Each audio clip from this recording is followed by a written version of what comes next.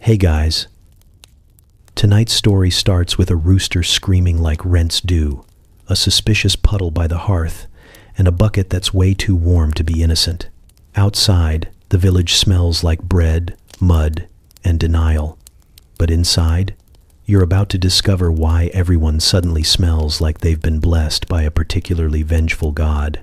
Let's just say the path to beauty runs right through your bladder. But before you get too cozy, take a second to gently tap that new hype button YouTube just added. It really does help little guys like me push through the algorithm. And take a second to like the video and subscribe, but only if you genuinely enjoy this strange little corner of quiet storytelling. And drop a comment with where you're listening from and what time it is for you. It's strangely comforting to know who else is drifting off with us around the world. Now get comfortable, let the day melt away, and we'll drift back together into the quiet corners of the past. You wake up to the sound of chickens arguing and the distinct, unmistakable aroma of something that is absolutely not breakfast. The air is thick, damp, and carries the kind of pungent undertone that makes your nostrils flinch before your eyes even open. A rooster crows somewhere with the enthusiasm of a drunk poet, and outside your crooked window, morning unfolds like a crumpled scroll someone forgot to smooth out. You sit up slowly, blanket tangled around your legs, and immediately step into a puddle of something warm and suspicious near the hearth. You don't scream, because you've done this before. You simply look at the ceiling and whisper, "Not again," like it's a ritual. It probably is. Across the room, near the door that doesn't close all the way, since the hinge decided it had ambitions of freedom, sits a wooden bucket. A simple thing. Innocent, even. Except it's not. It's the same bucket that was placed just outside in your back door last night, under the shared agreement that villagers have with their chamber pots. Don't ask questions, and never, ever mistake it for soup. Someone, possibly you, though you'll deny it later, forgot to cover it, and now it has a crust, a film, a shimmering, malevolent aura of warmth that suggests it's been brewing plans. The sun, entirely too cheerful for your taste, slips over the edge of the hills like a nosy neighbor and lands right on the bucket's surface. It glistens. It radiates a faint golden light that might almost be beautiful if it didn't smell like fermented despair. You try to ignore it. You really do. You scrub your foot on the rug that's technically just a flattened sack of oats with aspirations. You dress in yesterday's tunic because it's closest and doesn't currently house any spiders, and you move around the bucket like it's a sleeping bear with excellent hearing. Outside, the village yawns to life. A cart rattles past, pulled by a donkey who looks like he's in the final act of a very long tragedy. The blacksmith shouts at his fire. Someone sneezes dramatically and blames the devil. Somewhere, a goat screams. Probably at nothing, possibly at everything. The bakery is already exhaling puffs of flower-scented warmth into the morning air, and a child runs by barefoot, giggling, trailing a sock that likely doesn't belong to them. Normal things, expected things, things you can deal with, but the bucket stays. Inside your cottage, it looms, despite being physically quite small. You try to carry on. You reach for your boots. They squish. That's new. You say a word you promised your aunt you'd stop saying, and check your hair in the polished pan that serves as a mirror. There's a leaf in it, possibly a twig. You tell yourself it's character. You look at the bucket again. It looks back. Maybe it's the light. Maybe it's the sleep still clinging to your eyes. Or maybe it's the beginning of madness, brought on by poor air circulation and the repeated consumption of oat-based everything, but you swear it moves slightly, tilts, just a fraction, as if inviting you.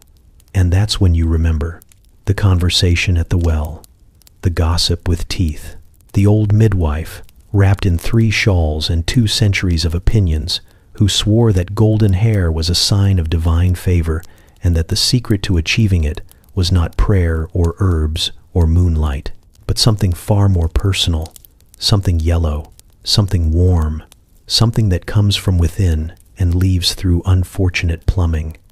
You told yourself it was nonsense, superstition, the ramblings of someone who had once named a wart and spoken to it regularly. And yet, here you are, staring down destiny in a bucket that might contain your future. Outside, someone knocks over a stack of firewood. A chicken flies directly into the side of a house and flaps off, unharmed and unbothered. You step forward. The floor creaks. Your toes curl in your boots, still slightly squishy. The bucket does not move. It waits. You pick it up. You immediately regret picking it up. It's warm, not just from sitting inside, but warm in that very specific way that lets you know it's still fresh. You try not to think about who contributed. You hope it was only you. You're almost certain it was only you. You'll never ask. You carry it outside like a relic, holding it at arm's length, praying none of it sloshes. The morning breeze greets you with betrayal, lifting the scent into your face with a grace that feels personal. A neighbor passes, sniffs, and frowns. You nod at them like, "This is fine," like you do this every day. They pick up their pace. You reach the back of the cottage. There's a flat stone where the sun hits just right. You set the bucket down, gently, reverently. You've made your decision. Not today, perhaps, but soon you're going to put it on your head. And no one, not even the rooster, can stop you. You're not eavesdropping. Not exactly. You're standing in the alley between the apothecary and the fishmonger's hut because that's where the sun hits at just the right angle to thaw your bones. And the moss on the wall is only mildly damp instead of offensively wet. That someone happens to be whispering inside is not your fault. That the whispering stops whenever you shift your weight is also not your fault. You're simply a stationary villager with excellent ears and an unfortunate curiosity. And so when you hear the apothecary hiss the words, "liquid gold," you don't move. You don't breathe. You absolutely don't step away to respect anyone's privacy. Inside, glass clinks. Something gurgles in a way that should concern the fire marshal if one existed. A voice, scratchy, papery, like it was crumpled in someone's pocket for too long, says, "It must be fresh." A second voice, slightly wheezy but hopeful, replies, "Warm too?" There's a pause long enough to pickle a thought. Very. You blink at the moss. You look down at your hands, which are definitely not holding any gold. You briefly check your pockets, just in case. Empty, as always. Still, you feel a growing suspicion crawl up the back of your spine like a cat with cold feet. Because liquid gold in a village with no gold and very limited liquids only means one thing. And that one thing is currently being collected in buckets behind every house with a back door and shame-resistant residents.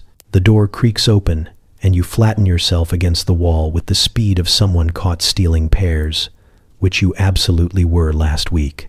The apothecary shuffles out, robes swaying like wet laundry, cradling a jug wrapped in cloth and bad decisions. He doesn't see you, but the smell arrives early, a full second before he passes. It punches you politely in the face. You gag, quietly. He hums, loudly. It's a tune you recognize from funerals and very bad weddings. After he turns the corner, you creep inside. Not because you're brave, because you're nosy, and also because your cousin once claimed the apothecary keeps candied ginger behind the licorice root, and today feels like a day when you deserve a treat. The shop smells like mint, mildew, and betrayal. Dried herbs hang from the beams like shriveled bats. A jar near the window contains something that might be an eyeball, or a pickled grape, or both. On the counter sits an open book, written in handwriting that suggests the writer was being attacked by bees at the time. You squint. There, near the bottom of the page, in large looping letters, golden tincture, internal source, only, heat before use. Hair shines like sun's kiss. You step back so fast your heel catches on a basket of dried nettles and sends it tumbling. The crash is thunderous. Somewhere outside, A chicken screams. The shop cat opens one eye from its perch and judges you so thoroughly your soul wilts a little. You mutter an apology to the universe and right the basket, trying not to think about the phrase internal source. You already know. Everyone knows. No one wants to say it, but it's in the book now, and therefore, it's science. Outside, the village moves like it always does. A toddler chases a duck and loses. Two men argue over who owns a shovel that neither of them can lift. An old woman sells mushrooms that may or may not be hallucinations in physical form. Life continues. But for you, something has shifted. There's a new awareness. Every bucket behind every house now feels like it's watching. You pass one and wonder how recently it was filled. You pass another and wonder if its contents are earmarked for someone's scalp. At the well, Bertha leans on her walking stick like a queen surveying lesser kingdoms. She squints at you, sniffs once, and says, "Trying the recipe, are you?" You don't answer. You can't. Your mouth has betrayed you by being dry. Agnes, sitting nearby, chuckles into her shawl. Blonde suits some people. Others just look like badgers lost a bet. You shuffle away, pretending you've suddenly remembered a chore that requires immediate attendance. The sound of laughter follows you, gentle and sharp all at once. At home, you stare at your reflection in the pan. Your hair is fine, mud-colored, slightly frizzy, framed with worry. You lift a strand. Imagine it golden, luminous, slightly damp for reasons no one will ever mention. You glance at the back door. You glance at the bucket. It glistens, not invitingly. More like it knows it's important now and doesn't have to try anymore. You think about dignity, about legacy, about how many people in this village are walking around with sunlit strands and secrets soaked in horror. You sit down at the table, put your head in your hands, and you think, very quietly, very seriously, is this what beauty costs? And if it is, are you willing to pay in pints? Gertrude does not look up when you approach. She continues chewing with the same slow, contemplative rhythm of someone who has seen things, survived them, and decided that silence is preferable to confrontation. The flies around her are louder than usual, possibly trying to alert you to something, or possibly judging you. Everyone seems to be judging you lately, including insects and livestock, and that feels excessive. You stop just outside the pen, where the mud sucks gently at your boots like it wants you to stay a while. Gertrude flicks one ear, which you choose to interpret as an acknowledgement, even though she clearly has no interest in small talk. You stand there, unsure how to begin, unsure whether an apology is appropriate or if she's moved beyond the stage where words can help. You shift your weight from foot to foot, and still she does not look at you, which is fair. Because this morning, before the rooster had even begun his unholy screeching, you poured what you have chosen to call a home brew over your head. You heated it first, like the book said. Let it steam in the corner of the hearth until it smelled like boiled sin. You tested the temperature with your finger, then with your elbow, then with a wooden spoon because no part of you trusted your own body anymore. And then, standing in your yard with a towel around your shoulders and a prayer clinging to your lips like a drunken moth, you tipped the pot and baptized yourself in warm human ambition. It ran down your scalp in rivulets of determination. It soaked the tips of your hair in promises. It pooled at your feet like something waiting to be confessed. Gertrude watched the entire thing. From behind the fence, her eyes tracked you with bovine precision. You tried not to notice, but it's hard to ignore a cow mid-chew when her expression suggests deep philosophical disapproval. You told yourself it didn't matter, that she was just a cow, that her opinion, no matter how withering, had no bearing on your personal journey toward aesthetic transformation. And yet, now she will not look at you. Now she pretends you do not exist. And somehow that's worse than open scorn. You lean on the fence post and sigh. Gertrude turns slightly away, just enough to remind you who holds the power here. You reach into your pocket and pull out a slightly bruised apple, hold it out like a peace offering. She sniffs once, then resumes chewing. You place the apple gently on the post. It rolls a little. You step back. There's a faint sizzle in the air from your hair, which is still damp and still smells faintly of ambition gone terribly specific. You ran out of vinegar, so you couldn't rinse properly, and you're almost certain your eyebrows have lightened by one full emotional tone. You're not sure what shade your hair is now, exactly. In some light it's gold. In others, it's more of a shimmering betrayal. It glints ominously when the wind hits just right, like a warning flare. Gertrude knows, and she remembers. And she is saying nothing, which is somehow louder than words. The other animals don't care. The chickens peck at your boots as if nothing has changed, and the goats continue plotting minor rebellion behind the shed. But Gertrude is different. She's always been different. The village children call her Lady Mooington in the kind of tones usually reserved for nobility and thunder gods. She once kicked the Reeves' cousin directly into a turnip cart, and no one ever questioned her authority again. She is, by all accounts, the moral compass of this place, and she thinks you've lost your mind, which is fair. You tell yourself it's temporary, that once the results start to show, once your hair catches the light just so, and the well ladies pause mid-gossip with awe and not horror, then Gertrude will understand. She'll nod her great horned head in approval and perhaps allow you to scratch behind her ears again without passive-aggressive tail flicks. But for now, she chews. You take another step back.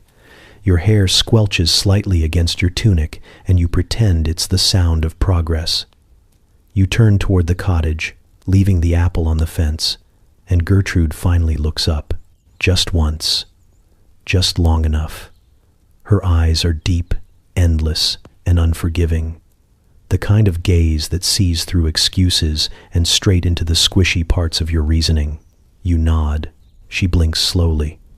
The apple disappears before you reach the door. You tell yourself that's a good sign. You arrive at the chapel still damp, still faintly hissing, and possibly cursed. You aren't sure if the tingling sensation in your scalp is divine intervention or just chemical rebellion. But you've developed a subtle lean to the left and a slight hum that intensifies near open flames. This is not ideal. The priest greets you with a squint, his face folded like well-worn parchment, suspicious of everything from laughter to lace. He sniffs once, discreet but definitive, and you can feel his nostrils re-evaluate your presence in real time.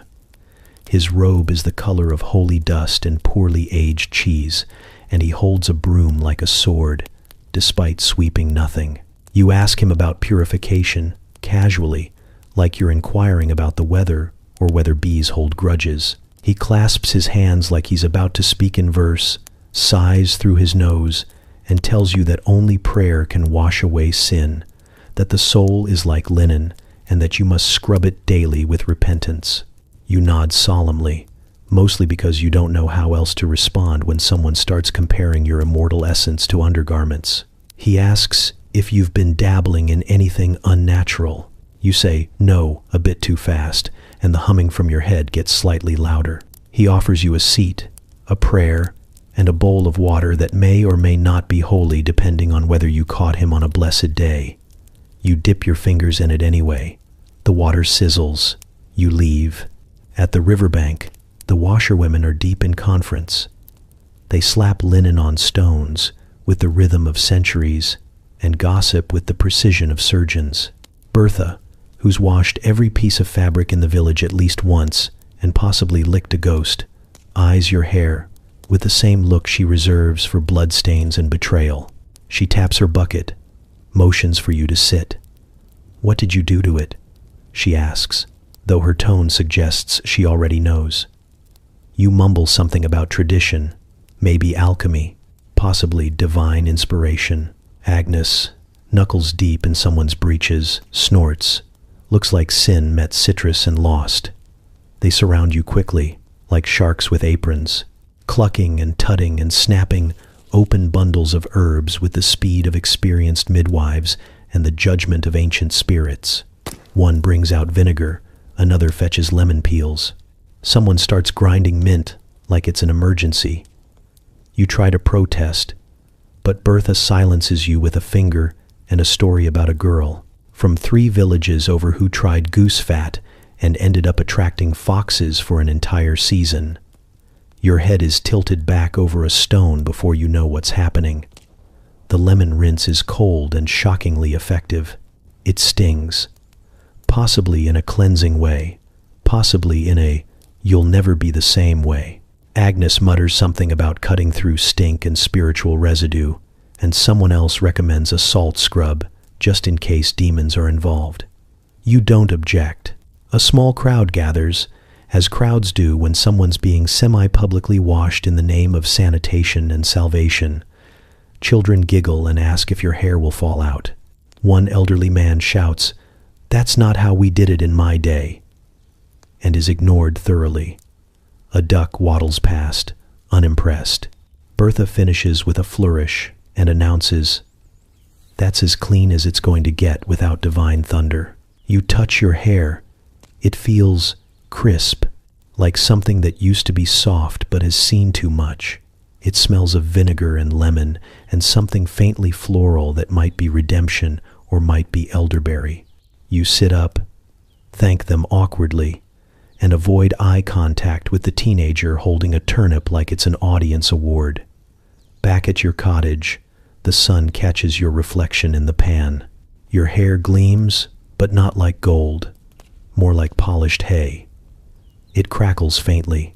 You whisper, "Please don't ignite," and wrap it in a scarf with the urgency of someone who remembers what happened to the butter churn last week. You lie in bed that night, head wrapped like a relic, and think about purity, about how the priest says your soul is a linen sheet that needs constant scrubbing, while Bertha says your scalp is a battlefield where vinegar must triumph over hubris. You wonder who's right. You wonder if the tingling is a sign. You wonder if Gertrude will acknowledge you tomorrow. Outside, an owl hoots. Your pillow smells like citrus and faint ambition. You dream of lemons floating in buckets. They speak your name. You try to approach the well like a normal person. Casual, breezy, as if you're just here for water and not emotional combat. But the moment your foot touches the path of packed earth leading to the village well, all 3 heads swivel in perfect unison, like owls sensing weakness. You consider turning back, pretending you forgot your bucket, pretending you never needed water to begin with. Maybe you live on dew now. Maybe you're a plant, but it's too late. They've seen you. Agnes is the first to speak. Her voice is sweet, venom-dipped honey. "Well, well, well," she drawls, as though she's just invented comedy. The others titter like hens who've just remembered a scandal. Bertha lifts an eyebrow high enough to count as a threat. Mabel squints at your scarf like it might be harboring secrets, which, to be fair, it is. You nod in greeting. Say nothing. Move slowly, cautiously, like someone walking through a swamp filled with conversational leeches. Your bucket swings from your hand with the exaggerated innocence of someone trying too hard not to draw attention, which has exactly the opposite effect. Bertha leans on the stone edge, knuckles cracking as she folds her arms. "You look radiant this morning," she says. You cannot tell if it's sarcasm or concern, probably both. Mabel snorts into her shawl. You lower the bucket into the well with studied indifference. The rope creaks. The wind shifts. Your scarf slips slightly. Mabel gasps, like she's just seen a ghost commit a fashion crime. "Oh, it's true," she whispers loudly, as if truth is a contagious rash. "You did it. You actually did it." Agnes claps her hands in glee. It's got a shine to it, like sunlight off buttered sin. They descend all at once, a storm of shawls and sharp remarks. Bertha demands to know your exact recipe, preferably in writing. Mabel insists on sniffing a strand. Agnes says she's seen haystacks, with less texture. You try to maintain composure, to stand tall, but your hair chooses this exact moment to frizz upward like a defensive hedgehog. You can feel it expanding with the humidity of shame. Bertha squints closer. Is that lavender? Or is that just desperation I smell? You manage a tight smile. Herbs, you say, as vaguely as possible. A natural rinse. Agnes tilts her head like a cat about to knock over a cup. Natural, is it? Because I heard. She lowers her voice here to a theatrical whisper that certain folk have been pouring things on their heads, things not fit for mention in polite company. Mabel's eyes widen, scandalized and delighted. Surely not. She breathes. Not that. Bertha clicks her tongue. They say it lightens the hair, brightens it, but at what cost? She stares at you, as if expecting a full, itemized receipt of your dignity. You lift your bucket from the well with unnecessary force. Water sloshes. Your scarf slips further. The sunlight catches your hair, and the color flares gold. Not real gold. Not rich, noble gold. More like the gold you'd find on a poorly painted saint in a chapel with funding issues. But it gleams, and that's enough. Agnes lets out a low whistle. You'll be the talk of the festival. I already am, you mutter, more to your bucket than to them. Mabel pats your arm with theatrical sympathy. Just know that if your scalp starts to peel off like boiled onions, we'll say a prayer. Bertha's expression softens slightly, which is alarming. You don't trust it. Honestly, she says, it doesn't look half bad. Smells a bit like a pickle barrel, but there's a glow. Like you've been kissed by a lemon, Agnes adds helpfully. A fermented lemon, Mabel agrees. They laugh in harmony, like a very judgmental choir. You step back, bucket full, hair damp, soul lightly bruised. The shawls flutter behind you as you walk away, laughter trailing like smoke. You hear Bertha say something about experimenting with egg yolks. Mabel wonders if goat milk does anything for shine. Agnes wants to try dandelions. The tide has turned, and you can feel it. You started something. You didn't mean to, but you did. By the time you reach your cottage, your hair is drying in strange, defiant waves. It smells of vinegar, smoke, and quiet rebellion. You catch your reflection in the polished pan again. It still looks wrong. It still looks like a dare.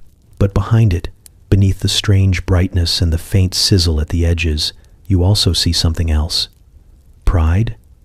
No, that can't be it. But maybe just a little.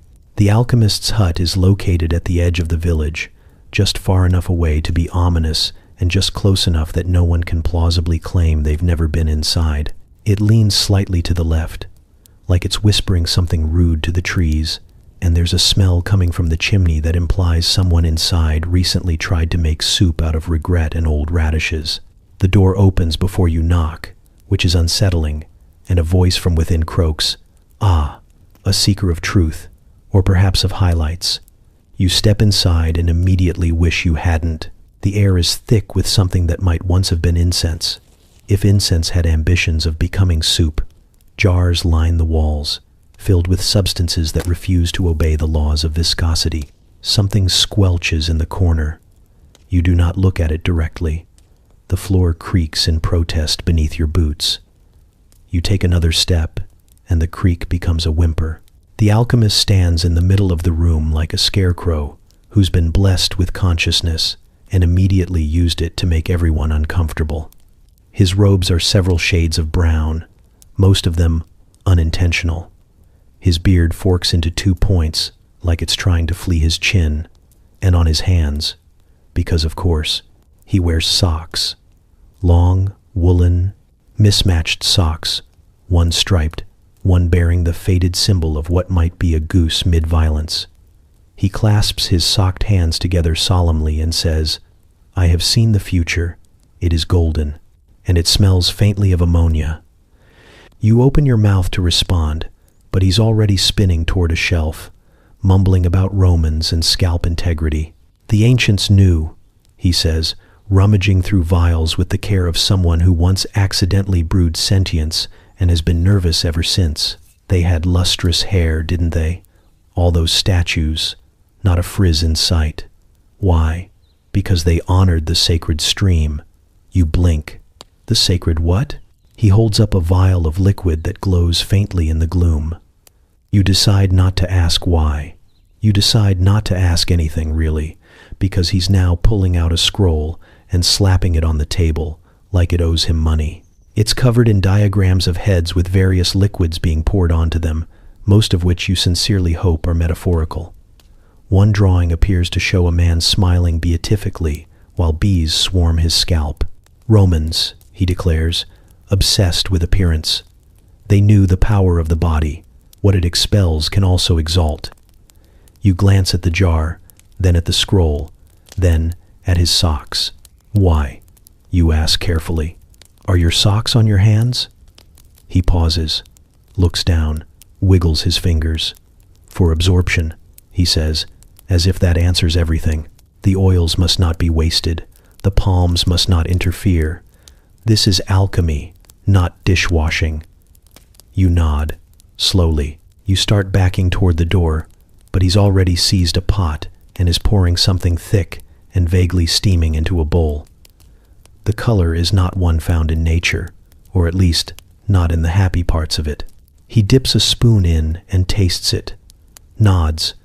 Too much sage, he mutters. No matter. The hair shall still gleam. You try again. I was just looking for something to stop the tingling. It's new, and not entirely reassuring. Ah, he says, eyes lighting up with the kind of glee that should be reserved for minor miracles or spontaneous cheese. The reaction has begun. Good, good. You are in the transformation phase. I was hoping for the less on fire phase. He ignores this. Instead, he gestures you toward a rickety stool draped in something damp. Sit.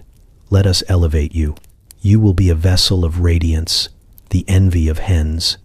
You look at the stool, then at the door, then at the alchemist, who is now humming tunelessly while sorting herbs by how suspicious they look. You make a decision. It is not a brave decision, but it is a decision rooted in survival. You say you forgot something. You say it urgently. You say it in a tone that implies imminent bowel collapse, and you flee. Outside, the air is cool and free of aggressive vapors. You suck in a breath and swear to never again trust anyone with a beard that splits at the ends. Your hair, beneath your scarf, hums quietly like it's disappointed in you, or possibly grateful.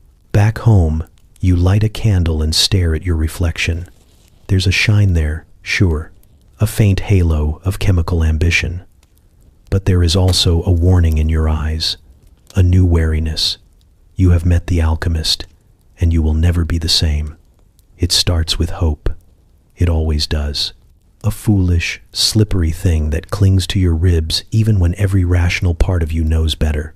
The formula is written on the back of a torn hymn scroll, scrawled in the kind of ink that only appears under candlelight and gilt. It smells faintly of horseradish and decisions made during eclipses. You find it tucked in your cloak pocket, though you have no memory of putting it there, which is either a sign from the heavens or a symptom of chronic poor judgment. You gather the ingredients slowly, reverently, as if the act of touching them might summon a better version of yourself. Chamomile, aged vinegar, rosemary, picked under a waning moon, and, of course, the sacred element. You don't call it what it is anymore. You've started using phrases like the golden agent or personal distillate. It sounds more refined that way, less like something you should be embarrassed to warm on the hearth. The goats watch you as you prepare the mixture. They stare too long, blinking too little. One of them chews a shoe you're fairly certain was yours last week. You tell yourself they're just curious. Animals sense change. They're wise like that, or they're waiting to see if you combust, which is entirely fair. The moment of application is less dignified than you hoped. You pour slowly, but the mixture hits your scalp with all the subtlety of divine punishment. It runs down the sides of your face, stinging your eyes, seeping into your collar, leaving you smelling like the ghost of a tavern brawl. You cling to the edge of the basin, eyes squeezed shut, muttering prayers to any deity that handles cosmetic miracles and minor alchemical crimes. The rinse is supposed to sit for 12 minutes. You last 7.5 before panic and itchiness drive you back to the well with a bucket and an urgency born of poor foresight. You dunk your head with the enthusiasm of someone trying to reverse history. The cold water slaps sense into you. Probably. When you finally raise your head, the world feels different. Not better, not worse, just tilted. There's a hush in the trees, a sense of pause. The chickens freeze mid-peck. The wind holds its breath. You walk back to the cottage and avoid looking in anything reflective. Even the dented ladle feels judgmental. You wrap your hair in a linen cloth, the nice one with only 2 holes, and sit by the fire, waiting for it to dry. You expect transformation, subtle radiance, a shift in the way your bones carry your name. What you get is glare. By morning, your hair glows, not metaphorically, not romantically. It gleams like polished brass left too long in the sun. It catches the dawn and throws it back with interest. You step outside and immediately blind a passing rooster who lets out a startled squawk and disappears into the hedgerow like a feathery insult. Your reflection in the water trough is unkind. Your head looks like it's been dipped in sunlight and aggressively buffed. The goats stare. Again. Longer this time. One of them actually backs away. Another kneels. You choose to interpret that as respect, but it feels like fear. At the market, people part for you like you've been declared flammable. Agnes gasps. Bertha whispers something about prophecy. Mabel crosses herself 3 different ways and tells a child to avoid eye contact. The priest won't speak to you. He sprinkles holy water behind you and mutters about false idols. The washerwomen gather in a tight circle and consult their elbows like oracles. Someone offers to buy a lock of your hair for 6 copper and a pickled turnip. Someone else swears they saw your head glow in the dark from across the valley. A child calls you sunhead. Another calls you beacon. Someone mutters curse under their breath, but you can't tell if it's admiration or alarm. By midday, your scalp starts to tingle again. Not the gentle prickle of progress, more like a warning. A sizzle, faint but persistent, as if your follicles have begun an uprising. You keep your head down, but that only makes the glow reflect off the cobblestones, creating a trail of shimmering light that follows you through the square like a rumor with legs. By evening, you've wrapped your hair in a damp cloth, an herb bundle, and finally a hat. The hat bursts into steam. You pretend it's a fashion statement.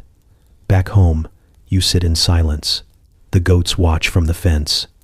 You are no longer one of them. You wonder if this is what power feels like. Hot, inconvenient, slightly flammable. You stare into the embers and whisper, "Just a rinse," they said.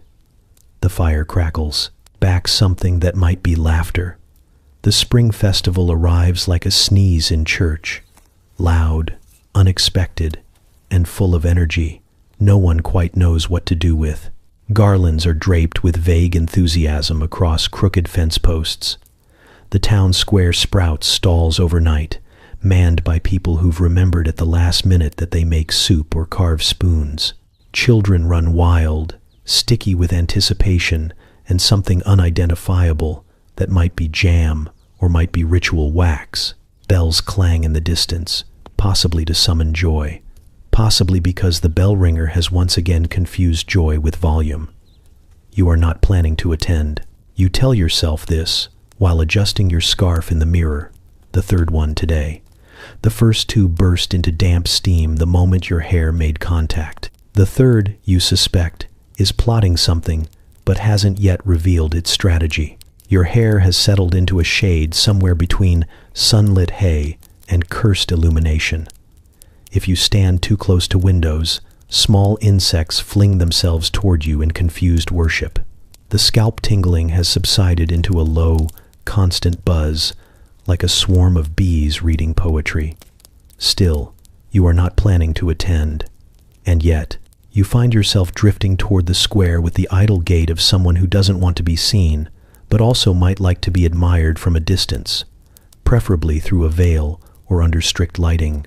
You hover near the edge of the festivities, cloaked in ambiguity and the faint odor of fermented rosemary. A nearby dog sniffs the air, whimpers, and relocates itself behind a cabbage cart. Music begins. Fiddles saw aggressively at joy. People clap in rhythmic bursts, some even managing to keep time. A barrel of cider is tapped with ceremonial flair and immediately leaks onto the mayor's shoes, which he pretends not to notice because they're new, and he's very proud. The children begin their traditional dance, spinning wildly until someone vomits or discovers religion. You step forward, just a bit, just enough for the sunlight to catch a tendril that's escaped your scarf and gone rogue near your temple. Someone gasps, not a subtle gasp, a full-bodied, theatrical opera-in-the-market gasp. All heads turn. You freeze. Your scalp buzzes. Your scarf sighs in defeat and slips back, revealing the glory. The glow is worse in daylight, somehow brighter, somehow louder. Your hair catches the sun and hurls it back at the villagers like a vengeful comet. Someone ducks. Someone else holds up a reflective shield, which is actually a serving tray, but the intent is clear. Then the wind shifts. A moment passes in collective silence, and then the smell hits. It's not a bad smell per se. It's just aggressive, enthusiastic, like a blend of optimism, boiled herbs, and the specific kind of ammonia only achievable through time, temperature, and personal shame. The aroma wafts over the square like a prophecy no one asked for. A child near the pie stall wobbles. Her eyes widen. She sways gently, as if about to bow to an invisible monarch, and then collapses backward into a pile of marigolds. Her mother shrieks. The pie stall owner offers her a tart. No one is sure why. Bertha shields her nose with a ladle and mutters something about volatile infusions. Mabel declares it a sign and begins fanning herself with a goose feather. The priest begins a half-hearted exorcism from across the square using a prayer he wrote on a cabbage leaf. You take a step back. The crowd takes two. A boy points. "It's the sun demon," he yells, with the authority only a child wearing a flower crown and no pants can muster. People begin whispering. Someone suggests dunking you in the river. Someone else asks if it's contagious. A third offers to buy a lock for display at the apothecary. As a cautionary artifact, you consider fleeing, but instead, you lift your chin. Because honestly, what's the point of going through 3 vinegar rinses, 2 herbal scaldings, and a mild haunting if not to bask in the result? You turn slowly, letting the sunlight catch every angle. Your hair crackles faintly. A pigeon mistakes you for a divine sign and lands nearby in cautious awe. Someone begins clapping. It starts slow, sarcastic maybe, but it spreads. A woman near the cheese table joins in, then a boy with suspiciously sticky fingers. Even the fainted child stirs and applauds weakly from the marigolds. You walk through the square like a torch that's decided it deserves a parade. People step aside. Dogs whimper. Babies blink. A man offers you a complimentary turnip. You accept it with grace and vague confusion. By the time you reach the cider barrel, your hair has calmed to a low simmer. The scent, while still potent, has been absorbed into the general festival aroma. A bouquet of livestock, joy, and yeast. You take a cup of cider. You drink. And for a brief, golden moment, you are the flame around which the village turns. Your aunt is not what anyone would call calm. She once screamed at a thundercloud for looking smug and hasn't spoken to the village blacksmith since 1326 because she suspects he secretly forged a haunted ladle. She lives at the edge of the village, in a cottage stuffed with dried herbs, conspiracy theories, and a hen named Susan who pecks in Morse code. People humor her because she's old and loud and once bit a bishop. But today, she's trembling, clutching the edges of her shawl like it's the only thing standing between her and a fiery end. She bursts into the square, wild-eyed and breathless, cheeks flushed with horror, or brisk walking, or both. "It's happened," she announces, just as the baker sets down a tray of rolls. The summoning, the veiled one rises. The rolls are ignored. She turns, points a gnarled finger directly at you, and shrieks, "I saw it. I saw it." The reflection does not lie. You blink, still holding the turnip from the festival, which has developed a faint shimmer and a smell that is either magical or concerning. Around you, the villagers look from her to you and then to the well, where the water ripples in what might be fear or wind or prophetic consequence.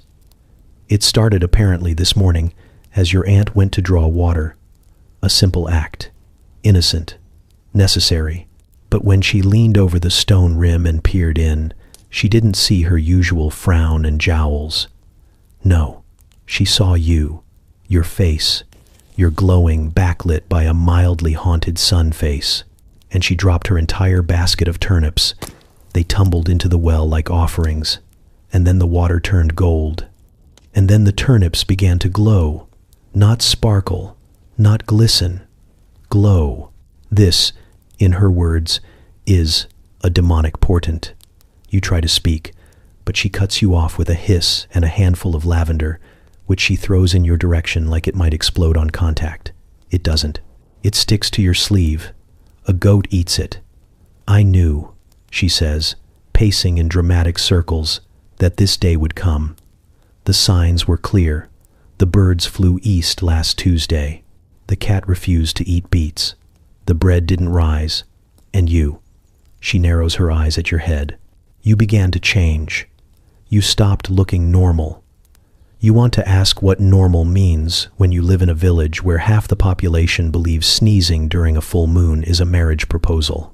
But now is not the time," the villagers murmur. Someone retrieves a pitchfork. Not to use, just to hold. The blacksmith sharpens a spoon. Your priest approaches cautiously, muttering a hymn and gently wielding a slightly soggy prayer book. You're not sure whether to defend yourself or apologize or offer cider. Your aunt, fueled by momentum and dramatic tension, recounts her vision. She says your reflection smiled at her, but your actual face did not. That the well whispered secrets in Latin, that the turnips hummed. You don't remember learning Latin. You don't remember teaching it to turnips. She insists you are no longer you, that your hair is a conduit, that it holds messages. She demands they be translated. "Speak, spirit," she commands your scalp. "Reveal your unholy mission." You consider saying something profound. Instead, you sneeze. The sneeze echoes. Suspiciously, the wind picks up. Dramatically, a child cries. An elderly man says, "This is exactly how the plague started," and everyone shuffles a little farther away.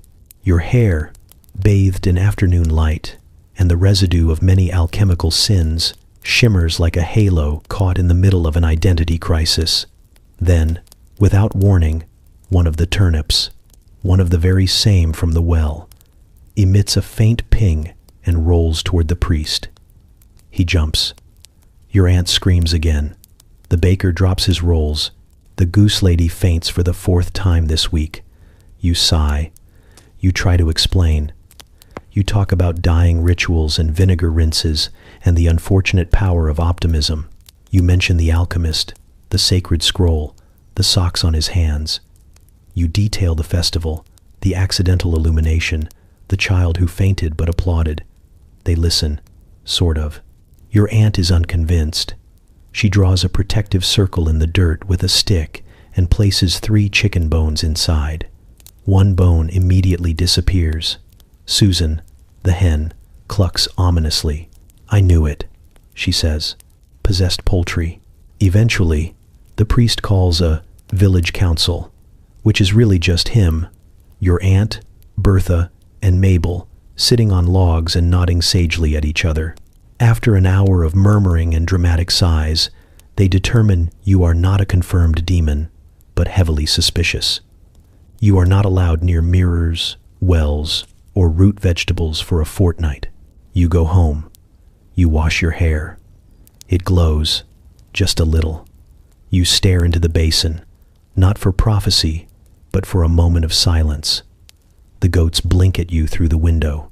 The turnip hums again. You place it gently outside, just in case. The reeve arrives just after sunrise, as if summoned by the smell.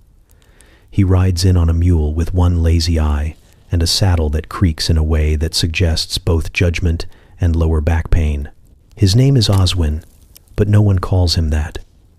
They call him the Reeve, as if the title lends him dignity, which it doesn't.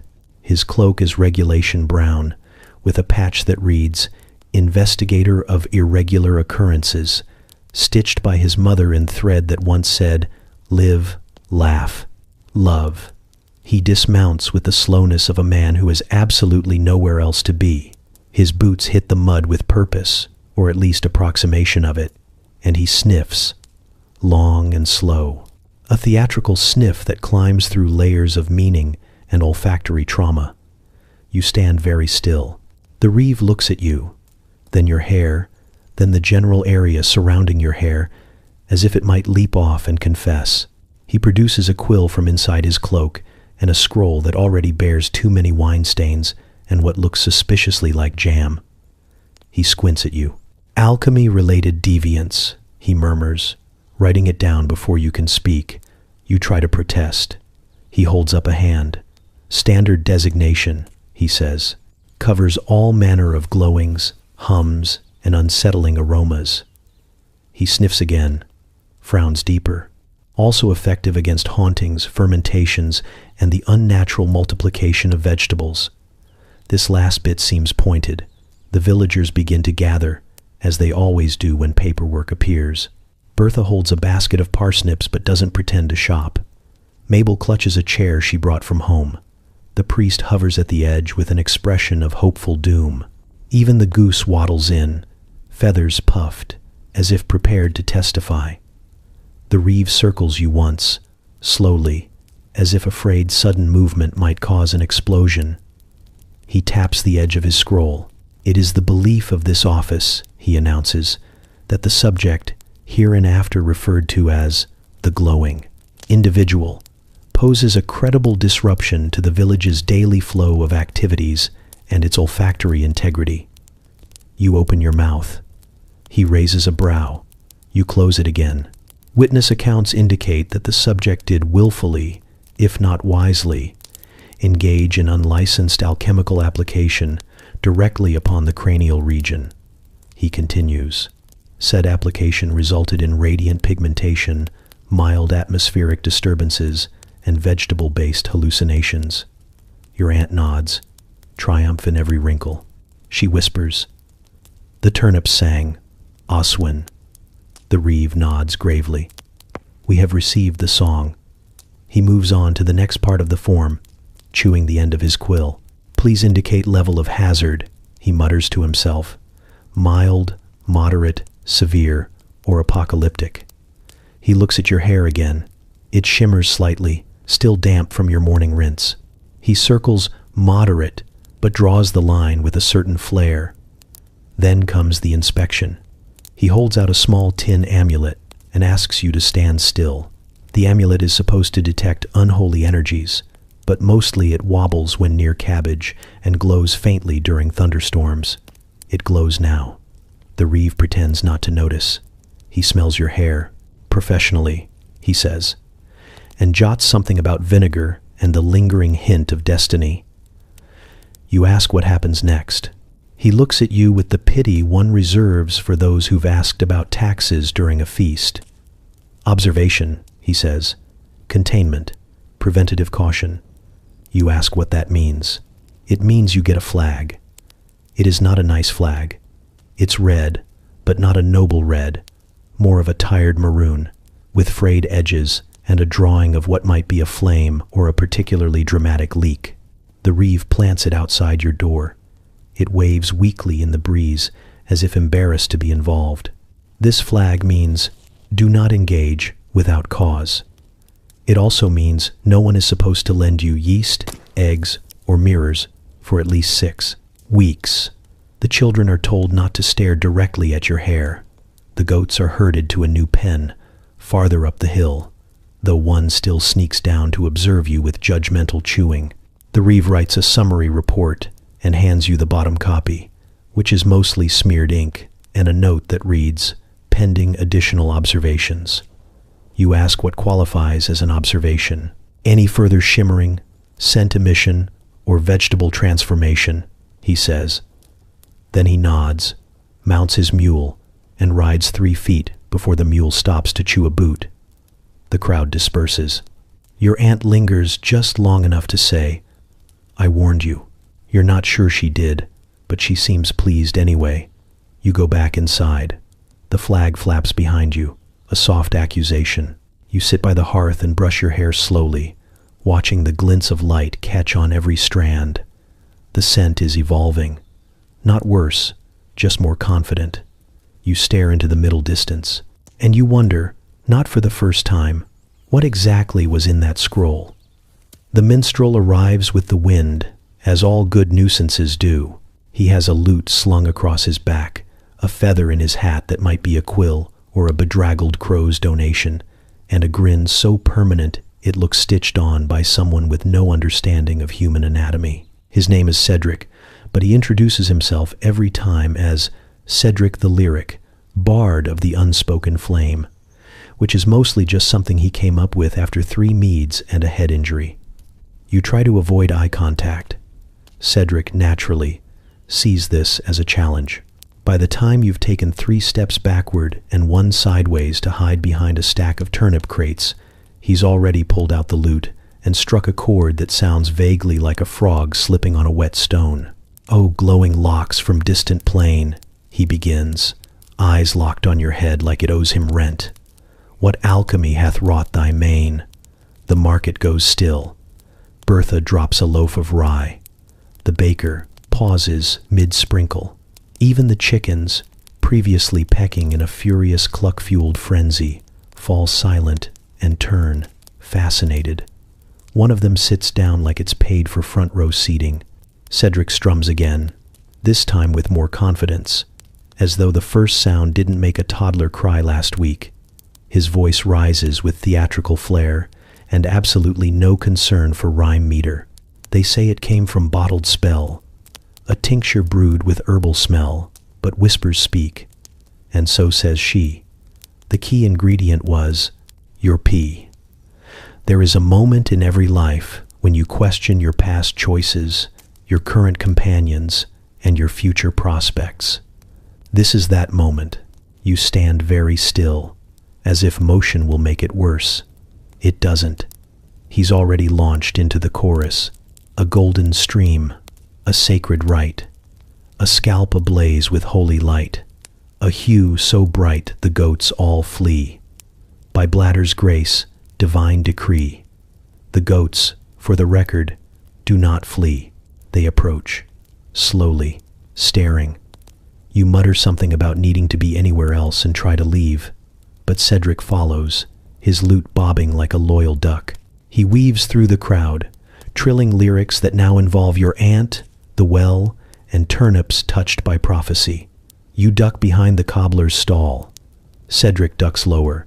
By nightfall, the song has developed multiple verses, a bridge, and at least 3 audience members who can now sing along. The chickens join in with vaguely rhythmic clucking. Someone throws a coin. Cedric bows so hard he nearly collapses. The worst part is that it's catchy. You hum it to yourself while feeding the goats, stopping halfway through a line about potent roots and scandalous shine with a look of pure betrayal aimed at your own mouth.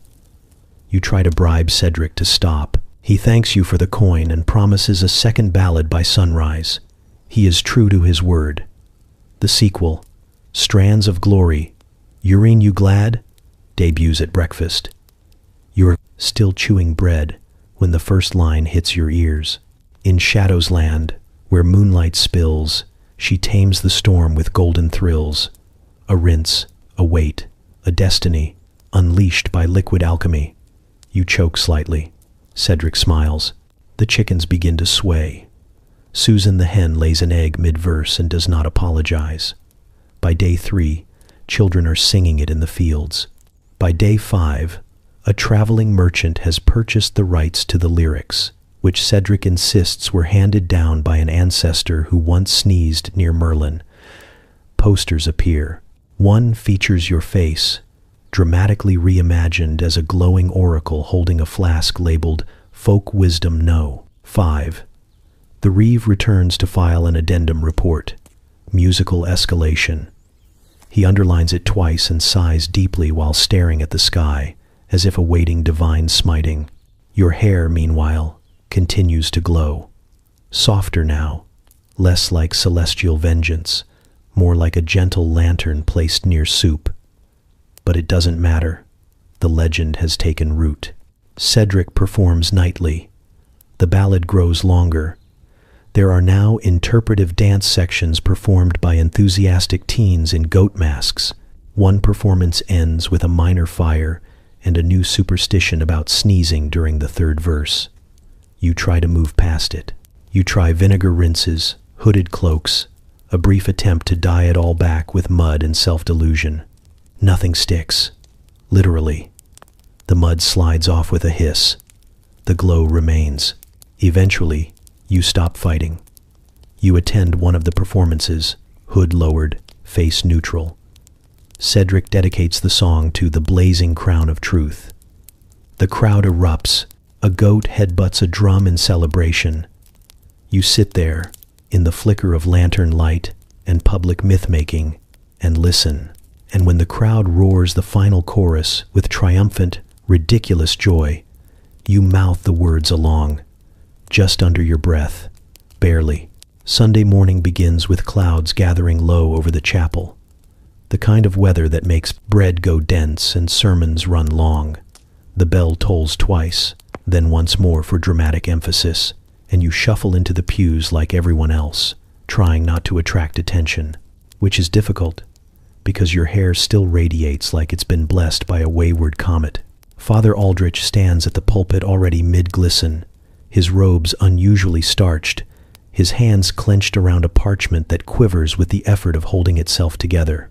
He clears his throat with the gravity of a man preparing to issue a prophecy or explain a broken fence.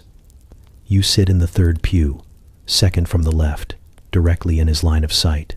You tried to sit farther back, but an old woman blocked your path and muttered something about needing to see the signs. The signs, apparently, are all on your scalp. Father Aldrich begins. Brethren, we gather today under the eye of judgment, under skies thick with portents and the unmistakable scent of... He hesitates, sniffs once, and continues. Transformation. Your eyes narrow. He hasn't blinked since you sat down. The parchment trembles more now.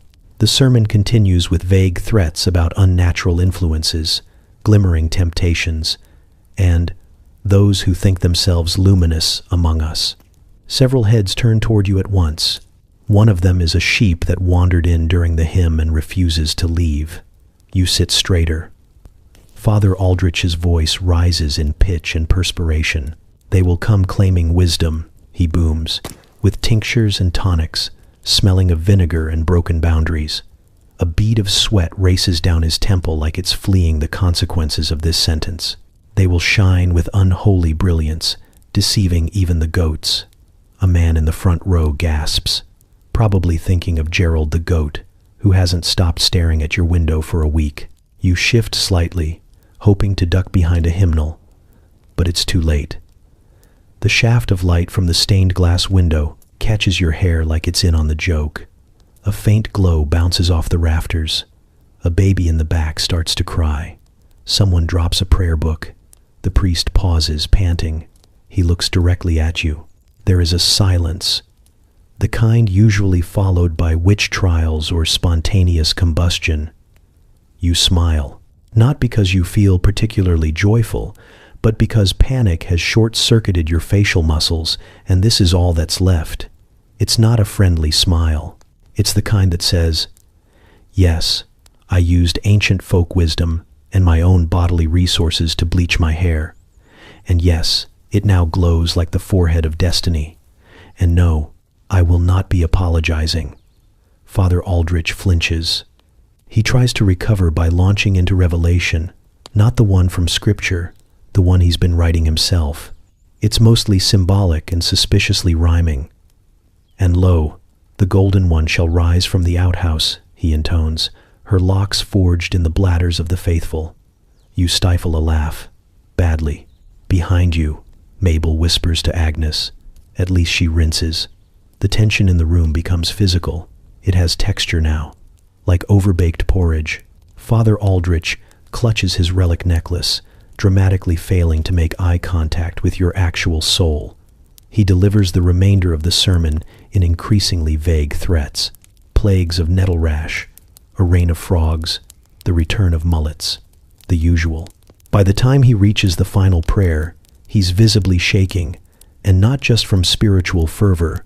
You can practically hear the calculations in his head. Exorcism, herbal intervention, full cranial baptism. The congregation files out slowly, buzzing like bees around a particularly fragrant flower.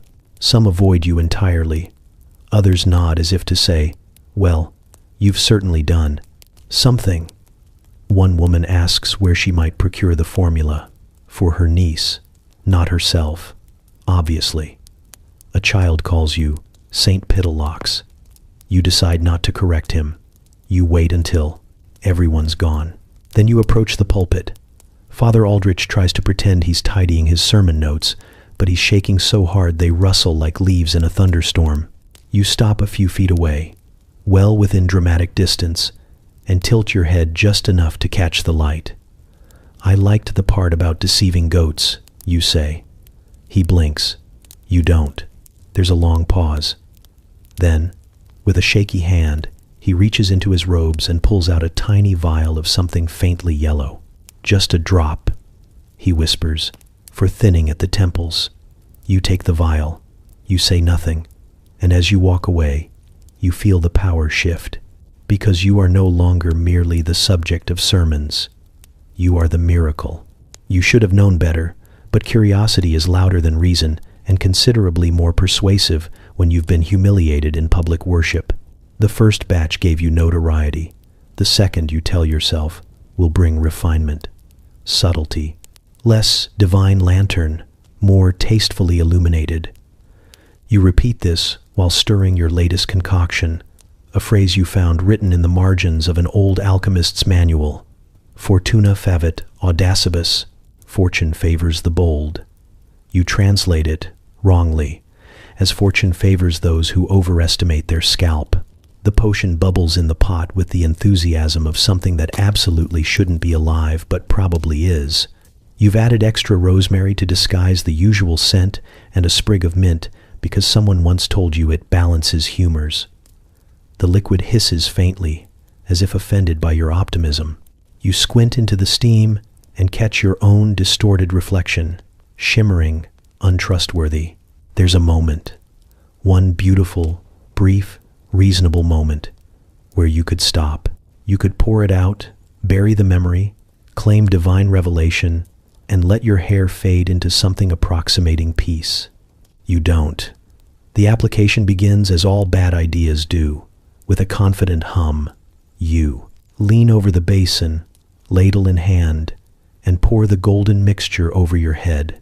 It's warmer than expected, thicker too, sliding down your scalp with a sizzle that feels vaguely like moral consequence. The smell hits you halfway through, sharp, sour, and ancient, like every mistake humanity ever bottled for resale. Your eyes water. You remind yourself that beauty demands sacrifice, then clarify that to mean someone else's sacrifice. Unfortunately, no one else volunteered. The tingling starts slow, a cautious spark under your skin. You tell yourself it's working. Transformation in progress. A whisper of power. Then the tingling intensifies into pricking, then burning, then something that can only be described as apocalyptic itch. You try to hold steady, to embody stoicism and dignity, but within seconds, you're clawing at your own head like a person possessed by a flea with ambition. You rinse early. Desperation trumps instructions. The well water feels blessedly cold against your scalp until the steam starts rising. You watch it curl in the morning air and wonder if that's normal. It doesn't feel normal. You dunk again, and the water froths faintly around you, bubbles forming at the edges, whispering judgment. You can smell something wrong, something alarming. Then, your pillowcase dissolves. It happens slowly, almost politely. A thin line appears where your wet hair touched the cloth, and the fabric wilts into a pale, sad soup. You stare at it, motionless, because the human mind needs time to catalog new categories of disaster. The pillow was your favorite, the only one not infested with straw mites. You watch it disintegrate with the quiet despair of a person realizing they've reached a new stage of alchemical stupidity. You run your fingers through your hair, or rather, where your hair was. The sensation is unexpected, slick, bare. You pull your hand away and find several brave strands clinging to your palm like survivors of a shipwreck. You laugh once, sharply, then again, softer. Then you sit on the edge of your bed and cry exactly once. It's not even a long cry, more of a punctuation, a single tear, efficient, to acknowledge the moment before continuing with your day. When you look up, your reflection in the cracked mirror shows a glistening dome that reflects light beautifully but unnervingly. You look like a saint mid-miracle or an egg mid-boil. There's power in it, maybe, or shame. It's hard to tell which. By noon, the news has traveled. Bertha sees you first at the well and drops her bucket in shock. Mabel follows with a gasp that could curdle milk. She's shed her sins, someone whispers, or her scalp, someone else replies. The priest passes by later, gives you a long, contemplative look, and mutters, "The prophecy deepens," before tripping over his robes. The reeve reappears with his scroll and declares a new category: self-inflicted alchemical event, minor combustion risk. He hands you another flag. This one's blue, for pity. You plant it outside your door next to the maroon one, and the two flutter together like a warning to all who might think innovation is a virtue. By evening, your scalp has cooled to a tolerable temperature. The tingling subsides, replaced by a faint hum that you can't quite place. It might be residual energy. It might be the sound of your dignity leaving your body. You sit by the fire, rubbing your bare head with a cloth soaked in vinegar and hope. The chickens stare through the window, fascinated. The goose tilts its head approvingly, as if recognizing a fellow bald creature who's made choices. Later that night, under the faint silver light of the moon, you find something strange, a shimmer. A faint golden glow returning at the roots. Soft as dawn, you touch it. Warm, alive, you exhale. Perhaps fortune does favor the bold, or perhaps it just enjoys watching them flail. Lionel the scribe is what happens when a quill grows legs and learns how to gossip. He lives 3 cottages over, in a room lined with scrolls that no one has ever asked him to write, but everyone has accidentally read. His ink-stained fingers are always twitching, desperate to record something, anything, that smells faintly of scandal or divine irony. So naturally, when word spreads that your hair has alternated between celestial glow and tragic disappearance, Lionel arrives at your door before sunrise, eyes bright with curiosity and opportunism.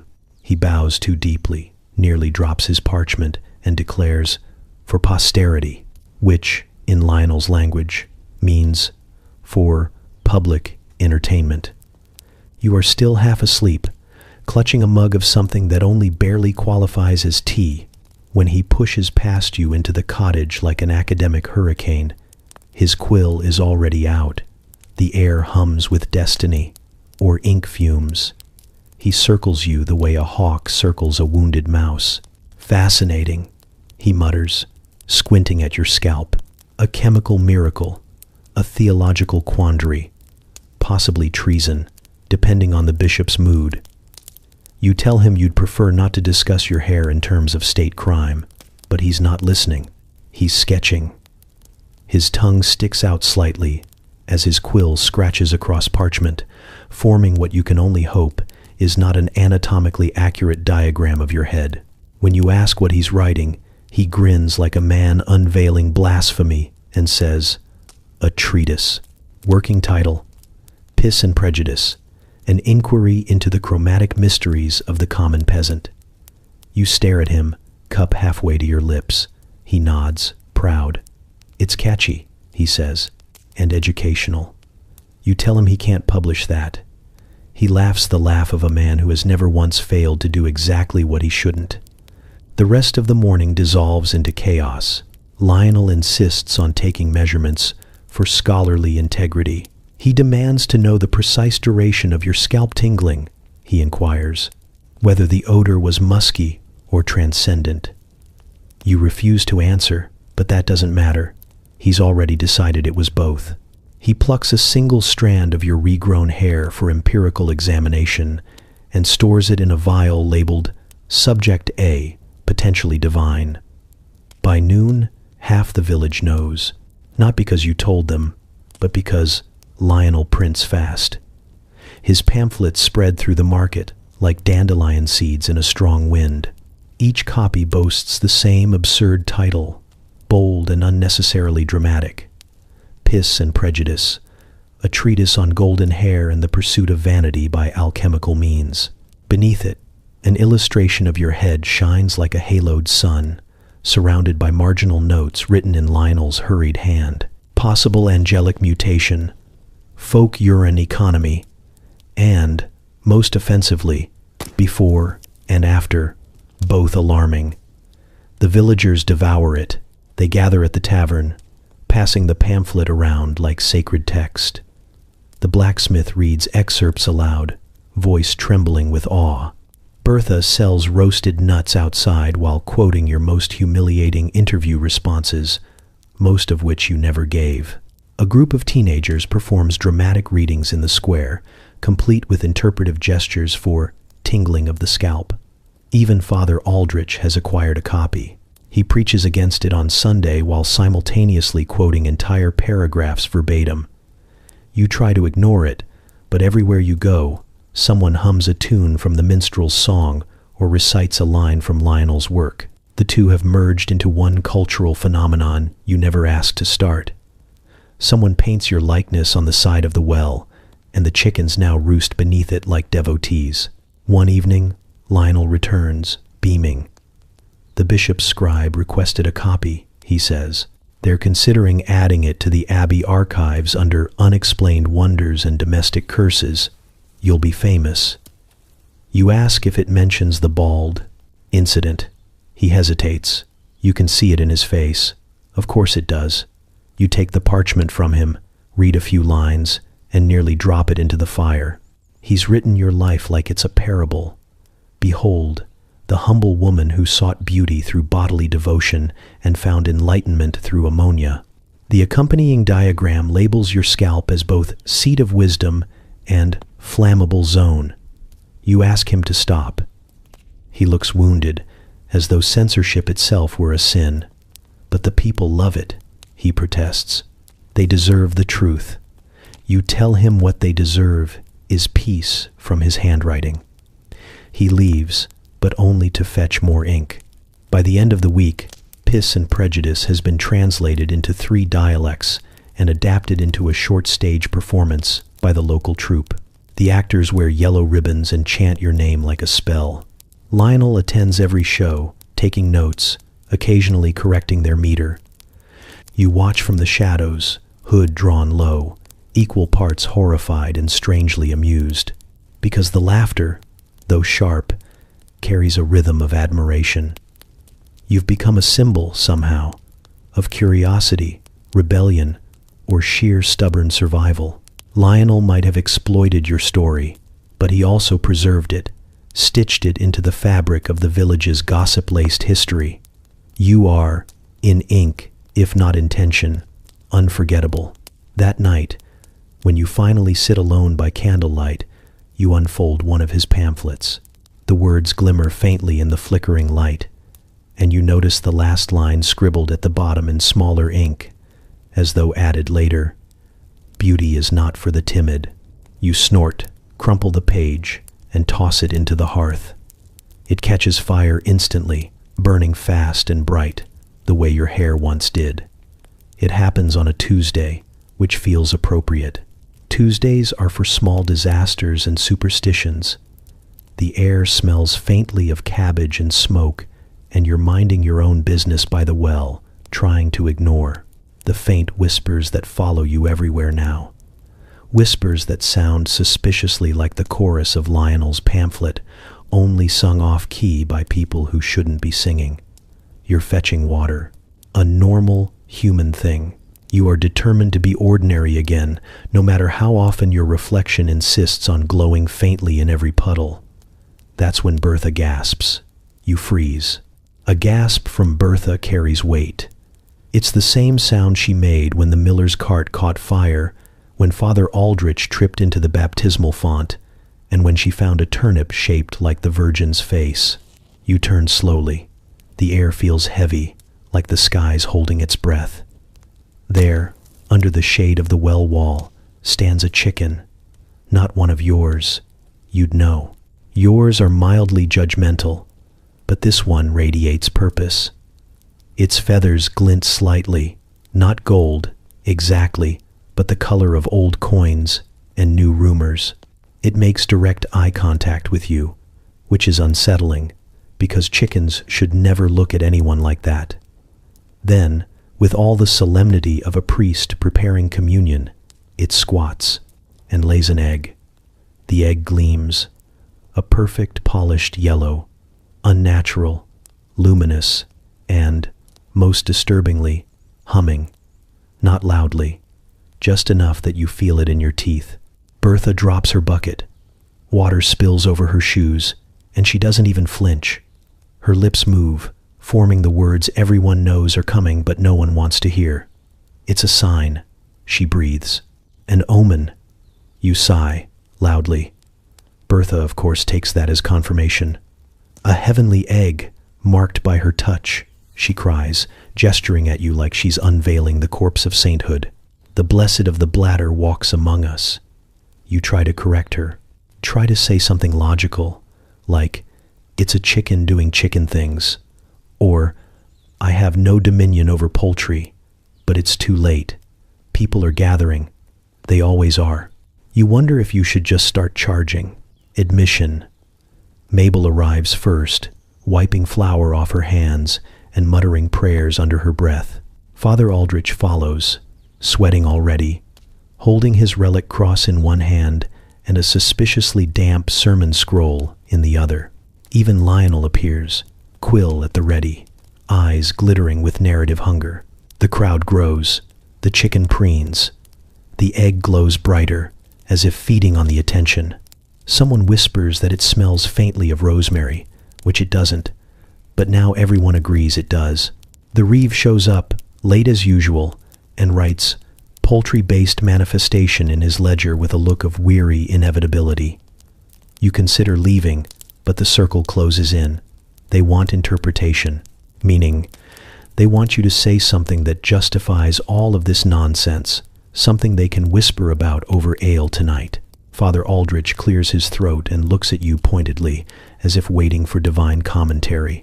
Bertha clutches the egg with reverent terror, as if afraid it might hatch into a flaming cherub. The chicken, satisfied with its work, struts away. You envy it deeply.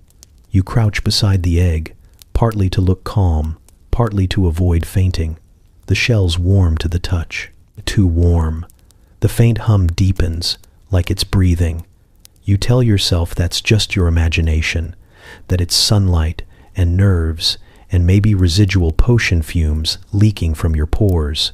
But then again, it's been weeks since normal applied to anything in your radius. Bertha leans in. What does it mean? She whispers.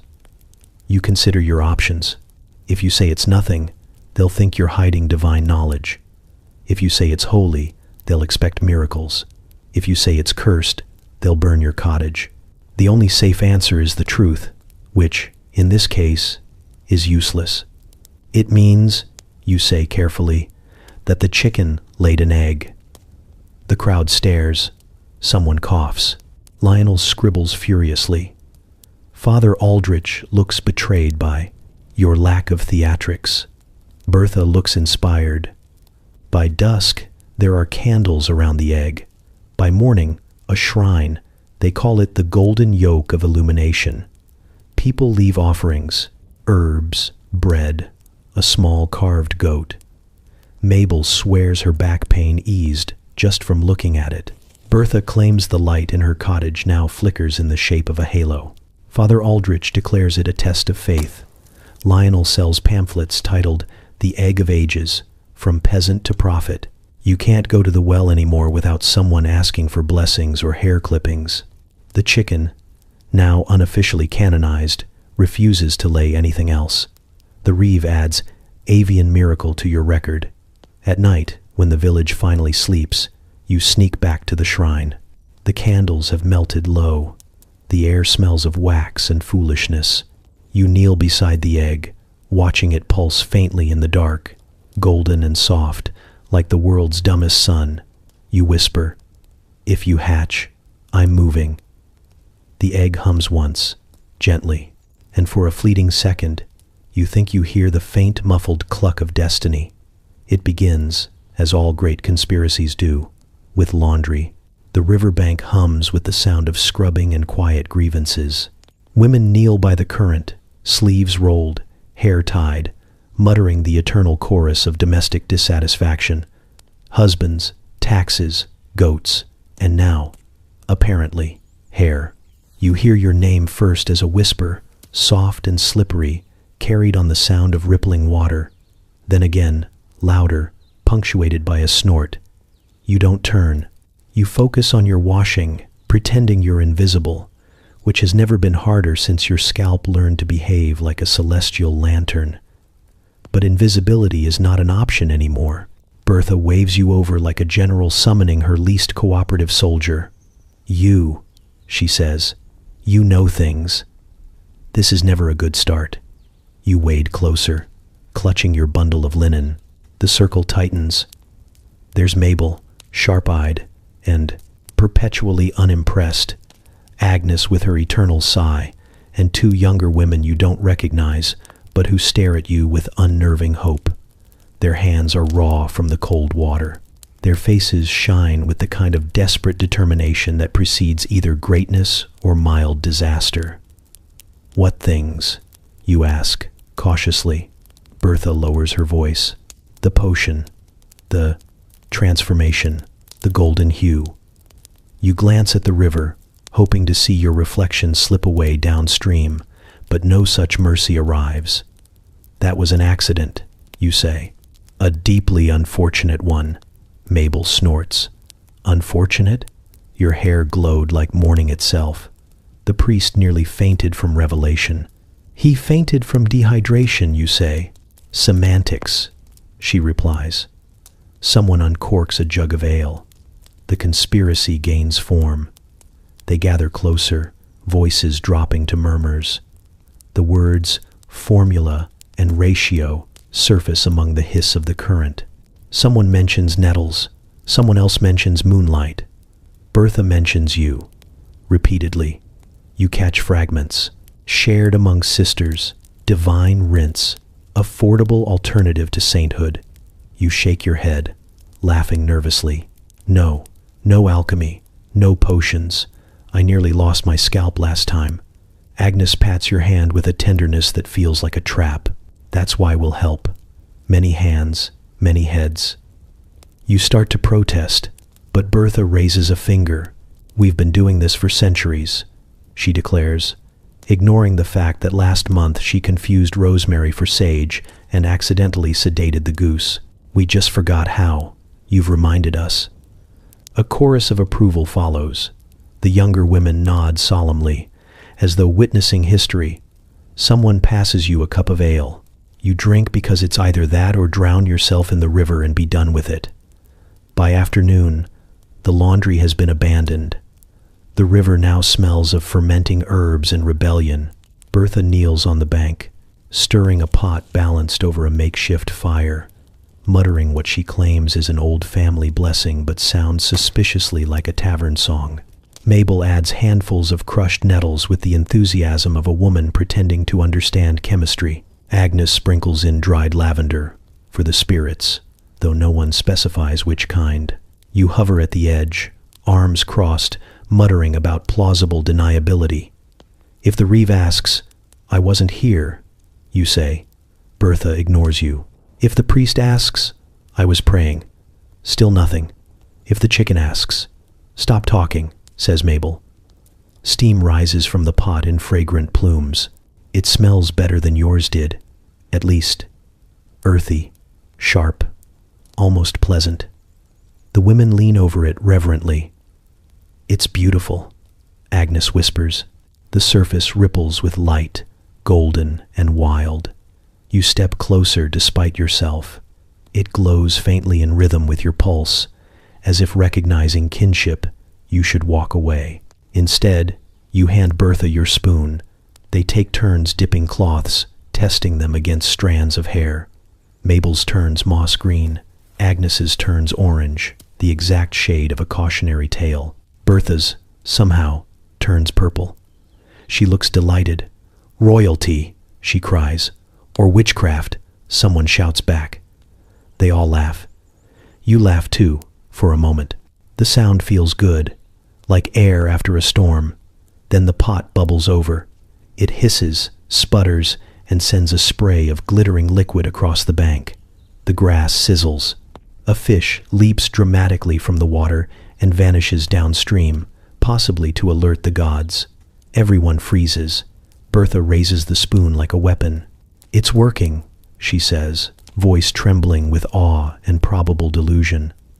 By sunset, the river glimmers faintly gold. The women's hair shines in streaks, some bright, some subtle, some distressingly patchy. They cheer anyway, drunk on success and ale. You sit on a rock, watching the current carry away flecks of shimmering residue. The surface ripples like liquid dawn. It's almost beautiful, almost holy, almost horrifying. Bertha wraps an arm around your shoulders. "We've done it," she says. "We've reclaimed beauty from the monks and the merchants, hair for the people." You look at her, at the river, at the gathering of women glowing faintly under the rising moon. "I'm telling the reeve it was your idea," you say. Bertha grins. "Of course you are." As darkness settles, you notice your reflection in the water, hair shining again, not like fire this time, but like candlelight, softer. You smile despite yourself. The river women keep singing, their voices weaving through the night air like spells disguised as laughter. You wonder, not for the first time, if revolutions always start this quietly. The first time it happens, you're walking to the market with your basket of turnips and mild delusions of normalcy. The sun's out, the sky's mercifully free of omens, and for once, no one's singing about your hair. Then, from somewhere behind a cart of suspiciously wilted cabbage, a small voice pipes up, bright and certain. "Sunhead." You stop mid-step. The word hangs in the air like a pebble about to hit glass. You turn just in time to see 3 children staring at you with the rapture of those who've just spotted a unicorn or a scandal. One of them is clutching a stick. Another has what might be a frog. The third, the smallest, points at your head and whispers. It glows. You pretend not to hear. You've learned that attention only feeds them. You try to walk faster, but children are like bees. They sense fear and chase it. Within seconds, you're surrounded. "Does it get brighter when you're angry?" asks the frog holder. "Can you set things on fire?" asks the one with the stick, eyes wide with admiration and mild hope. "Can I lick it?" asks the smallest, already reaching upward. You freeze. The child stands on tiptoe, determined, the face tilted toward your head like a pilgrim before a relic. No, you say firmly. Absolutely not. The child pauses, thinks about it, and then licks your hair anyway. There are moments in life when time stops, not for beauty or tragedy, but for pure disbelief.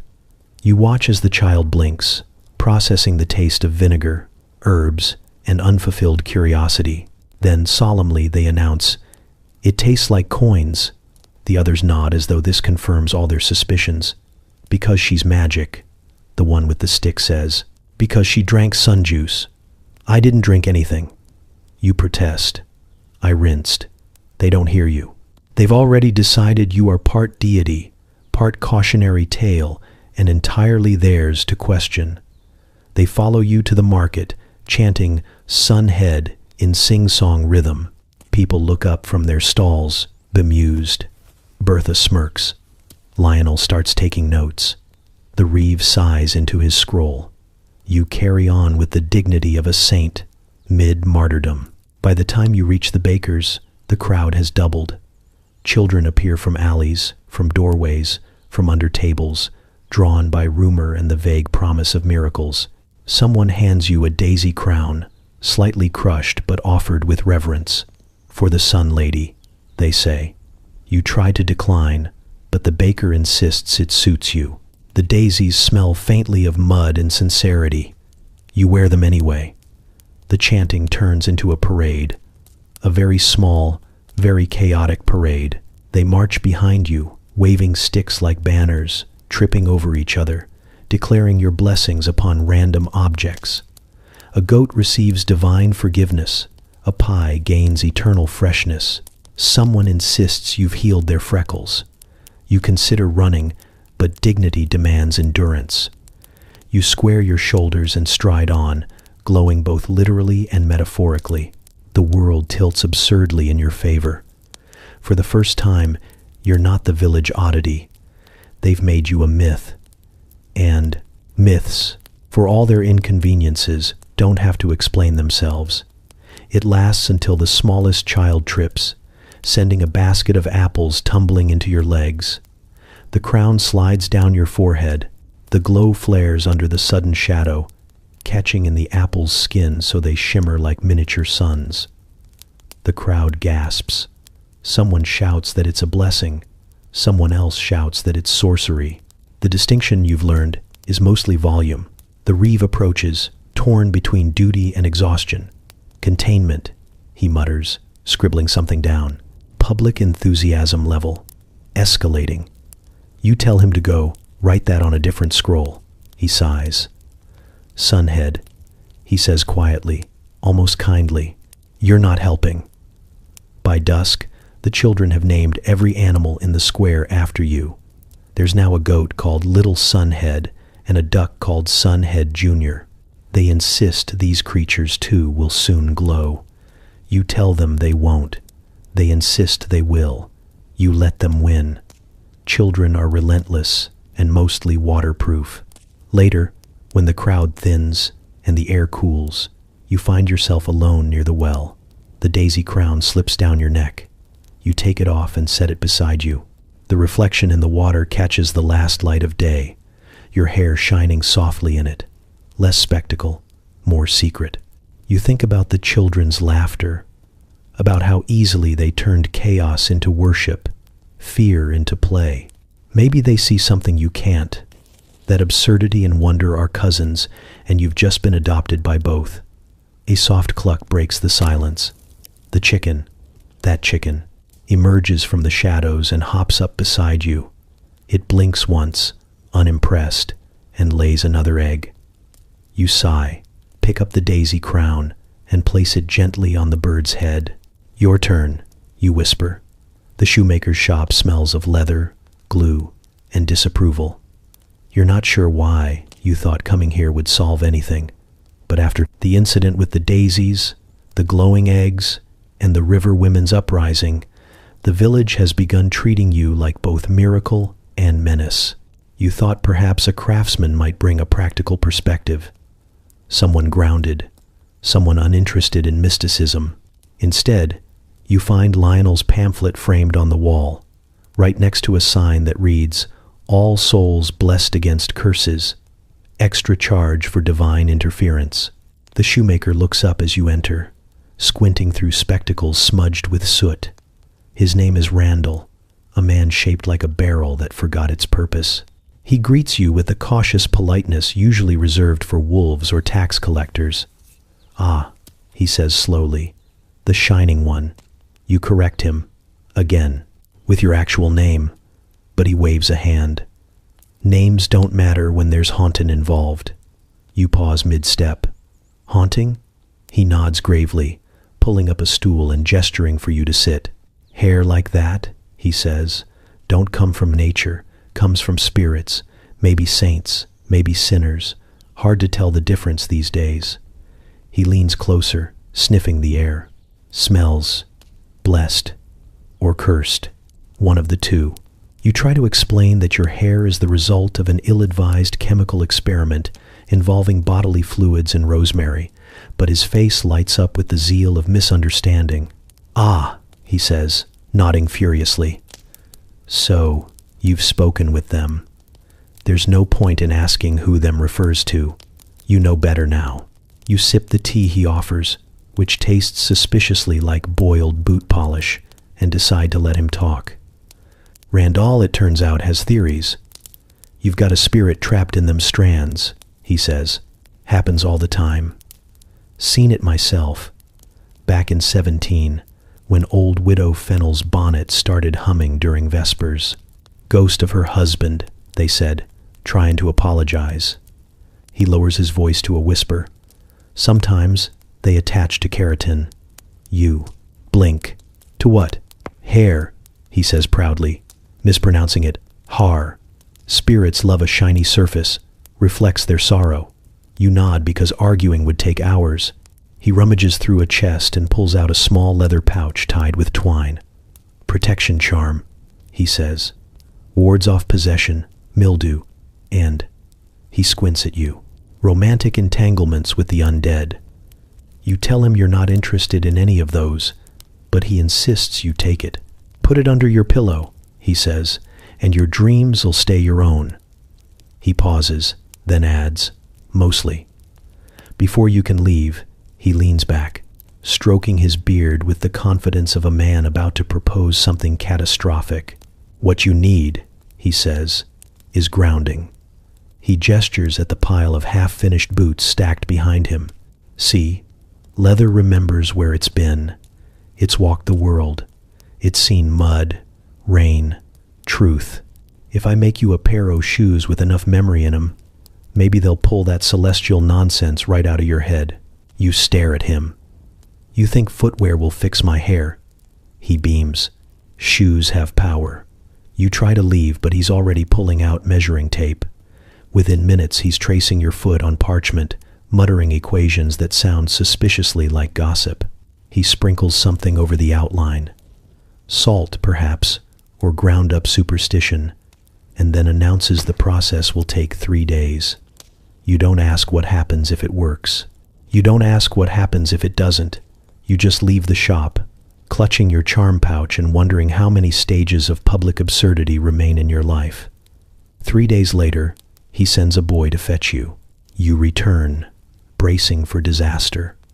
The boots sit on his work table, polished to a dark, glossy sheen. "Waterproof," he says proudly, "and ghost-proof. Tested both. Nearly drowned my apprentice, but it's fine now." He insists you try them. Hang on. They fit perfectly. Too perfectly. The soles grip the ground as though conspiring with gravity itself. The leather creaks, warm and alive beneath your feet. For a moment, you actually feel stable, normal. You stand taller, less burdened by your ridiculous legend. Then your hair begins to spark. Not glow, spark. Tiny flecks of golden light flicker at the ends, crackling softly like kindling. Randall's face shifts from pride to awe to mild terror. "By the saints," he whispers. "They're talking through you." They're not.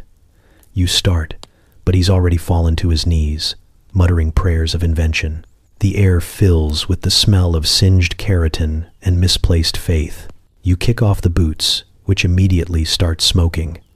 Randall yells something about holy combustion and throws a bucket of water over you, most of which misses. When it's over, your hair is damp but intact. The boots, however, hiss like insulted snakes. Randall looks at you with wild eyes. They didn't like being contained, he says solemnly. You've got to let the spirits walk barefoot. You leave before he can start carving runes into your socks. Outside, the street smells of rain and gossip. Your shoes squelch as you walk home barefoot, hair still fizzing faintly under the gray sky. Behind you, the shoemaker's bell jingles again. He's already telling someone else about the haunted one with the golden mane. You sigh, adjust your grip on the useless charm, and think, just briefly, about moving to a town where people are only superstitious on Sundays. It begins, as most local catastrophes do, with enthusiasm and poor boundaries. The baker, a cheerful man named Tobin who has never met an ingredient he didn't immediately try to seduce into a recipe, decides that your hair is the perfect inspiration for his next masterpiece. He corners you outside the market, flour dusting his sleeves like snow, and eyes bright with the feverish confidence of a man who once added beer to scones and called it innovation. Golden, he says, gesturing at your head as if addressing the sun itself. Radiant, divine. I could bake that. You stare at him for a long moment, wondering if he's joking. He is not. He's never joking. Tobin's entire existence is one long culinary dare. It's not a flavor, you tell him. It's hair. He waves that off as though you've said something rude. Everything's a flavor if you believe hard enough, he says. Now tell me, was it vinegar or Providence that gave it that shine? Neither, you answer. But he's already halfway down the street, muttering about achieving chromatic transcendence through pastry. You consider warning the village, but decide they've suffered enough prophecy for 1 year. By the next morning, the air smells like ambition and burning sugar. A small crowd gathers outside the bakery, because nothing draws attention like the potential for disaster wrapped in cinnamon. Tobin stands at the counter, sleeves rolled, hair frizzing from steam. On the table before him sits a pie, glistening faintly in the morning light. The crust is a shade of gold that seems almost familiar, almost like your hair before it tried to set itself on fire. You should be flattered. You are not. He beams when he sees you. I call it the sunhead tart, he declares. The crowd murmurs with approval. Someone claps. You pray for lightning. It's inspired by you, of course, Tobin adds, and maybe divine inspiration, and possibly bad wine. You ask what's in it, though you know you shouldn't. He lists ingredients that begin normally: eggs, butter, a touch of honey, but quickly spiral into confession. A bit of fermented nettle for luminosity, he says proudly, a dash of vinegar for authenticity, and, he pauses dramatically, a secret infusion. You already know the answer, but you ask anyway. What kind of infusion? Don't worry, he says with a reassuring wink. It's local. There's a long silence. Somewhere, a child gasps. Mabel mutters, "Oh no, he didn't." Bertha whispers, "Oh, he did." You start to speak, but he's already cutting a slice, steam curling from the filling like the spirit of poor decisions.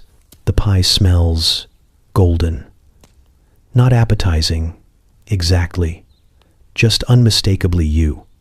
A strange mixture of sweetness and faint ammonia, the olfactory equivalent of a moral dilemma. Tobin hands you a plate with the reverence of a man offering a relic. "For the muse," he says. First bite's yours. You stare at it. The crust glows faintly, the filling bubbling with unsettling cheer. It hums. You blink, lean closer. It's definitely humming. You step back. "It's alive," you say. Tobin laughs. "That's the yeast." It is not the yeast. You take a tentative, forkful, because refusing would make this moment last longer. The crowd watches in rapt silence. The first taste is buttery. The second, vinegary. The third, a mistake. It's like biting into a sermon you didn't agree to attend. Heat spreads across your tongue, not from spice but from something stranger, something that hums along your nerves like a half-remembered hymn. Your scalp tingles. The air around you shimmers faintly. The crowd gasps again. She's glowing, someone says. You put the fork down. You are, in fact, glowing, just slightly, like a lantern that's reconsidering its career. Tobin looks ecstatic. It works, he shouts. She's radiant. The pie is blessed. You wipe your mouth, resisting the urge to throw the plate into orbit. It's not blessed, you say. It's contaminated. But the villagers aren't listening. They're lining up now, clamoring for a slice of sanctity. Tobin basks in their adoration, slicing piece after piece like a man anointed. The first customer takes a bite and immediately sneezes glitter. The second hiccups light. The third faints in ecstasy, or possibly indigestion. By afternoon, the bakery is chaos.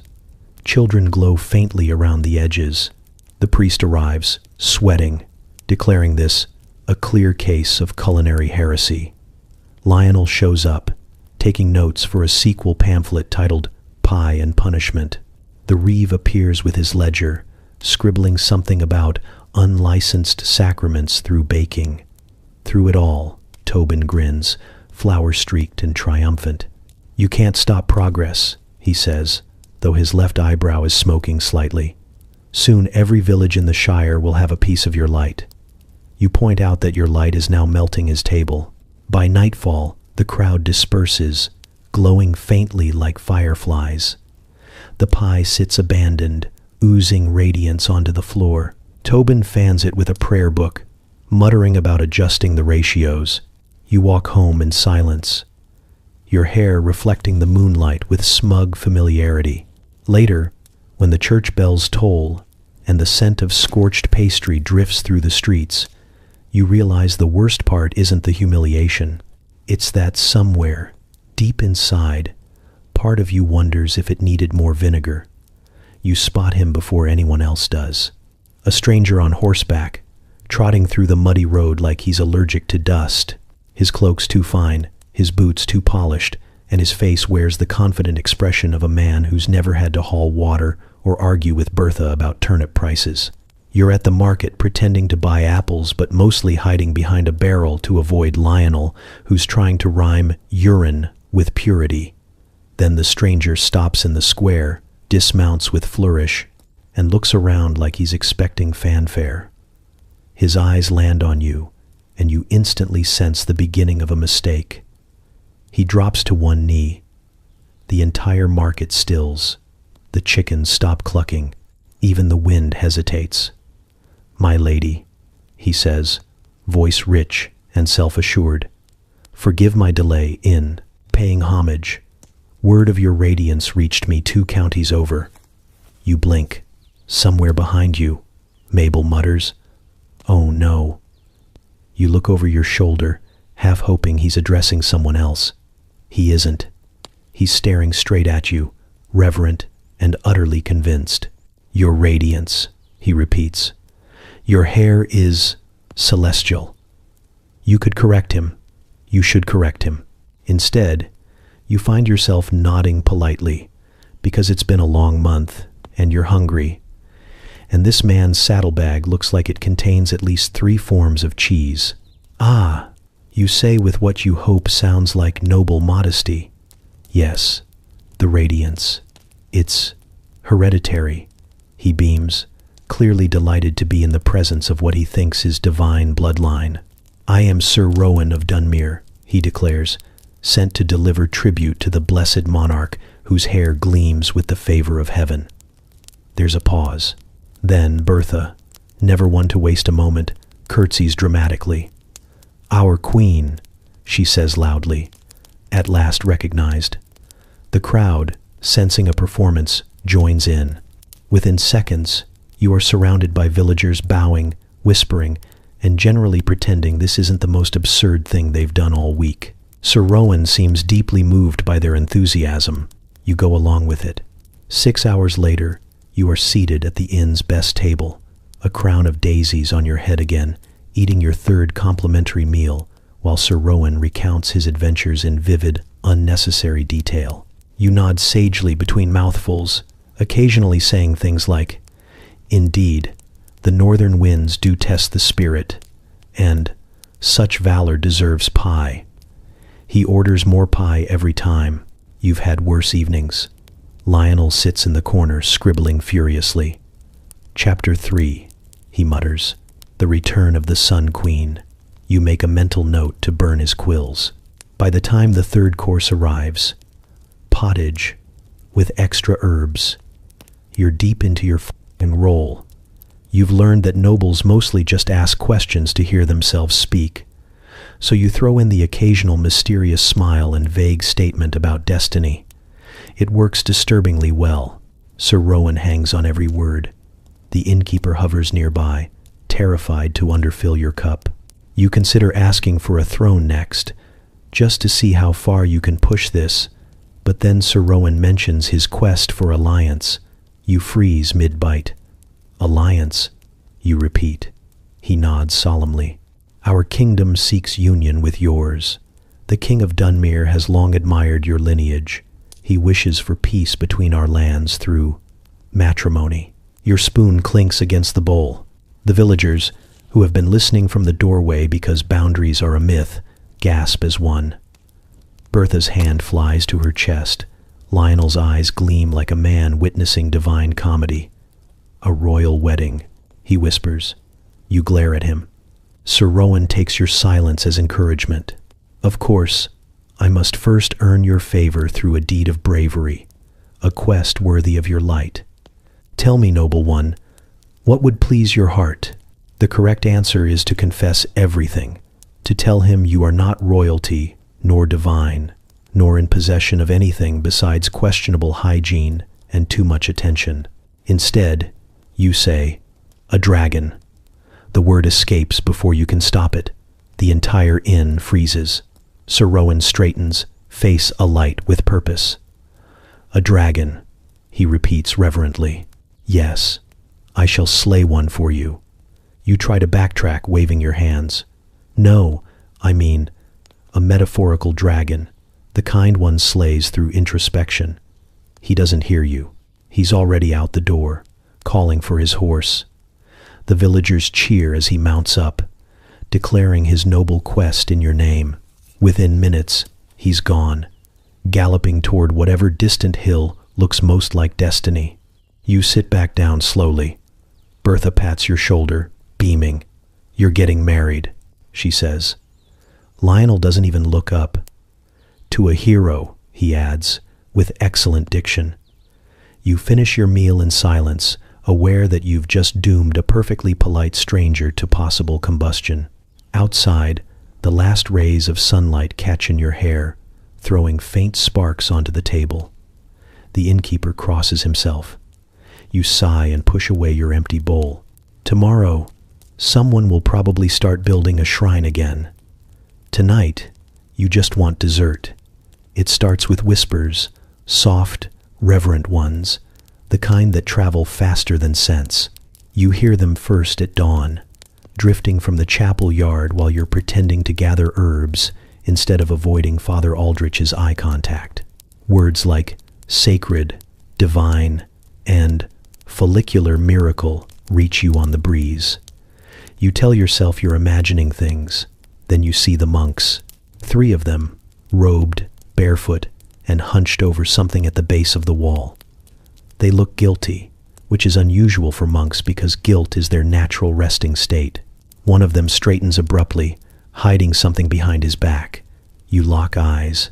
He smiles nervously, a man caught mid-sin but hoping holiness will cover it. You approach. They freeze. It's like cornering rabbits, if rabbits were armed with theology and poor social skills. "Morning," you say. "Lovely day for..." You glance down. The object they're standing over is a small wooden box, lined with cloth and gleaming faintly inside. A single strand of your hair rests within it, glowing like it just received confession. You blink. "Is that..." Brother Odo cuts you off with a too bright smile. A relic, he says, for preservation. Of what? Brother Odo. Of what? Faith, he says, with the confidence of a man who knows you'll never get a straight answer, and possibly scalp-based sanctity. You stare at them, at the box, at your own hair. Where did you get that? You ask. They exchange glances. Brother Peter, the youngest, looks like he might confess to murder if prompted gently enough. The comb, he blurts. Behind your cottage. The wind carried it. Divine will. The wind, you repeat. Brother Odo nods solemnly. Yes, it led us to your shed blessings. You tell them that's not what blessings are, but they're not listening. They've already wrapped the hair in silk, sealing it as though it might escape. Brother Odo mutters a prayer over it. Brother Peter looks faintly ill. The third one, a silent monk whose name you don't know, bows deeply and calls you Radiant One. You take an instinctive step back. Now hold on, you begin, but Brother Odo lifts a hand. Please, he says, do not deny us this sacred honor. The Abbey has seen visions. Your light will guide the faithful. Guide them where? You demand. To enlightenment, he says, though from his expression it might also mean to financial solvency. You've seen that look before. Father Aldrich wore it the day he introduced admission fees for confession. By midday, the collection expands. The monks follow you discreetly, gathering every stray strand you lose to the breeze. It becomes a kind of grotesque scavenger hunt. You walk faster. They match your pace. You duck behind the bakery. They appear 10 seconds later, armed with tongs. You start considering a hat. When you confront them again, Brother Odo insists it's for posterity. In times of plague, he explains, relics restore faith. Yours glows. Think of the morale.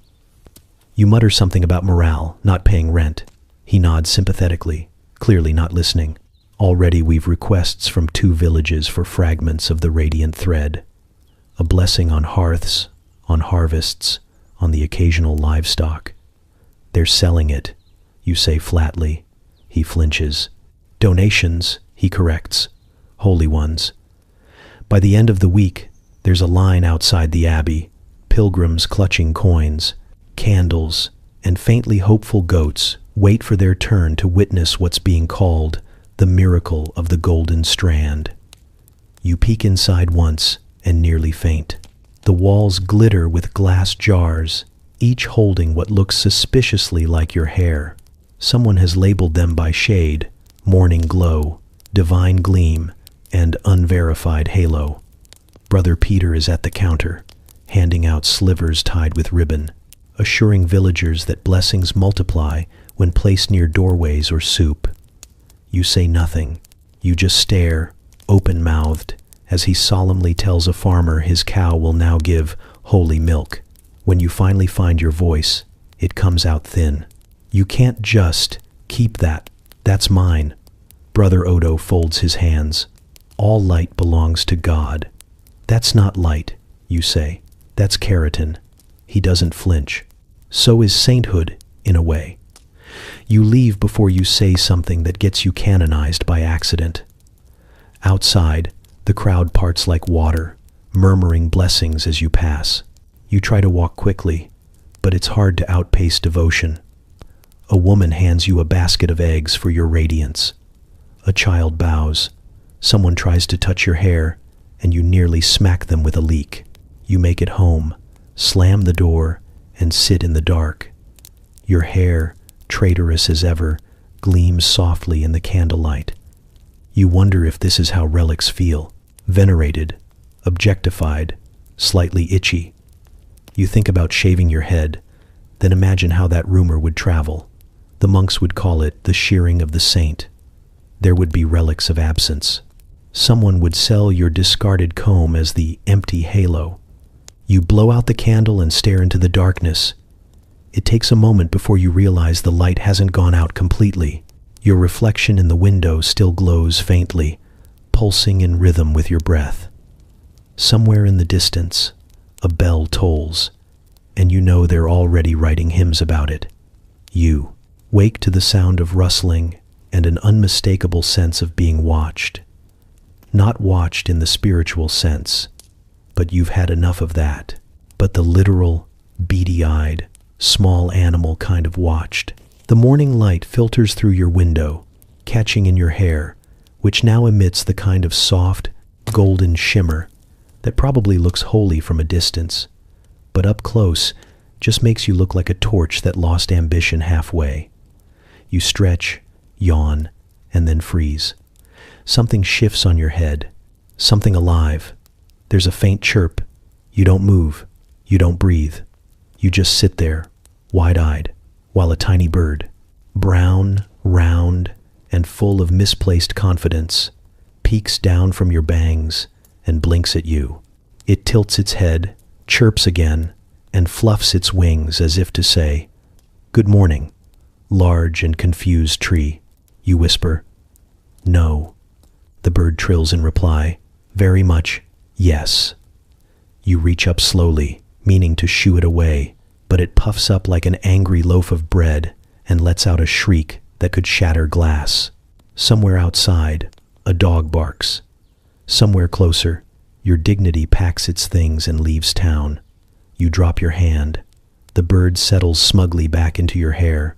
You sit in silence for a long time, staring at the wall, trying to decide which part of this is worse, the fact that you've become a living perch, or that the warmth is, against all odds, kind of comforting. You mutter, "I can't live like this." But the bird only rustles deeper into the nest it has apparently constructed overnight. It's not even a good nest. It's a mess of twigs, straw, and what looks suspiciously like one of Bertha's ribbons. You have questions, mainly logistical ones, but your immediate concern is that you're now hosting wildlife rent-free. When you step outside, the morning is bright, the village alive, and you are a walking spectacle. Again, you try to move quietly, but the bird chirps every time you take a step, like it's narrating your existence. By the time you reach the well, half the town knows something's wrong. Bertha is first to spot you. "Oh," she says, voice trembling with delight, "you've gone pastoral." "It's not on purpose," you hiss. She circles you slowly, like a merchant inspecting strange merchandise. Looks intentional, very natural, very. She squints. "Is it glaring at me?" "Yes," you say. "It's territorial." By now, others have gathered. Mabel, Lionel, and even the Reeve, who has that look he always gets before he adds a new column to his report. "Faunal developments," he mutters, scribbling furiously. Lionel's eyes sparkle with creative hunger. "Oh, this will make a magnificent ballad," he says. "The Maiden and the Nest of Heaven." You groan. "Don't." But he's already humming. The bird chirps in rhythm. It becomes a performance. Someone fetches breadcrumbs for the divine creature. Mabel insists it's a sign of good fortune, though she said the same thing about the plague of bees last summer. A child tries to pet it and gets pecked. You try to retreat, but the crowd moves with you, admiring, gossiping, speculating. "It must sense her purity," someone says, "or her sins," someone else whispers. You would prefer either explanation to the truth, that you fell asleep near an open window with bread in your hair. By noon, you've had enough. You march to the river, determined to reclaim your scalp. The bird, sensing mutiny, clings tighter. You can feel its tiny claws gripping your patience. "Listen," you tell it, "this is not sustainable." It chirps once, insolent. You plunge your head into the water. For 3 glorious seconds, the world is quiet, cold, clear, and bird-free. You rise, triumphant, and sputter when you realize the bird is still there, soaked but undefeated, clinging like a wet fury. It shakes itself out, showering you in droplets and contempt. Then, with the confidence of a Nong deity, it resumes nesting. You consider dunking again, but suspect it would only strengthen its resolve. So you trudge home, dripping and defeated, trailed by the faint sound of chirping triumph. The villagers watch as you pass, whispering, bowing slightly, as though this, too, is part of your ever-growing legend. By evening, the bird has laid 2 small eggs. You stare at them in disbelief. You can feel your sanity quietly packing up beside your dignity. "We'll talk about rent tomorrow," you tell it. The bird blinks at you with saintly indifference. When you lie down that night, careful not to crush your new tenants, you stare at the ceiling and consider the absurd trajectory of your life. There was a time, not long ago, when your biggest concern was whether the bread would rise. Now you're one bad breeze away from being a folk miracle. Outside, crickets sing. Inside, the bird hums softly in its sleep. You close your eyes and think, with weary resignation, that at least it's warm. And maybe, just maybe, a little part of you hopes the eggs hatch somewhere quiet. It begins, as many of your worst ideas do, with righteous indignation and a quill. You are tired. Tired of the jokes, tired of the pamphlets, tired of people collecting your hair as if it were both souvenir and sacrament. Mostly, though, you're tired of everyone else profiting from your accident. The monks have relics. The baker has his glowing pies. Even Lionel, who rhymed urine with serene, now gets free drinks at the tavern. Meanwhile, you're still patching the thatch on your roof and pretending your scalp doesn't buzz at night. Enough is enough. You decide to take matters into your own slightly trembling hands. The idea hits you one morning while listening to Bertha complain about the price of vinegar. "If people can charge for sour wine," you mutter, "why can't I charge for liquid alchemy?" She stares at you, the look of a woman who knows she's about to become an accomplice to something terrible. "You're not thinking of," she begins, "but you are. Oh, you are. By noon, you have drafted what you believe to be the first patent application in village history.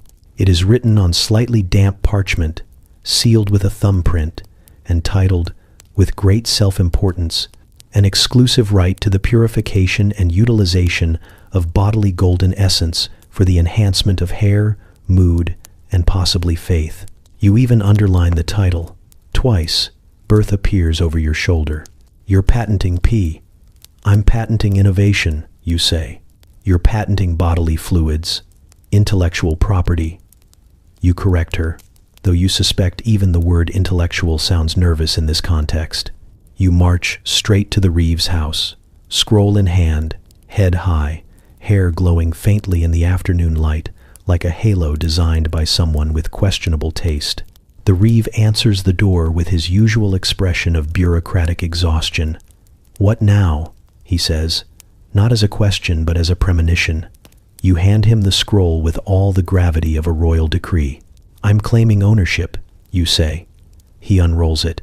His eyes move slowly down the page, pausing now and then in visible disbelief. "This," he says finally, "is a request to, let me be sure I've understood, to monopolize urine." "Not all urine," you clarify, "just transformative urine, the kind with purpose." He stares at you for a long, silent moment. Somewhere in that silence, you watch the last trace of his will to live drain away. Then, without a word, he says, "We'll bring it to council." You hadn't expected that. You thought he'd throw you out or at least confiscate your quill for public safety. But no, he schedules you for the evening session. He even adds you to the docket, right between flood control and goat theft.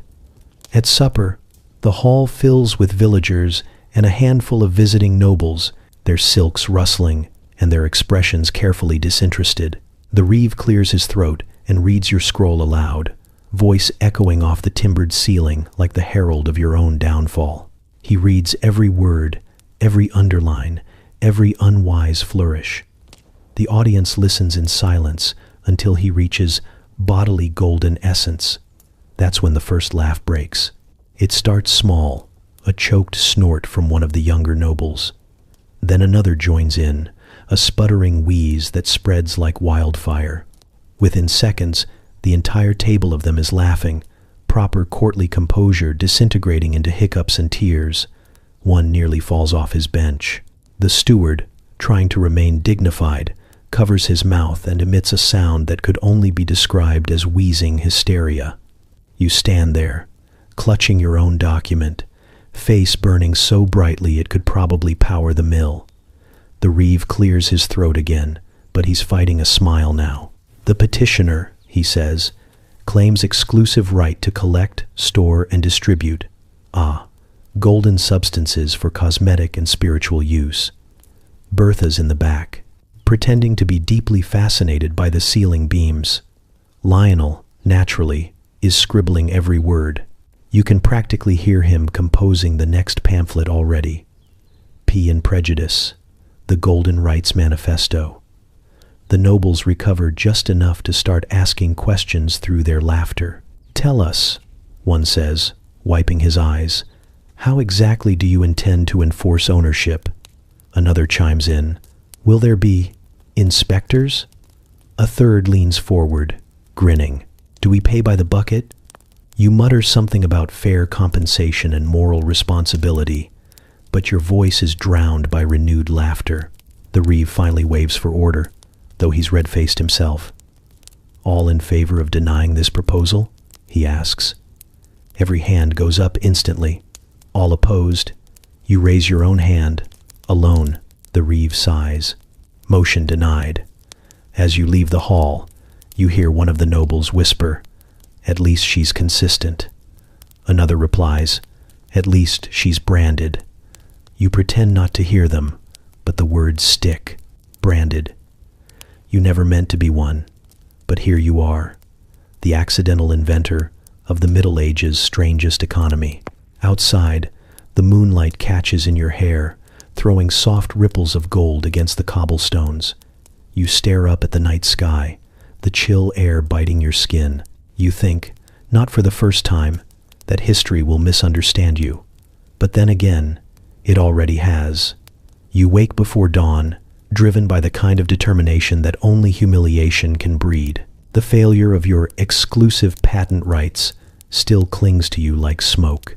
You've been laughed out of the hall, mocked by nobles who think bodily golden essence is the height of comedy, and serenaded by Lionel, who now performs a ballad titled "The Alchemist of the Outhouse."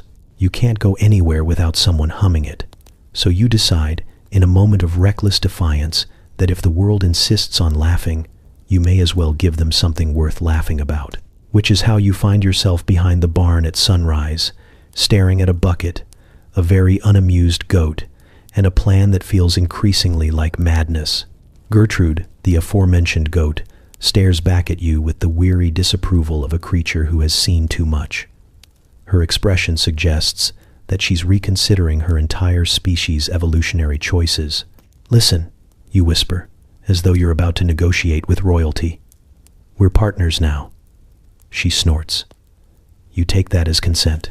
Collecting the, shall we say, ingredient is an ordeal you will never speak of again. There are buckets involved. There are mistakes. There is splashing. By the end, you smell like a barn that lost an argument with the weather. Gertrude watches the entire process, her eyes gleaming with the unspoken knowledge that this will end poorly. You haul the bucket inside, muttering to yourself, half pep talk, half prayer. "Science," you say, as if the word itself will protect you. You heat the mixture gently, because you've learned from last time that boiling anything biological usually ends in tears and permanent singeing. You add rosemary again, and a bit of crushed nettle for good measure. The result smells faintly herbal, deeply agricultural, and catastrophically wrong. Still, you persist. You're nothing if not committed to bad ideas. When the mixture cools, you carry it outside, the morning sun catching its surface with a deceptive shimmer. It almost looks beautiful, like molten honey if molten honey had lived a hard life. You dip your fingers in, warm, slightly viscous. You take a breath, summon all the misplaced confidence in your body, and pour. The sensation is immediate, cold at first, then warm, then unsettling. It's as if your scalp has decided to hold a tiny festival of confusion. You wait, hoping for brilliance, transformation, maybe even redemption. The air grows heavy with scent, sharp, wild, earthy. Somewhere nearby, a rooster crows in protest. You rush to the mirror, heart pounding. The reflection that greets you is complex. Your hair has changed color, yes, but not to gold, not even to something you could generously describe as pleasant. It's grayish green, the exact shade of a pond that gave up on cleanliness 3 summers ago. It clings in strange clumps, heavy with shame and goat byproducts. The smell is indescribable, a mix of damp hay, sin, and faint hints of regret anyway. Gertrude appears in the doorway, chewing something slowly. Her eyes meet yours, and for a moment, you swear she smiles. "Don't," you say, pointing at her. "Don't you dare." She bleats softly. It sounds like laughter. You rush to the well, dunking your head into the bucket again and again, but the water can't wash away your mistakes. It only spreads the smell. Soon the entire courtyard carries the evidence of your hubris. By mid-morning, the neighbors have noticed. Mabel arrives first, clutching her apron to her nose. "What in heaven's name did you do?" she asks. You try to explain. About innovation, about alternative ingredients, about the need to expand your brand. But she's already backing away, muttering something about divine punishment. Then comes Bertha, followed by half the village. They gather around like spectators at an execution. "It's bold," someone says. "It's organic," says another. Lionel appears, notebook in hand, eyes sparkling with cruel delight. "Chapter 14, he murmurs. "The verdant alchemist." "Say nothing," you snap, but he's already scribbling. The Reeve shows up, nose wrinkled. "We're adding a section in the ledger," he says, "under experimental hygiene, disasters and public warnings." By afternoon, the smell has taken on a life of its own. It follows you like an aura, repelling insects, attracting goats, and ensuring no one stands within 3 paces of you. You consider moving to another village, maybe another continent, but as the sun sets, something strange happens. Your hair, now dry, shimmers faintly in the light. Not gold, not beautiful, but alive in its own tragic way. The grayish green takes on a sheen that glows softly against the dusk, like moss lit from within. Children passing by stop to stare. One of them whispers, "She's turning into the forest." You almost laugh. It's not what you intended. Not divine, not elegant. But there's something oddly fitting about it. You look at Gertrude, still standing there, chewing placidly as if waiting for acknowledgement. "Fine," you say, bowing slightly. "You win." She bleats once, triumphant. That night, as you wash what you can and try not to cry into your pillow, you hear Lionel singing faintly in the distance.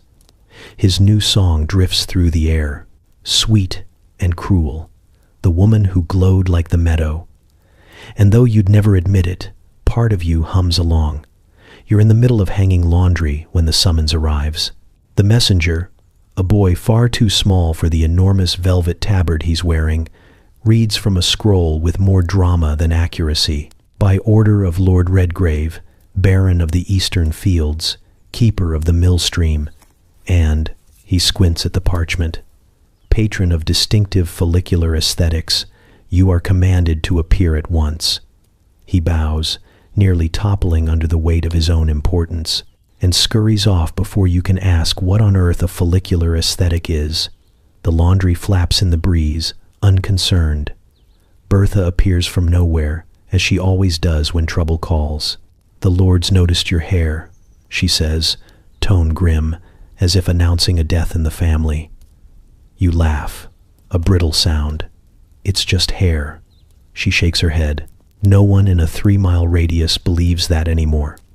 So you go, because you can't exactly say no to a baron, and because curiosity, despite everything, still outruns your sense of self-preservation. The manor sits at the edge of town like it's trying to pretend it isn't disgusted by its neighbors. You're escorted through the gates by two guards who smell faintly of pickled onions and despair. They lead you into a hall so large it feels like it was built purely to make visitors feel small. And there he is, Lord Redgrave. He sits beneath a tapestry depicting his own family history, which appears to feature a suspicious number of horses and 0 acts of humility. His robe is crimson, embroidered with enough gold thread to feed 5 families. His head, however, gleams like a polished onion. "Ah," he says, voice smooth as old oil. "The alchemist of beauty." You open your mouth to correct him, because you've barely achieved functional human being, let alone alchemist. But he gestures for silence. "Your work precedes you," he continues, eyes fixed on your glowing, barely tamed hair. "I have heard tales, transformations, miracles.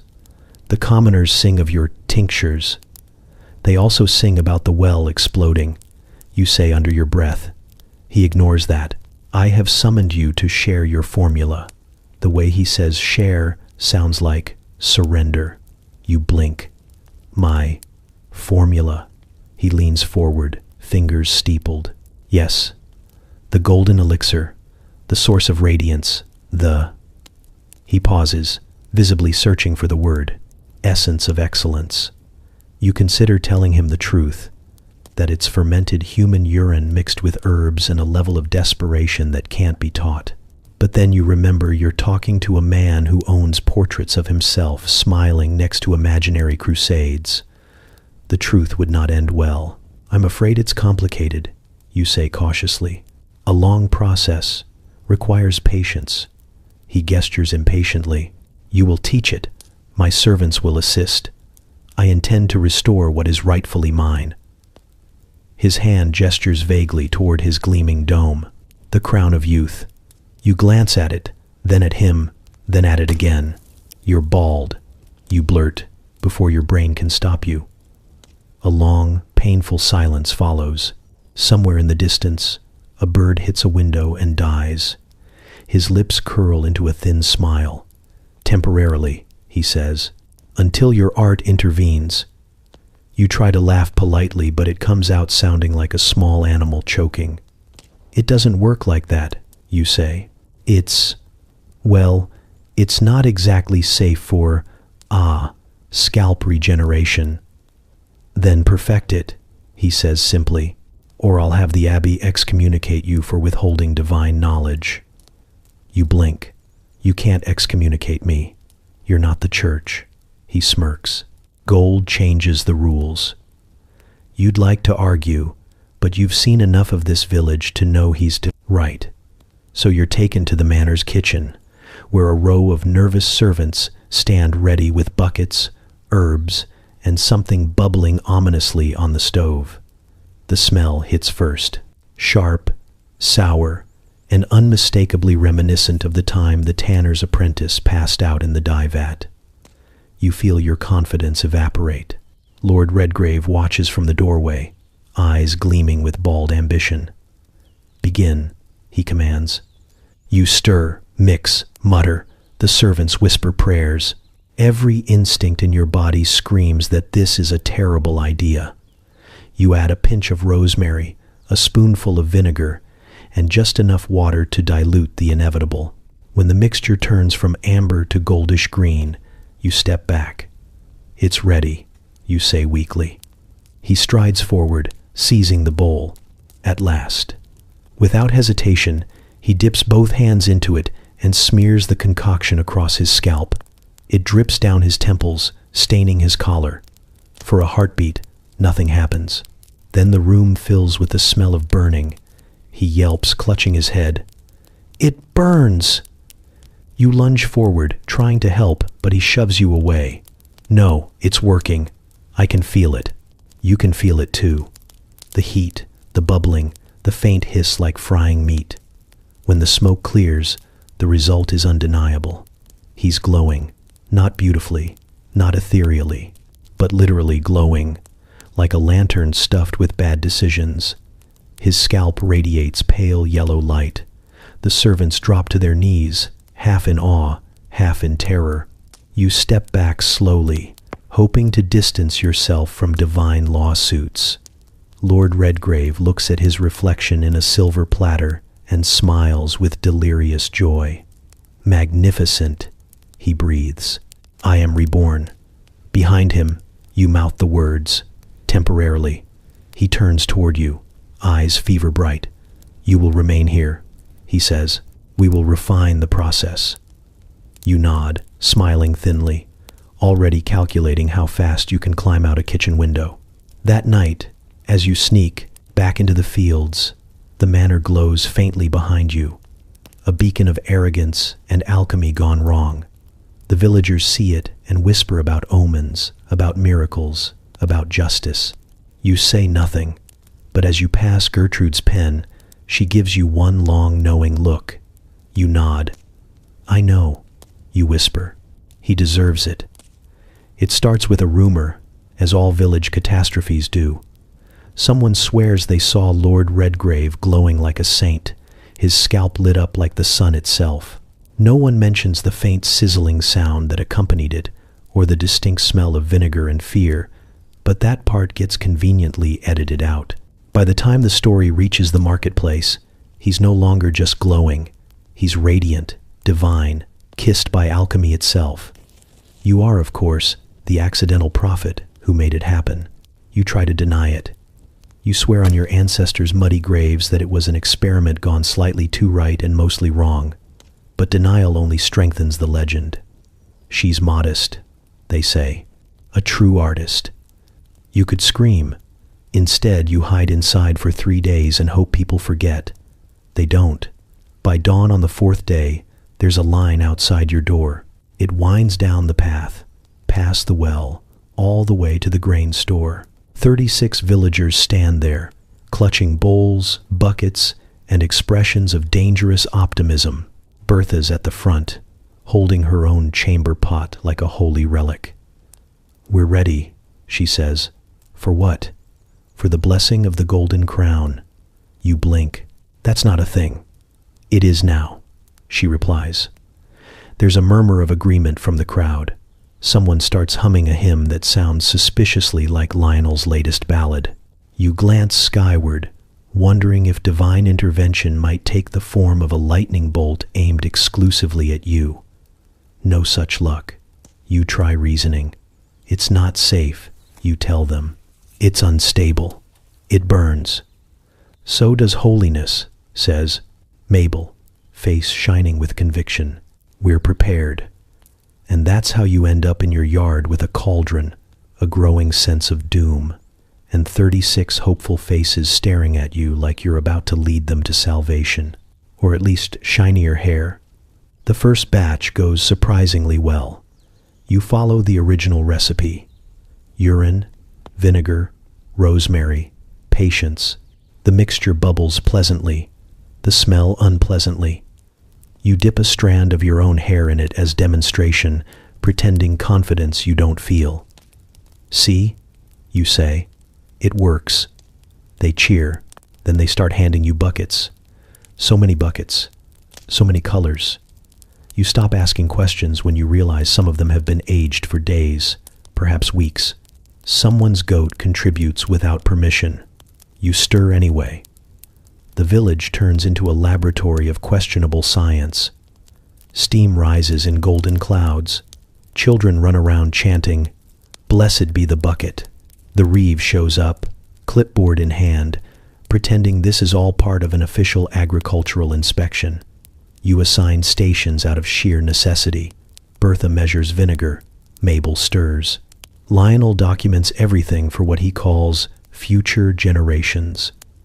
You suspect that means a pamphlet titled "The Day We All Smelled Like Redemption." The first volunteer is old Thomas, who insists his hair hasn't changed color since the last comet. You pour the mixture over his head. There's a hiss, a puff of steam, and a collective gasp. When it clears, his hair shines gold. Not radiant gold, but acceptable barley yellow. The crowd erupts into cheers. You almost feel proud. Almost. Then the second volunteer steps up, and the third, and by the fifth, something starts to go wrong. The colors begin to vary. Some heads turn gold, some orange, one a very concerning shade of green. By the 10th participant, Mabel's hair looks like the top of a rusted kettle. Someone claims they smell divine revelation. Someone else faints from fumes. By midday, the yard looks like a battlefield of beauty. Half the villagers shimmer faintly in the sunlight. The other half are trying to wash their heads in the trough. A rooster lands on Bertha's head and refuses to leave, seemingly mistaking her for a sunrise. Lionel takes notes furiously. "This is history," he says. "This is art. This is madness," you mutter, waving smoke away. And still they come. A mother dunks her daughter's hair, claiming it'll make her more marriageable. The miller pours some on his beard and immediately screams. The reeve tries to maintain order, but his own hair has started to sparkle in a deeply distracting way. By sunset, your entire yard glows faintly, a field of shimmering heads bobbing under the fading light. It's eerie, beautiful, and apocalyptic all at once. The smell alone could declare war on neighboring towns. Someone starts singing again. You realize it's a hymn you've never heard before. Something about transformation, light, and the mercy of the alchemist. You want to tell them to stop, to wash their heads, to never speak of this again, but you can't. Because somehow, despite the chaos, despite the smoke and shrieking, there's joy in it. They laugh, they glow, they call each other radiant. Even the chickens seem impressed, and for one brief moment, as the last rays of sun catch the golden haze, you almost believe it's worth it. Almost. Then Bertha's hair catches fire. It's small at first, a flicker, easily contained, but the crowd panics anyway, knocking over buckets, slipping in puddles of their own ambition. Someone throws ale on her head. It doesn't help. Lionel starts shouting for parchment, insisting he must capture the moment for the record. The reeve faints. You grab a blanket, smother the flames, and look up at 35 terrified, gleaming faces. "No more," you shout. The experiment is over. Silence. Then, softly, Bertha says, "Does this mean we're saints?"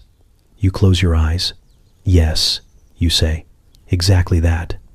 They cheer again, their glowing heads like lanterns in the dark. The air smells of smoke, vinegar, and triumph. And somewhere in the distance, Lord Redgrave's manor still glows faintly too.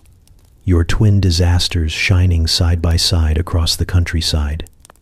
It begins with the bell, a deep, urgent clang that echoes across the rooftops, startling chickens, babies, and one particularly nervous goat. You freeze mid-step, hands still sticky from trying to scrub Bertha's scorched hair off your apron.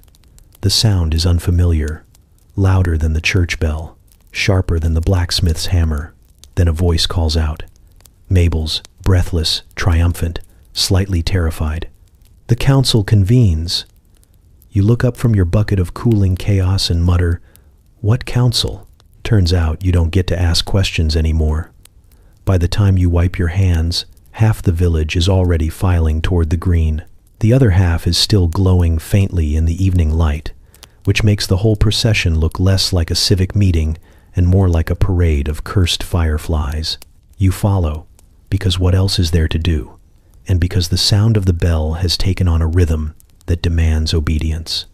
The green has been transformed. Someone has dragged out benches, barrels, and one suspiciously familiar cauldron that you're certain you left hidden behind your shed. The reeve stands at the center, his clipboard tucked under one arm, hair still shimmering faintly like a halo made of bad decisions. Around him are the so-called officials, Bertha with a bandaged head and a look of grim pride, Lionel clutching a stack of parchments, and Father Aldrich, who appears to be sprinkling holy water on everything that doesn't move fast enough. The Emergency Hair Council is now in session, the reeve declares, voice trembling under the weight of history and fumes. There's a collective murmur of awe and confusion. Someone claps, someone else coughs. A child points at Bertha's singed fringe and whispers, "She looks brave." The reeve clears his throat. "We gather today to address the unprecedented crisis brought upon this community by..." He squints at his notes. "The widespread application of transformative scalp mixtures." Everyone turns to look at you. You offer a weak smile and a shrug that's meant to say, "I'm sorry," but probably reads more like, "I'd do it again." Father Aldrich steps forward, swinging his censer with alarming enthusiasm. "This village," he says, "has been touched by forces we do not understand. The Lord gives hair, and the Lord takes it away. To interfere with such divine balance is..." Lionel interrupts, because Lionel has never met a silence he didn't want to fill. "Artistic innovation," he declares. "This is the dawn of a new aesthetic age. We are radiant. We are bold. We are..." "On fire," mutters Bertha, still smoldering faintly at the edges.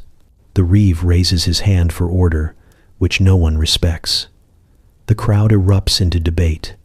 Some argue that the hair dye should be outlawed. Others claim it's their right, as free people, to smell like enlightenment.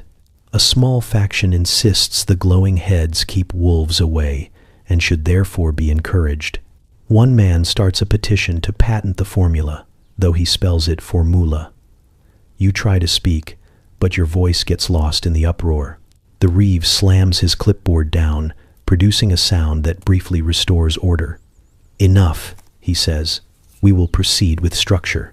Structure, as it turns out, means chaos in slow motion. They go around the circle, each person presenting their case. Bertha insists that while she did lose a few eyebrows, she also gained what she calls holy visibility. Mabel argues that her hair now glows bright enough to read by, which has improved her productivity. The miller, whose beard, turned purple for reasons unknown, demands compensation for psychological distress. When it's your turn, all eyes turn toward you with a mix of reverence and suspicion.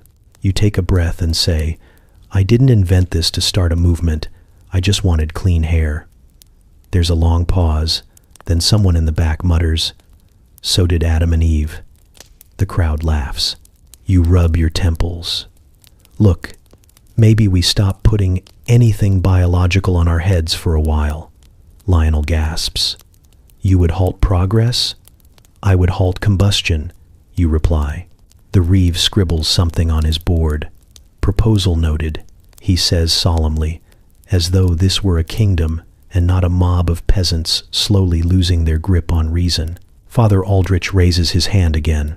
"Perhaps," he says, "we should see this not as a curse, but as a revelation. If the hair shines, perhaps it is because heaven wants us to be seen."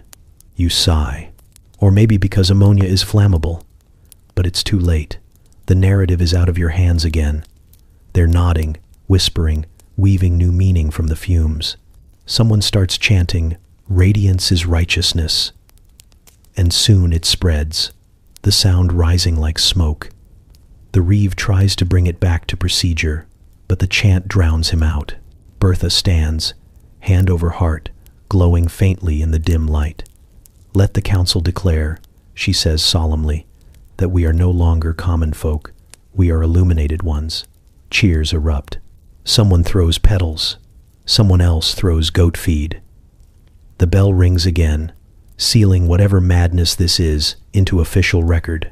By the end of the night, a motion has been passed. All future dyeing must be done under supervision, and the Emergency Hair Council shall meet weekly to oversee matters of luminosity. You don't even bother to argue.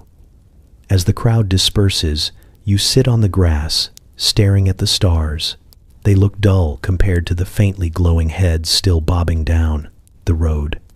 Bertha pats your shoulder, her hand warm through your sleeve. "You've changed the world," she says. You don't answer, because maybe she's right. Or maybe the world's just gone mad, and you're the only one who can smell it. It's Sunday evening, and for once you almost believe the village might have learned restraint. The bells ring softly, calling everyone to vespers, and the setting sun paints the fields gold in a way that doesn't require buckets or vinegar. You walk toward the chapel with cautious optimism, hair tied tightly under a scarf, in the vain hope that anonymity still exists. The air smells faintly of smoke and rosemary, but you choose to take that as a good omen. Inside, the congregation hums with self-satisfaction. The Emergency Hair Council has, miraculously, reduced new incidents to a minimum, though minimum still means the occasional faint shimmer in the pews. The villagers settle onto the benches, glowing softly in the dim candlelight, like a row of very pious lanterns. Father Aldrich stands at the altar, already sweating, his voice echoing as he prays for humility. You bite your tongue to keep from laughing. Then you see him, Hugh the blacksmith, proud, bearded, broad-shouldered Hugh, sitting front and center as if daring the heavens to test him. His beard gleams oddly, waxy and luminous. You recognize that sheen instantly. It's honey. Thick, sticky, self-assured honey. He catches you looking and nods, whispering, fixative. He grins, tugging at his beard as if showing off a prized relic, holds the shine longer. You want to respond, to warn him, but Father Aldrich raises his arms, voice booming over the crowd. Tonight, he intones, we gather in thanksgiving for the blessings bestowed upon our humble heads. A ripple of reverent murmuring follows. The phrase, blessings bestowed, has never sounded more dangerous. You glance again at Hugh, whose beard now glows faintly in rhythm with the candles. A drop of melted wax from the altar candle hits the floor. A second follows. The air thickens with heat and incense. You feel it coming before it happens. The convergence of arrogance, flammability, and poor ventilation. The first spark leaps when Hugh crosses himself. His fingers brush the edge of his beard, catching a flicker from a nearby taper. It's almost beautiful for half a second, the way the flame traces through the honey, golden threads igniting in perfect harmony. Then comes the screaming. Sweet Mother of Mercy! Hugh's on fire! The end times. Father Aldrich's voice shatters into panic as he brandishes the crucifix like a weapon. The choir scatters, robes flapping like startled birds. Bertha grabs a hymnal and starts smacking Hugh with it. Mabel throws her shawl over his face, but the shawl is wool, and the wool catches too. The pews erupt into chaos. You stand frozen, because part of you can't look away. There's something disturbingly majestic about it. The glowing beard, the smoke curling upward like incense, the desperate chanting that sounds suspiciously like, "O Lord, deliver us from our own stupidity." Then instinct kicks in. You grab the nearest bucket of holy water and fling it. It hits Hugh square in the face, extinguishing the flames but leaving him soaked, steaming, and swearing creatively for a man inside a church. For a long, trembling moment, no one speaks. Smoke drifts lazily toward the rafters. Father Aldrich coughs into his sleeve, eyes wide. "A sign," he wheezes. "The Lord warns us. You're about to correct him, because clearly it's not divine wrath but combustion." But the crowd's already muttering. A sign, yes. A warning. A miracle. You can see the narrative forming like mold on damp bread. Lionel bursts in from the doorway, pen in hand, because of course he does. "What happened?" he asks, eyes gleaming with journalistic hunger. Hugh's beard ignited, you say, flatly. He scribbles furiously. "Title," he murmurs. "The Fire of the Faithful." Father Aldrich looks heavenward. "We have grown proud," he declares. "We have tampered with creation, and the Lord has shown his displeasure."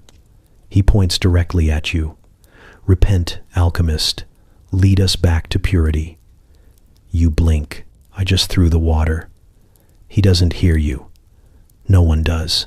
The chanting starts again, louder this time, rolling through the chapel like thunder. "Repent, repent." Even Bertha joins in, though you're fairly certain she just enjoys shouting in public. Hugh, still dripping, mutters something about property damage and dignity. His beard, half burned and half crystallized, looks like a monument to bad decisions. "It's sticky," he grumbles, shaking his head. Smells like dessert. The service dissolves entirely.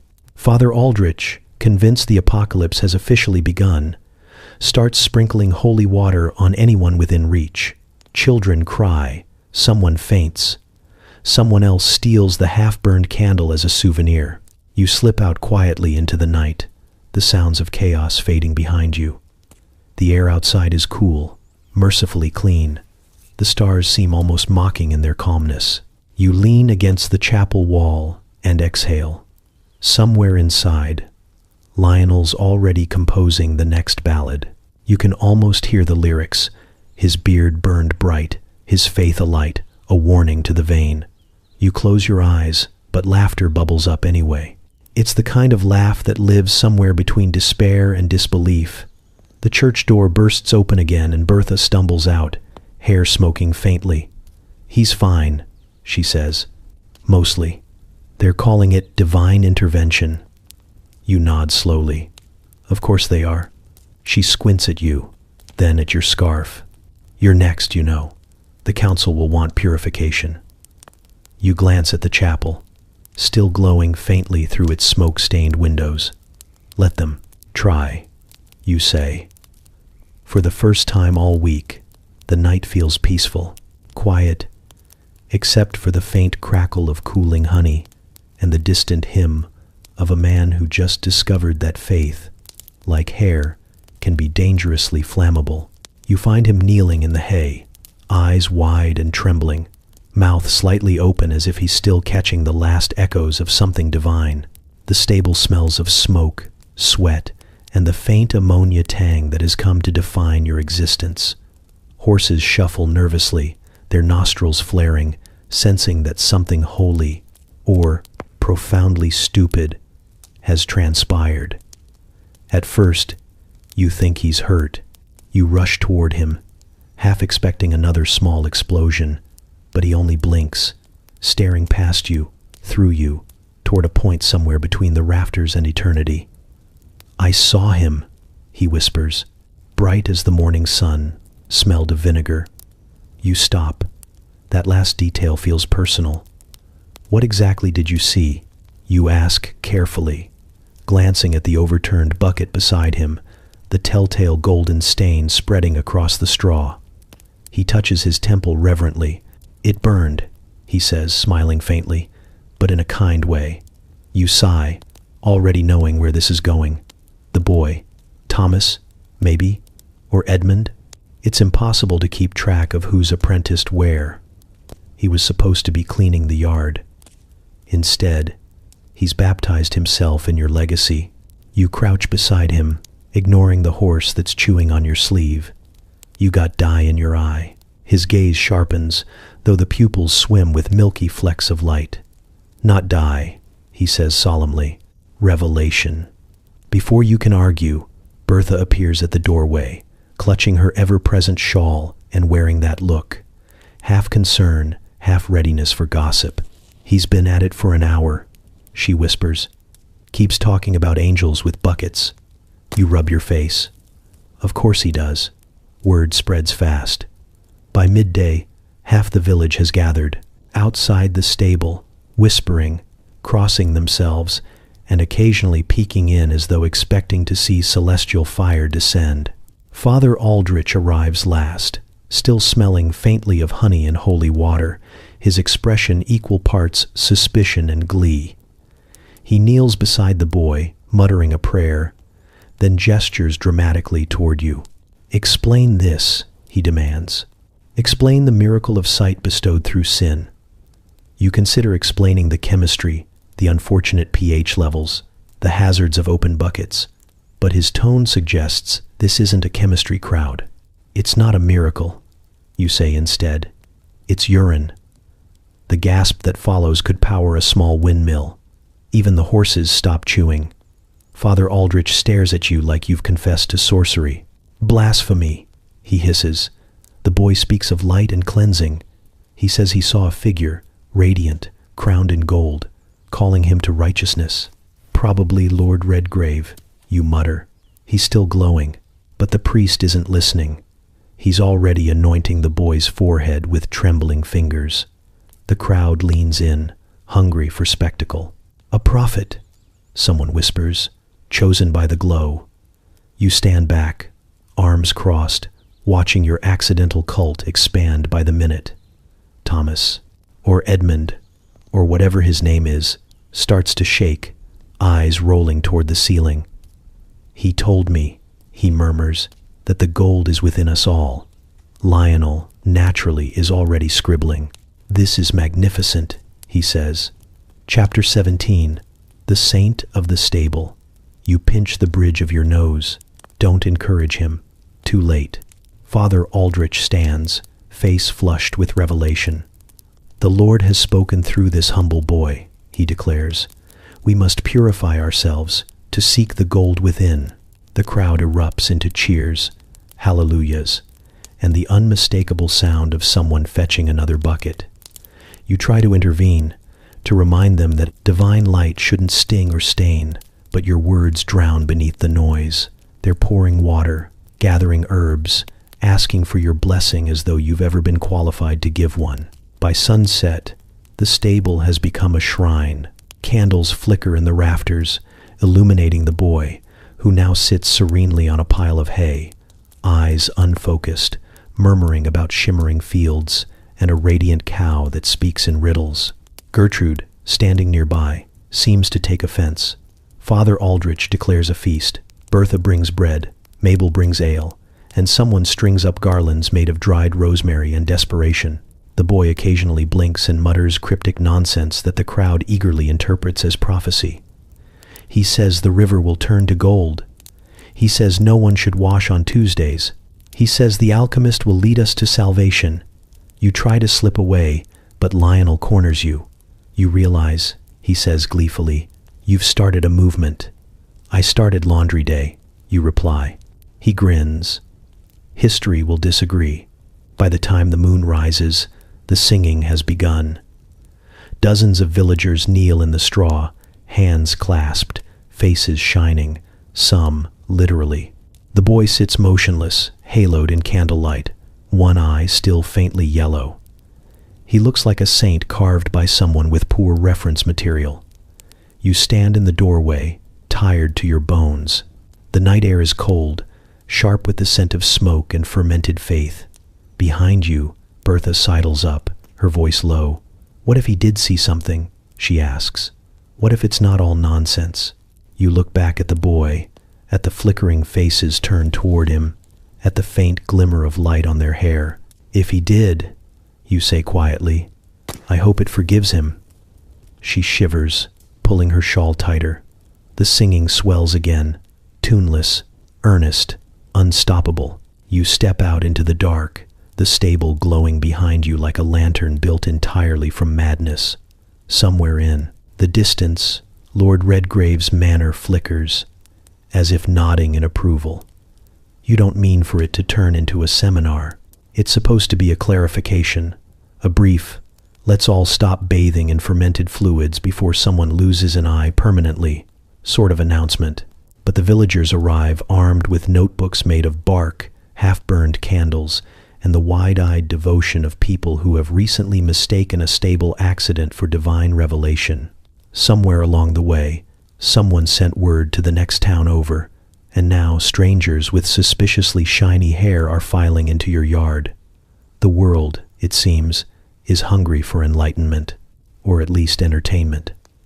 The alchemist himself, if you can still call him that, arrives fashionably late, trailed by 3 apprentices who look like they were bribed with old socks. His robe is covered in stains of mysterious origin, his beard braided with herbs, and his expression that of a man who has long since made peace with insanity. You've seen him lecture before, once, on the medicinal use of soot, and it ended with him falling into a barrel. So, naturally, you expect disaster. He greets the crowd with a sweeping bow that narrowly misses knocking over a lantern. "Welcome, seekers of brilliance," he cries, voice echoing across the fields. "Today we explore illumination, inner, outer, and scapular." You exchange a look with Bertha, who mouths, Scapular, the alchemist claps his hands. We shall not merely discuss the process of transmutation, we shall embody it. He gestures to a large, poorly labeled jug on the table beside him. Observe the essence of transformation. You know that jug. You know that smell. The crowd gasps reverently, but you step back 3 paces out of self-preservation. He dips his fingers into the liquid and waves them like a conductor. What is alchemy but the desire to improve upon nature? He says. And what is hair but the ladder upon which the airpeat soul climbs toward the heavens? Someone in the back murmurs, "That's deep." Someone else whispers, "That's stupid." The alchemist continues, undeterred. He launches into a rambling discourse about golden ratios, lunar influences, and urinary symbolism in the divine order. You stop listening around the part where he compares the human bladder to a chalice of inspiration. Bertha fans herself. Father Aldrich, seated up front, looks ready to combust in either outrage or revelation. Lionel, of course, is scribbling furiously. After 20 minutes of this, the alchemist goes quiet. Then he announces, "Words are insufficient for truth. We must express the process through the sacred medium of motion." He takes off his robe. The crowd gasps. Not scandalized, exactly, but alarmed in a way that feels communal. Beneath the robe, he's wearing a tunic spattered with something that might once have been color theory. He raises his arms and begins to sway. At first, it's almost graceful. Then it isn't. He twirls, stumbles, and twirls again, spilling small amounts of liquid with every spin. The crowd ducks. "Behold," he shouts. "The essence becomes the essence-er." He thrusts one arm toward the sky and nearly hits a goose. "The separation of gold from base matter," he cries, leaping in what could be either ecstasy or muscle cramp. Mabel whispers, "Is this the devil's work or just cardio?" You don't answer. You can't. You're too busy trying not to laugh, because against all reason, the performance has taken on a kind of mesmerizing power. His movements are wild, erratic, but strangely purposeful, like a storm arguing with itself. Each step leaves a shimmer of golden droplets in the dirt, catching the light until the ground itself seems to glow. The audience is spellbound. Someone begins clapping in rhythm. Someone else starts crying. The alchemist freezes mid-spin, chest heaving, eyes wide. "Do you see it?" he gasps. "Do you feel it?" Silence falls. A single hoarse neighs. Then, as if on cue, the crowd bursts into applause. People cheer. They cheer as if they've just witnessed divine proof that hair dye is the true path to salvation. Father Aldrich collapses to his knees, murmuring a prayer that sounds suspiciously like, "Deliver us from brilliance." Lionel jumps onto a barrel, shouting, "Art lives! The spirit moves! This will be chapter 20. The alchemist, flushed and panting, bows deeply. "Thank you," he says. "You have all been transformed. You can't argue with that. Everyone certainly smells transformed." Then, without warning, he begins the second act. He dips both hands into the jug and smears the liquid across his hair, his face, his chest. The glow intensifies. The crowd gasps again, collectively stepping back. His hair begins to shimmer, his eyes rolling back as he shouts, the light is within," you mutter. So is the ammonia. A wisp of smoke rises from his scalp. Someone screams, someone faints. The performance ends abruptly with a small, dignified explosion. When the smoke clears, the alchemist stands blinking, singed but somehow triumphant. "And that," he says hoarsely, "is transformation." No one speaks for a long time. The crowd stares, motionless, stunned by the absurdity of it all. Finally, Bertha whispers, "We should leave before he starts the encore." The villagers disperse slowly, each of them dazed, touched, perhaps a little inspired, but mostly confused. The alchemist bows once more to the empty air, humming softly to himself as he begins to collect his things. That night, everyone in the village agrees on one thing. They don't understand what they witnessed, but they'll never speak of it again. You can't decide if that's mercy or wisdom. From that day on, whenever anyone starts to ask about the formula, or about hair, or about the glow, someone just says quietly, "Remember the dance," and everyone falls silent. The idea begins, as most disasters do, with the Reeve trying to sound reasonable.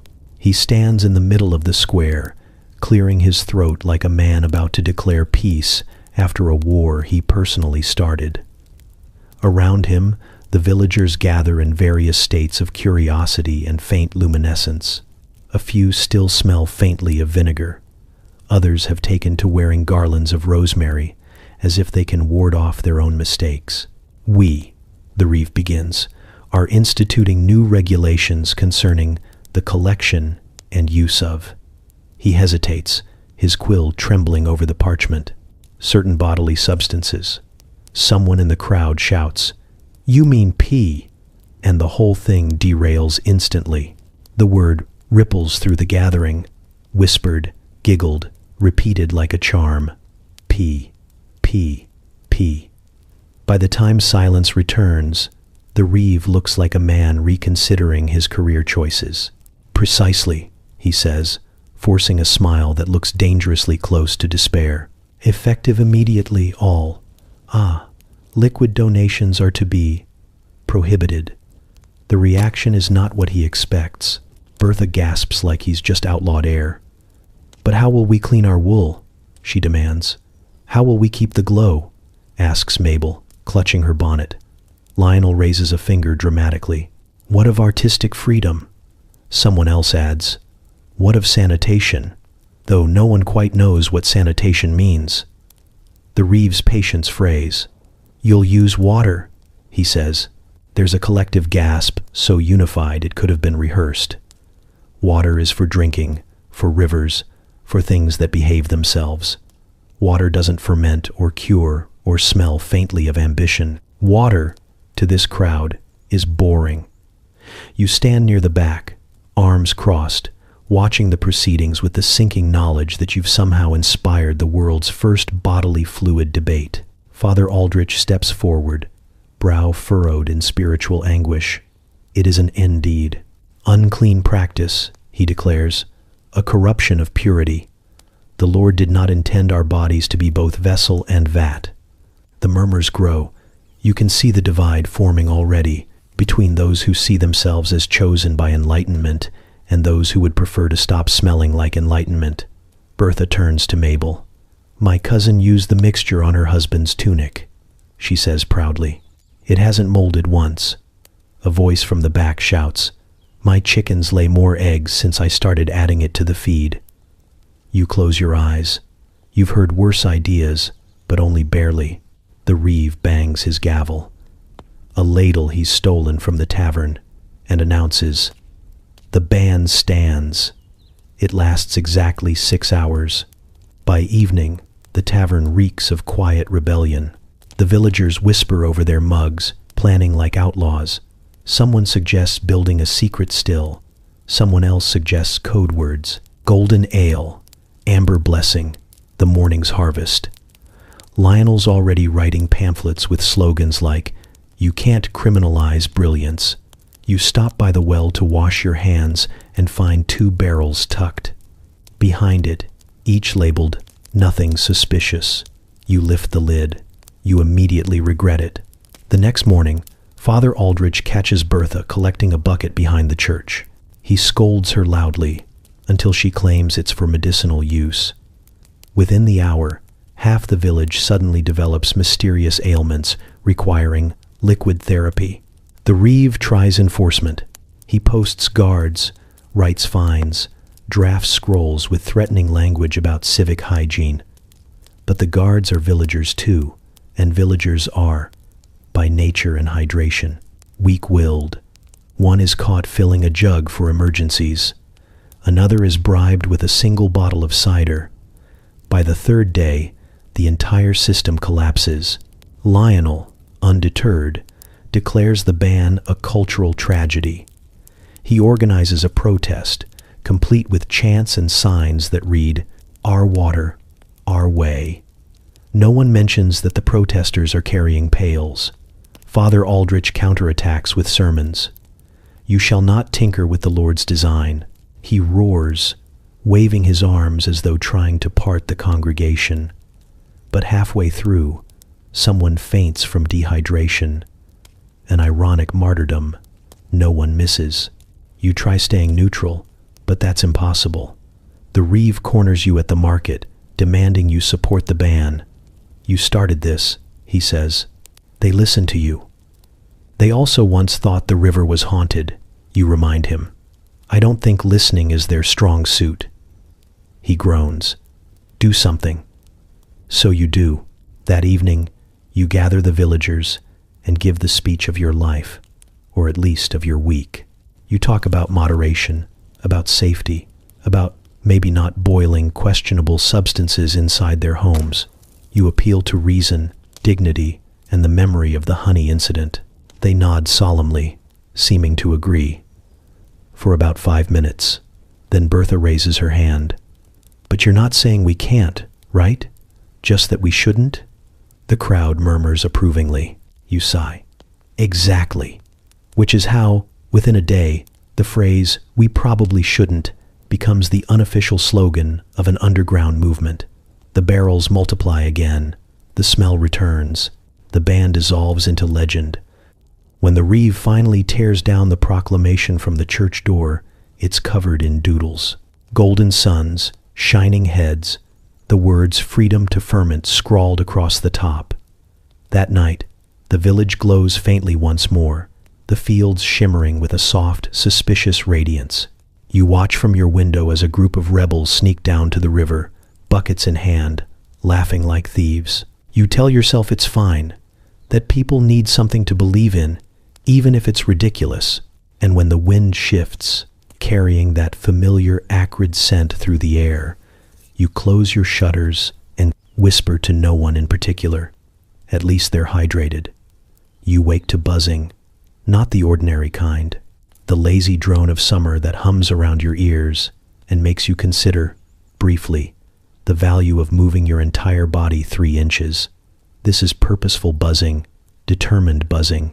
It sounds like work. You open your eyes, and for a single, optimistic second, you think someone is grinding grain outside your window. Then something moves in your hair. You do not scream immediately.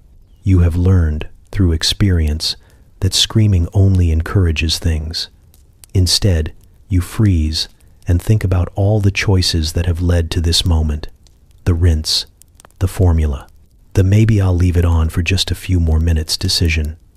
You touch your head very slowly. Your fingers meet something soft, fuzzy, and moving with intent.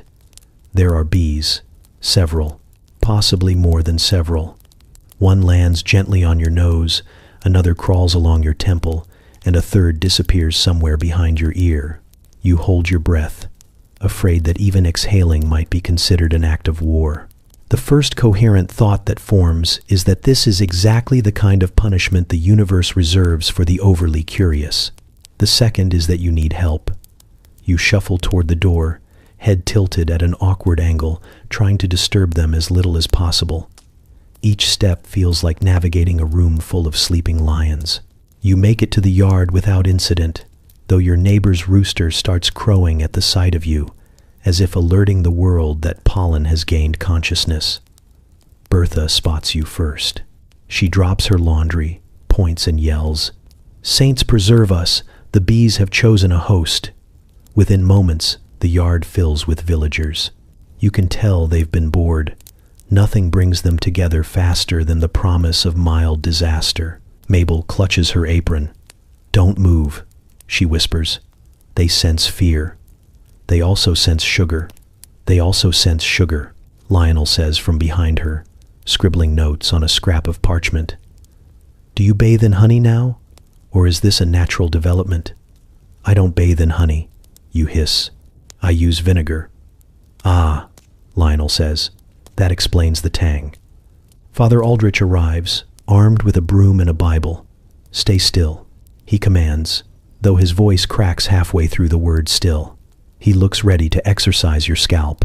You try to explain that you didn't invite them, that they just arrived, possibly mistaking your hair for a field in bloom. But the buzzing grows louder, and suddenly one bee lands on the priest's nose. The man shrieks and flees into the church, slamming the door so hard that the stained glass trembles. The crowd gasps. The bees hum. Someone whispers, "Maybe they think she's the queen." This rumor spreads with the speed of wildfire and the logic of fever. Within an hour, you're being referred to as Her Buzzing Majesty. Children bow when you pass. Someone leaves a pot of honey at your doorstep as an offering. You consider moving. But moving isn't an option, not when the bees seem oddly loyal. You discover that if you stand in the sun, they hum louder, a warm, collective sound that almost feels affectionate. When you walk through the fields, they circle protectively, chasing away flies and, on one memorable occasion, the Reeves dog. It's ridiculous, humiliating, and, against your better judgment, a little flattering. You start adjusting. You learn to tilt your head when entering doorways. You hum when they hum. It seems polite. The villagers, meanwhile, decide to take advantage of your new relationship with nature. The apothecary suggests bottling your essence of meadow.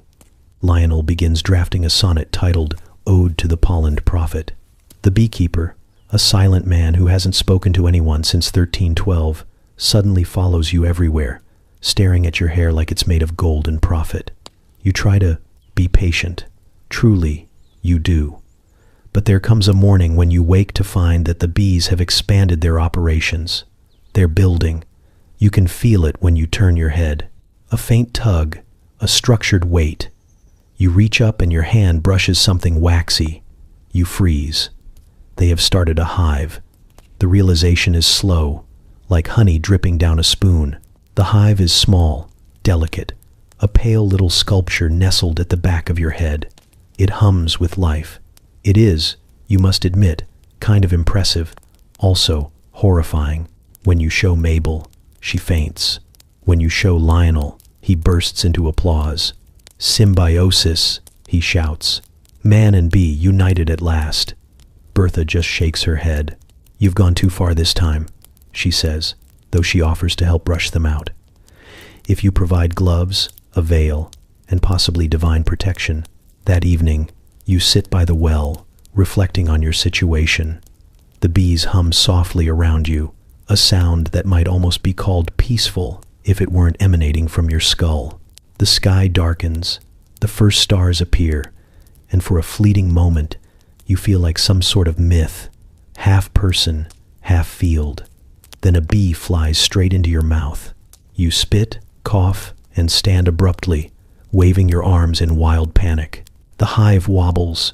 The bees surge in outrage, forming a halo of furious devotion. You run, flailing, across the square while the villagers scatter, shrieking. Somewhere, Lionel yells. Art imitates life. You dive into the horse trough, submerging yourself completely. The cold shocks you into stillness. When you emerge, gasping, dripping, and furious, the bees have dispersed. The hive drifts gently to the ground, a small, tragic monument to very poor choices. The village is silent. Then someone claps. By morning, the story has already grown. They say you commanded the bees. They say they crowned you before leaving for a better climate. They say your hair glowed brighter afterward, though it mostly just smells like wet hay. You don't correct them. You've learned it's easier to let people believe what they want. Besides, as you watch the sunrise, you can't help but think, at least the buzzing has stopped. For now, you first notice it when the wind stops behaving like wind. Normally it shuffles through the branches, soft and restless, occasionally whistling through a hollow in the fence like a gossip with too much free time. But this morning, it's different.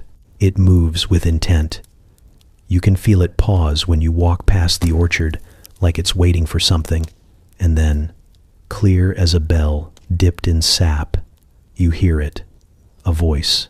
Not words, exactly, but a rhythm of sound that feels like meaning, that prickles the back of your neck and makes you stop mid-step. The trees are whispering, not about the weather, or the harvest, or even the usual sins of the village. About you. At first, you laugh, because laughter is what you do when something is clearly absurd, but also undeniably happening. You tell yourself it's the wind playing tricks, or your imagination, too many nights breathing in the fumes of your own vanity. But the sound follows you down the path, low and steady, a rustling that grows sharper when you turn your back. By the time you reach the well, you're walking faster than dignity recommends. Cuthbert is there, throwing pebbles into the water and humming tunelessly. He's been in the village forever, or so it feels, the kind of man who always looks like he's waiting for a story to happen to someone else. When he sees your face, he grins. You look like you've seen the tax collector, he says. The trees, you manage. They're talking, he snorts. Of course they are. They always talk. People just never listen long enough to be insulted. They said something about me. That's new. He raises an eyebrow. Everything says something about you these days. The hens, the river. The last time I sneezed, someone claimed it was an omen about your hair. You try to explain that this feels different, that there was a tone to it. Condemnation, maybe, or pity. But Cuthbert waves a hand, dismissing your panic like a man swatting at a fly. They're jealous, he says simply. You shine. They can't. What's a tree to do but mutter? It's such a ridiculous explanation that, for a moment, you almost believe it. You even manage a smile. But when the wind picks up again, you hear a hiss from the branches, something that sounds suspiciously like laughter. Later, you sit by the window, trying not to think about it. But the orchard looms at the edge of your sight, its boughs swaying with exaggerated grace.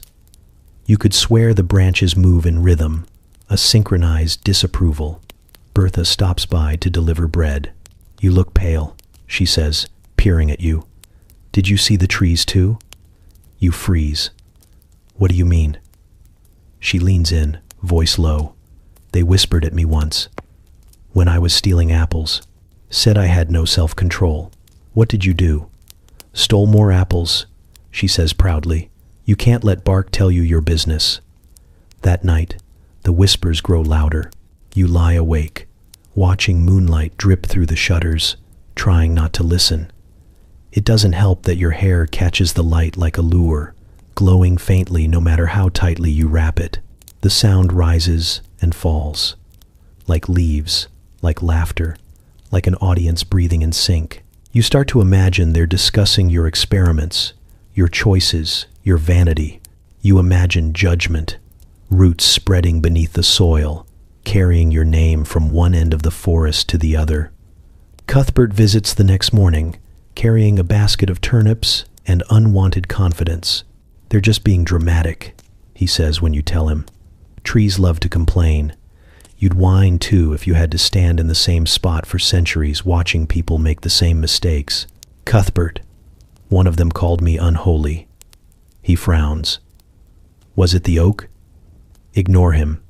He thinks he's everyone's father. He proceeds to give you advice that involves talking back. Show them you're not scared, he insists. Trees respect confidence. So that evening, you march to the edge of the orchard and address the nearest trunk. You explain that you're not a witch, that your glowing hair is purely a result of misplaced curiosity and mild desperation, and that you've suffered enough without botanical commentary. The trees respond by dropping a single apple squarely onto your head. You take that as an opinion. By the third day, the whispers follow you everywhere. They murmur when you walk through the square, hiss when you fetch water, sigh dramatically whenever you pass the chapel. The villagers start noticing too. Father Aldrich claims it's divine punishment. Lionel insists it's an exciting new genre of performance art. Mabel suggests stuffing your ears with beeswax, but given your history with bees, you decline. Cuthbert remains unbothered. He sits beneath the largest tree one afternoon, chewing on a reed, and says, "If they're going to talk, you might as well give them something worth talking about." You're not sure if that's encouragement or madness, possibly both. That evening, in a fit of exhausted defiance, you mix a new batch of dye and pour it over your head beneath the full moon, daring the orchard to object. The trees rustle, louder than ever, their branches bending in what might be outrage or applause. The air fills with the sharp tang of ammonia and triumph. When the wind finally stills, the world seems to exhale. The leaves shimmer faintly in the moonlight, their edges catching gold. For a strange, fleeting moment, you and the trees seem to understand each other. Two creatures rooted in the same foolish desire to be seen. Then a branch creaks. "Show off," it whispers. You sigh, wring out your hair, and mutter, "Takes one to know one." The leaves rustle back, and for once, it sounds almost like laughter. You first notice him before you hear him, which is unusual for a man who carries both a lute and a sense of his own importance. He arrives in the village at dawn, when the fog still lingers like a lazy ghost, striding through it with the posture of someone who has never been wrong in public. His name, he announces to no one in particular, is Percival of the Wandering Heart. He wears a hat with a feather that seems to have its own ambitions, and his boots shine in a way that implies vanity, not weather resistance. The villagers, of course, are delighted. It has been 3 whole weeks since anything catastrophic happened, and they've grown restless. The minstrel promises stories, songs, and possibly scandal. He promises love, though no one's entirely sure if he's offering it or selling it. By mid-morning, he's already stationed himself by the well, strumming softly, eyes half-lidded like a man in permanent conversation with his own reflection. You would have ignored him entirely, if not for the moment he turns his head and freezes mid-chord. His gaze finds you across the square, and you know instantly that something dangerous has happened. His mouth falls open, his eyes widen, his entire being rearranges itself into an expression of divine awe. "By the blessed muses," he breathes. It glows. You consider walking away, but it's too late. He's moving toward you, lute in hand, every step slow and reverent, as if approaching a holy relic. "I have roamed from abbey to castle," he says, "and I have never seen hair that sings." "It doesn't sing," you say flatly. "It hisses. Sometimes it hums, but never on key." He laughs, that theatrical kind of laugh meant for an audience, even though his only witnesses are a passing goat and Bertha pretending to sweep. "Oh, radiant one," he declares, "even your modesty is melodic." You stare at him. Did you just rhyme one with melodic? He looks wounded. "Poetry is fluid," he says. "It resists rules, much like your tresses resist earthly dullness." The goat sneezes. You take it as an omen. For the next several days, Percival becomes an unavoidable part of your landscape. He follows you from the market to the mill, composing verses on the spot. He sings to your hair in the morning light, compares it to dawn and honey and the tears of saints who've glimpsed perfection. You tell him it smells more like vinegar and ambition. He calls that tragically romantic. The village eats it up. Bertha fans herself every time he performs. Lionel, who once considered himself the town's artistic authority, sulks near the fountain muttering about derivative symbolism. Father Aldrich pretends not to listen, but hums the refrains during Mass. Even Gertrude the cow seems to tolerate the noise. You, however, begin to unravel. There are only so many ballads one person can endure, especially when half of them feature rhymes like urine divine and alchemy's sign. Every time you step outside, he's there, singing, smiling, proposing, in metaphor, and sometimes outright. You start taking longer routes to the well, hiding behind barrels, wearing a hood that only makes you look mysterious, which of course doesn't help. One afternoon, as you're trying to sneak past the smithy, you hear the familiar twang of his lute. Ah, he exclaims, stepping from the shadows. There you are, my celestial inspiration. You close your eyes briefly. Please tell me you weren't waiting in the bushes again. I was composing, he insists. A sonnet about devotion and bees. That's not better. He kneels, dramatically, the way only a man who's practiced kneeling can. Fair one, he says, I cannot go on wandering. My heart has found its final harbor. In you. You blink. You're proposing? Of course. Your hair has ensnared me in melody and mystery. Be my muse, my partner, my eternal encore. Somewhere, a child giggles. The silence that follows feels heavy, expectant. You glance around. The baker's paused mid-need. Bertha's holding her breath. Even the trees seem invested. You sigh. My hair doesn't sing, Percival. It screams. He smiles dreamily. Then let us scream together. There's no winning this.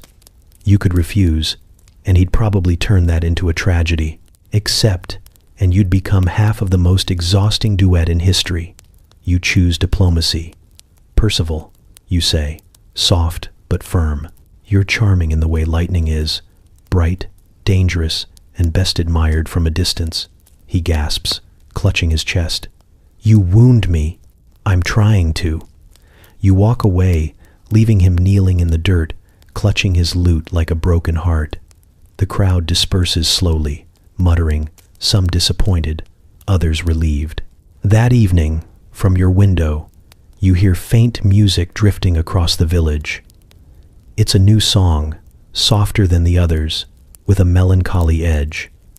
You catch only a few words: golden sorrow, unreachable flame, the woman who glowed but never stayed. It's not bad, actually.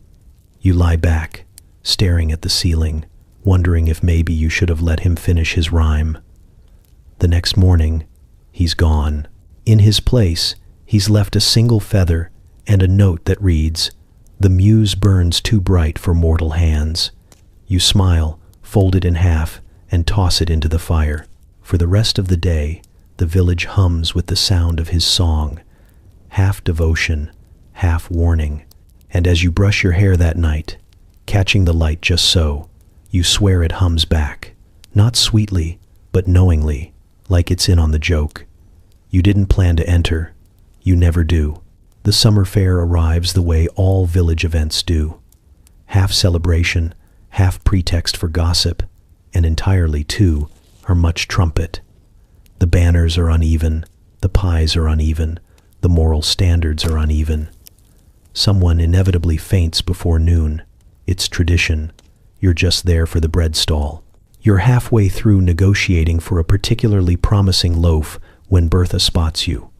"You should enter," she cries, clutching your arm with the grip of divine insistence.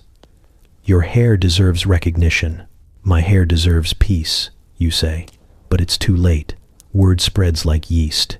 Within the hour, you're registered as a contestant in the summer fair's first ever festival of follicular glory. The sign-up list claims it's open to all, though a suspicious number of names have been crossed out already, some replaced with the words, "no chance." The stage is a rickety platform draped with wildflowers, facing a crowd that has clearly come more for spectacle than competition.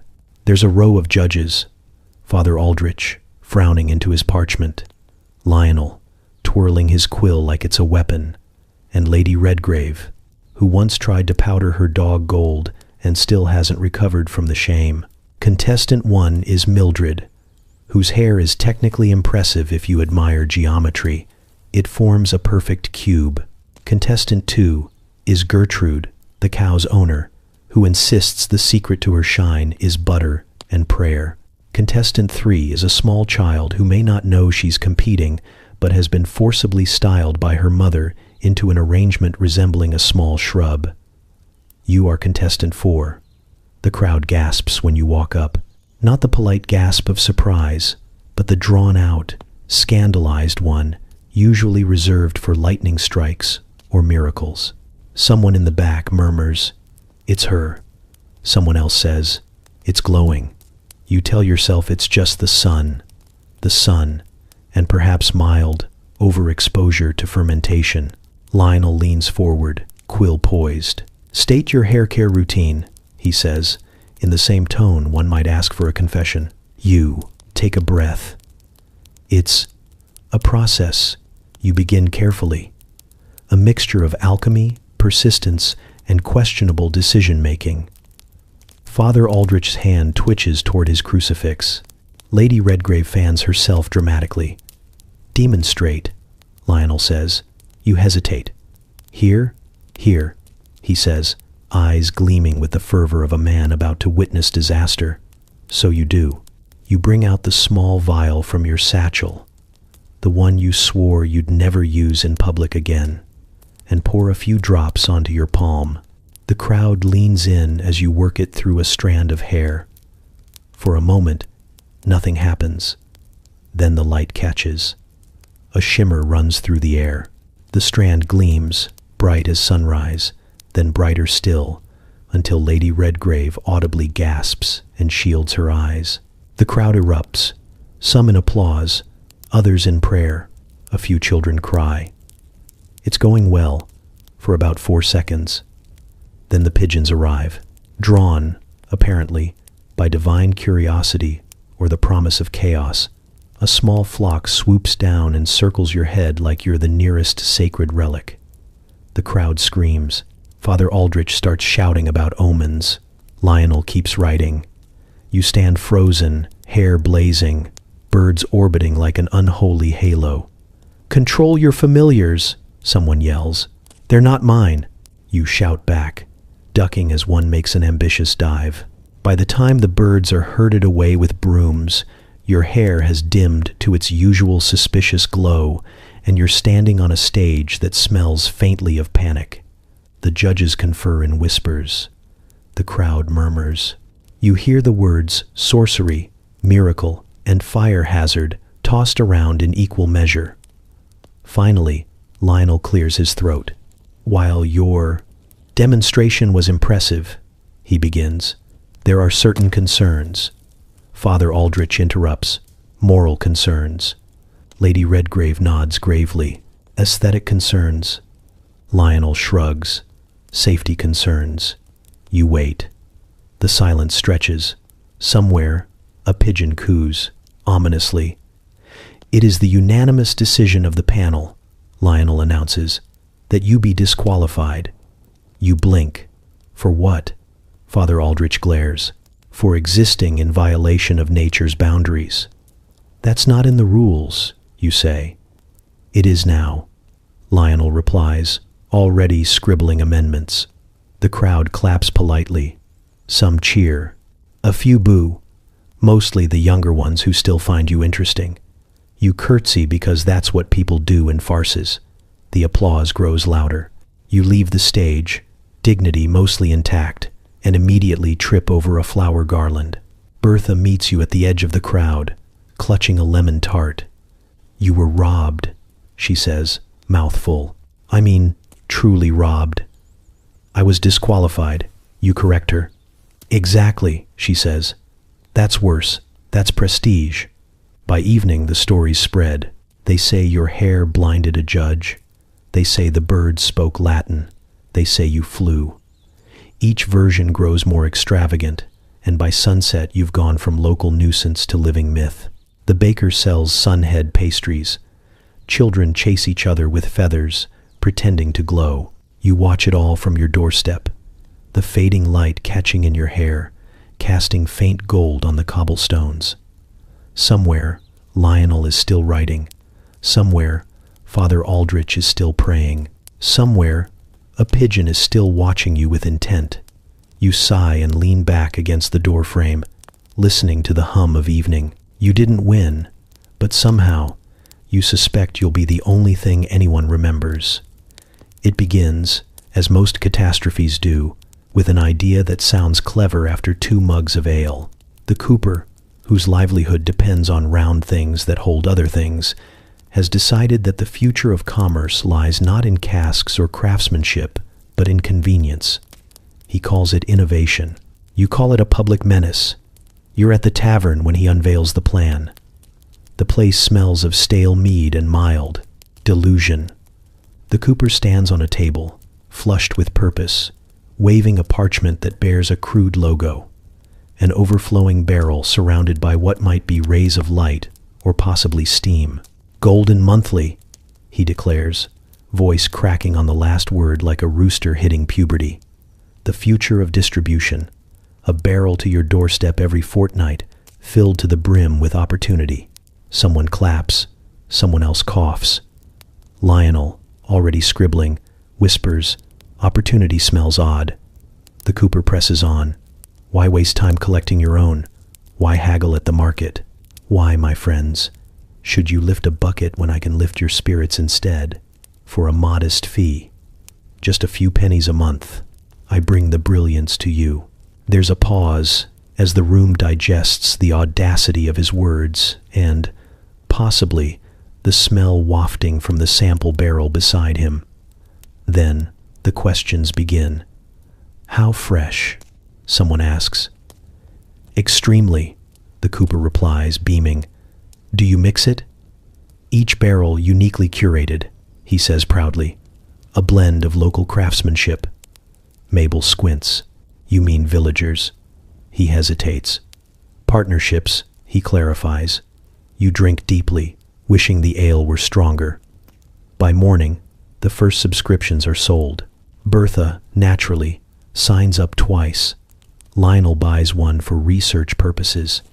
Father Aldrich denounces the enterprise as heresy, then quietly orders a smaller barrel for medicinal experiments. Within a week, half the village is receiving deliveries. Within 2, the smell of success becomes literal. The cooper grows insufferable. He starts wearing a velvet cap and referring to himself as entrepreneur. He talks about scaling the model, about regional expansion. He tries to recruit you as his brand ambassador, claiming your hair has inspired the entire movement. You tell him that your hair has inspired mostly chaos and mild trauma. He nods thoughtfully and offers you a discount code anyway. The deliveries arrive at dawn. Wooden carts rumble through the streets, creaking under their fragrant loads. The barrels gleam in the sunlight, each stamped with a golden emblem and the motto, "Liquid ingenuity for the modern household." Children chase after them, shouting, "The golden man is here!" The dogs refuse to follow. At first, it's almost impressive. The cooper's system runs with eerie efficiency. He has collectors, distributors, even a clerk who tracks subscription metrics. He holds meetings in the tavern, referring to them as strategic symposiums. He pays Lionel to write promotional ballads. The first one is titled, "A Barrel for Tomorrow." It does not rhyme. But then, of course, things begin to go wrong. The barrels leak, not dramatically, but enough to create small rivers of yellow through the market square. The cobbler slips and nearly sues. The baker complains that his bread now tastes philosophical. Father Aldrich insists the smell has driven sinners from confession, though privately you suspect that's more correlation than cause. One night, the cooper holds a feast to celebrate his 100th delivery. The tables groan under platters of stew and roasted fowl. He raises his mug, grinning. "We are living in the age of innovation," he cries. "The age of convenience, the age of golden monthly." That's when the first barrel explodes. It happens quietly at first, a subtle hiss, a puff of vapor. Then, with the precision of divine irony, the entire cask bursts, showering the crowd in its contents. The air fills with the sound of collective horror. People scream. Bertha throws herself into a trough. Father Aldrich starts praying loudly for immediate ascension. The cooper stands frozen, drenched, eyes wide. His mouth opens and closes soundlessly. You can't tell if he's trying to apologize or advertise. By dawn, every barrel in the village has been rolled into the river. The current runs faintly, gold for half a mile. The fish rise briefly, reconsider their life choices, and disappear. The cooper doesn't appear for 3 days. When he does, he's humbler, or at least quieter. He's back to making ordinary barrels, though occasionally you catch him staring at the horizon with that same dangerous glint, as if he's already dreaming of his next enterprise. You should be relieved. You should be done.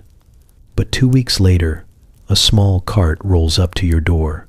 On it sits a single barrel, gleaming faintly in the morning sun. There's a note nailed to the lid. Complimentary trial. You stand there for a long moment, the air thick with irony.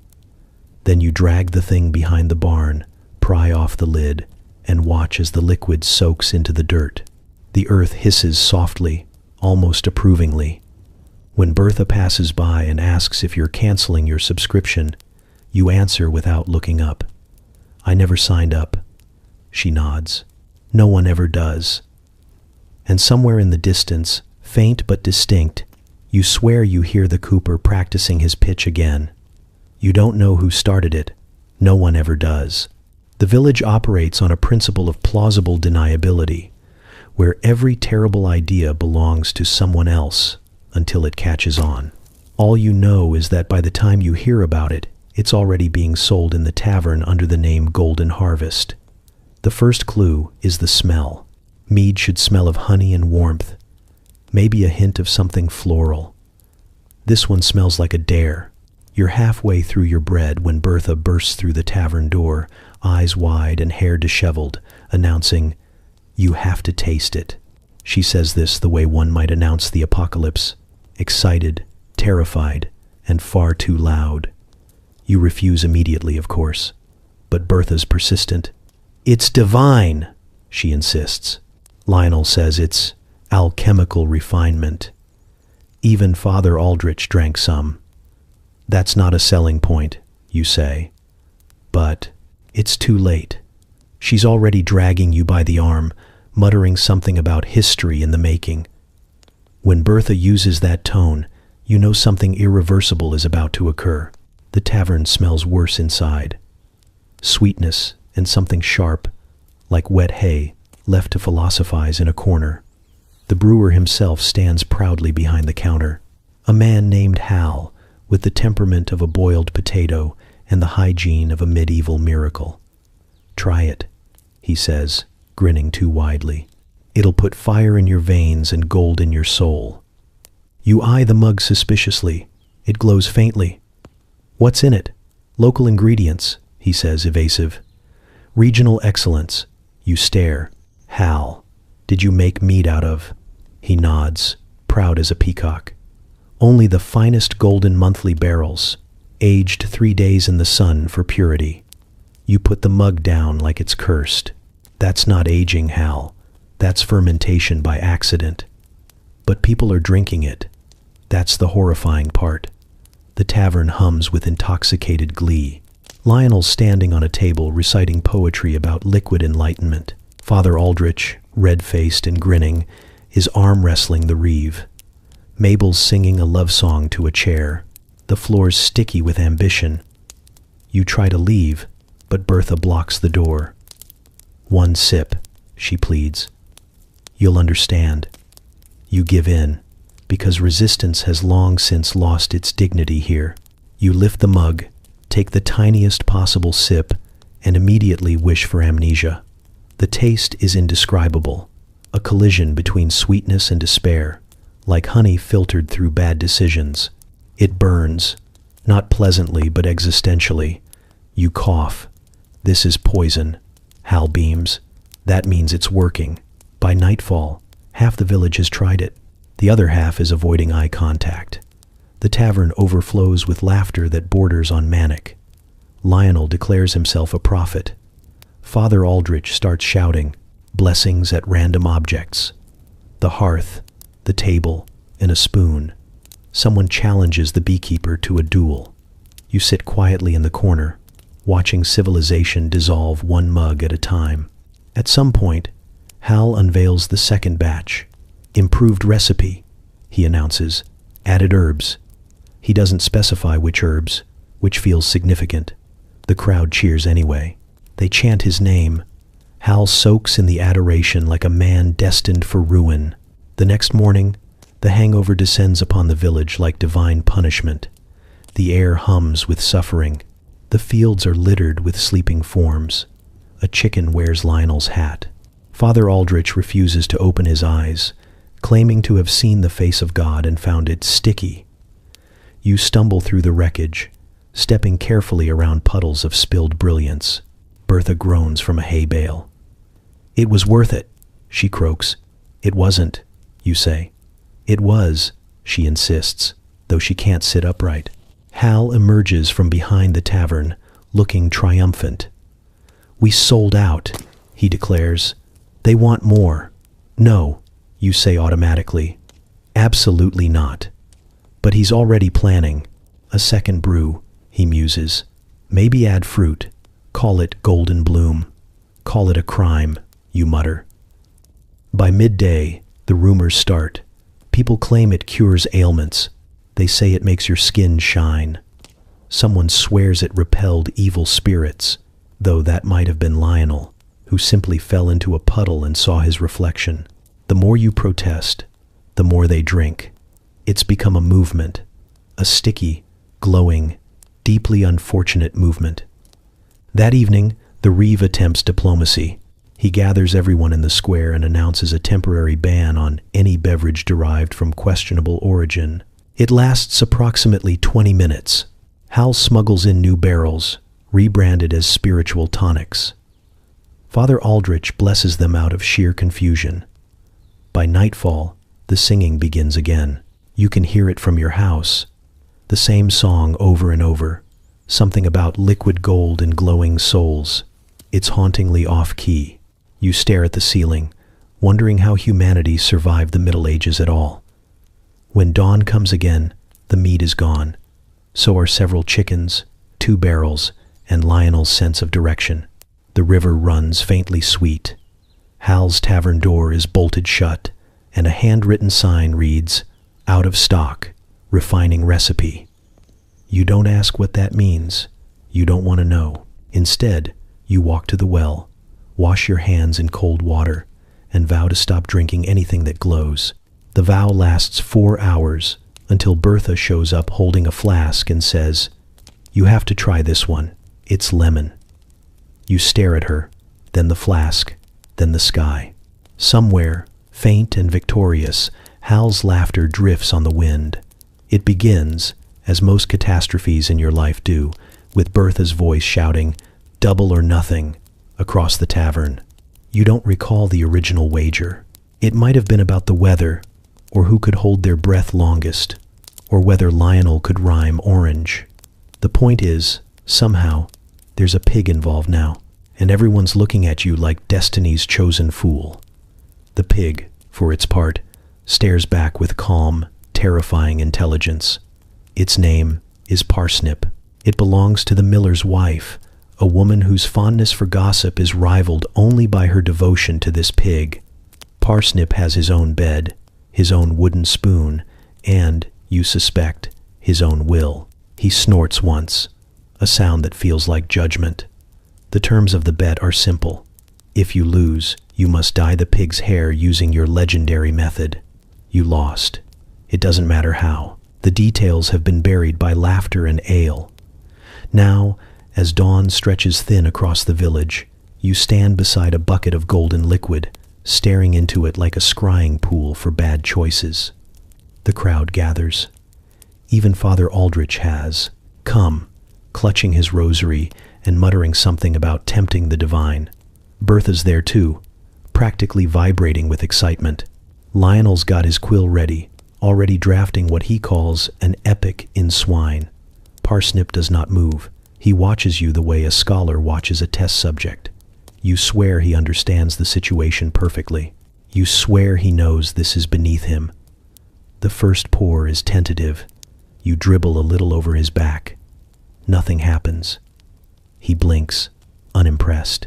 Encouraged by the lack of explosion, you continue, carefully coating the bristles until the smell reaches the onlookers and ripples through the air like invisible smoke. People cough, laugh, and move back. The Reeve takes notes. An hour later, Parsnip gleams. It's not quite gold, not quite yellow. Something in between. the color of self-delusion under torchlight. His fur catches the sun in dazzling, horrifying flashes. Children cheer. Someone starts clapping. You feel like an accomplice in a crime against nature. And then, because there's no justice in the world, the miller's wife appears. She freezes in the lane, eyes wide, mouth open, clutching a loaf of bread like a weapon. "What," she breathes, "have you done to my boy?" You try to explain. You mention science, beauty, divine inspiration, maybe even innovation. None of it helps. She screams. The pig snorts proudly. The crowd disperses like leaves in a storm. By evening, word has spread to every corner of the village. Parsnip, now glowing faintly in the twilight, is the talk of the tavern. Some claim it's witchcraft. Others call it fashion. Father Aldrich is torn between exorcism and endorsement. The local painter shows up just to capture the phenomenon. You suspect posterity will not be kind. The next day, the annual village fair arrives. Bertha, undeterred by the lingering outrage, insists on entering Parsnip into the livestock competition. If they can't appreciate innovation, she says, they don't deserve progress. You try to object. You fail. You end up walking beside her, leading the world's most radiant pig through the mud while people stare like pilgrims before a relic. At the judging tent, the steward nearly faints. "Is it safe?" he asks. "Safer than most marriages," Bertha replies cheerfully. Parsnip stands proudly as the judges circle him. The sunlight dances off his bristles. Birds grow confused and attempt to land on him. The crowd gasps. The miller's wife faints in slow motion. And then, impossibly, Parsnip wins. The ribbon reads, "Most dignified creature." You watch the presentation in silence, torn between awe and existential exhaustion. The Reeve gives a speech about the spirit of invention. Lionel sings a ballad titled Ode to the Gilded Swine. Father Aldrich sprinkles holy water discreetly in your direction. You stand there, clutching the prize, surrounded by applause that feels both triumphant and accusatory. Afterward, you find Parsnip lounging near the pie stall, chewing thoughtfully on a discarded turnip. His ribbon glows softly in the fading light. You sit beside him. Neither of you speak for a while. There's an understanding between you, an unspoken recognition that the world has tilted slightly off its axis, and you both had a hand in it. Bertha joins you, beaming. "We made history," she says. You nod slowly. "Yes," you say, "and it smells like it." That night, you lie awake, listening to the sounds of revelry outside. The village is alive with stories, some true, most exaggerated. You hear someone toasting the pig with hair like angels. You hear someone else muttering about signs of the apocalypse. Somewhere in between those two, perhaps, lies your legacy. In the morning, Parsnip is gone. The miller's wife claims divine intervention. The Reeve claims theft. Bertha claims destiny. But as the sun rises, you catch a glimpse of him at the edge of the forest, golden hide shimmering between the trees, moving with slow, regal confidence. You don't call out. You don't chase. Some things, you decide, are better left legendary. By midday, a rumor begins. A radiant boar has been seen in the woods, guiding lost travelers home. The minstrel's already writing a song about it. You hear the opening line drifting on the breeze, something about a pig kissed by alchemy. You sigh, put your head in your hands, and wonder if it's too late to move to another village. It starts quietly, as all disasters do. A whisper here, a sidelong glance there. You catch two washerwomen arguing near the river about whether your hair color is divinely blessed or morally suspicious. You'd prefer neither label, but you've learned your preferences are irrelevant to the village's collective imagination. By dusk, the debate has evolved into imitation. You wake the next morning to the sound of metal clanging. It takes you a moment to realize the noise is coming from outside. Specifically, from people emptying their chamber pots into the community garden. You stand at your window, bleary-eyed, as a line forms. Housewives, shepherds, even the cooper with his eternal optimism, they're all out there, clutching buckets of potential glory. The air shimmers with ammonia and ambition. Bertha waves up at you cheerfully. "We're making progress," she calls. You shout something unprintable in response. By midday, every corner of the village smells faintly of misdirected science. The apothecary's delighted, claims it's the dawn of local enterprise. Father Aldrich, less so, rings the church bell and declares the whole affair an affront to decency and nostrils alike. Lionel, naturally, writes a song about it, titled Liquid Aspirations. The melody is terrible. In the marketplace, women compare notes about fermentation times. Someone insists you have to leave the bucket out under the moon. Another swears by, adding vinegar. There's talk of collecting blessed rainwater, though no one can agree on what makes it blessed. You overhear the miller's wife say she saw angels hovering above your hair last week. You consider dunking yourself in the river just to end the conversation. By evening, the bees are angry. They swarm the gardens in a cloud of buzzing protest, drawn to the sweetness of fermented herbs and the bitterness of human pride. The beekeeper, usually serene, storms into the tavern shouting about chemical warfare. His bees, he claims, are confused, aggressive, and possibly drunk. He demands compensation. The reeve promises to hold a meeting, which means nothing will happen. The situation escalates quickly. A new rumor claims that bathing in the elixir grants eternal youth. Another insists it wards off demons. Someone else says it strengthens marriage vows. Within a week, people are sneaking chamber pots behind barns under cover of darkness, muttering half prayers as they stir their concoctions. The entire village smells like ambition gone sour. You can't go anywhere without being stopped for advice. A group of young women corners you outside the baker's shop, each holding a jar and looking expectant. "How long did you leave yours?" they ask in unison, as though performing a ritual. "I didn't measure," you say. "I was busy making a mistake." They nod, taking this as secret wisdom. "So, intuition," one whispers. "Yes," you say flatly. "Intuition and despair." The baker, meanwhile, has discovered that yeast reacts interestingly with certain mixtures. He calls it innovation. You call it biohazard. When his first batch of golden loaves emerges from the oven, glowing faintly and hissing quietly, you stand there and watch history's worst marketing decision take shape. He offers you a sample. You decline firmly. Father Aldrich delivers an emergency sermon titled The Perils of Pride and Piss.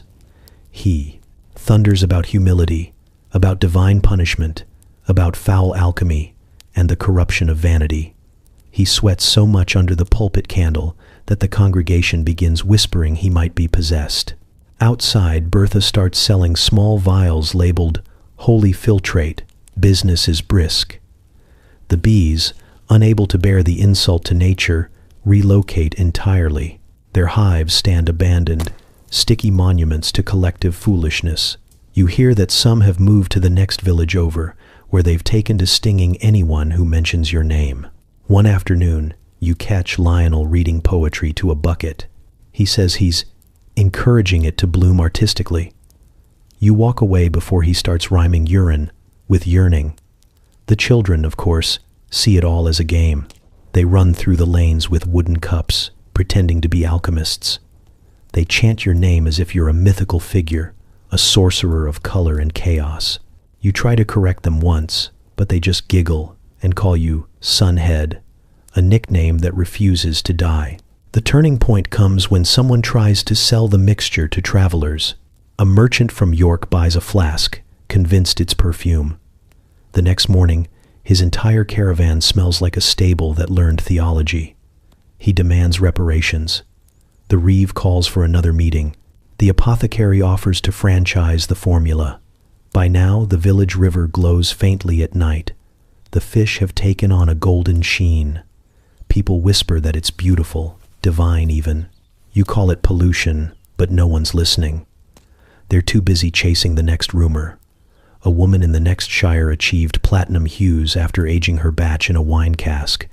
It's all gone too far.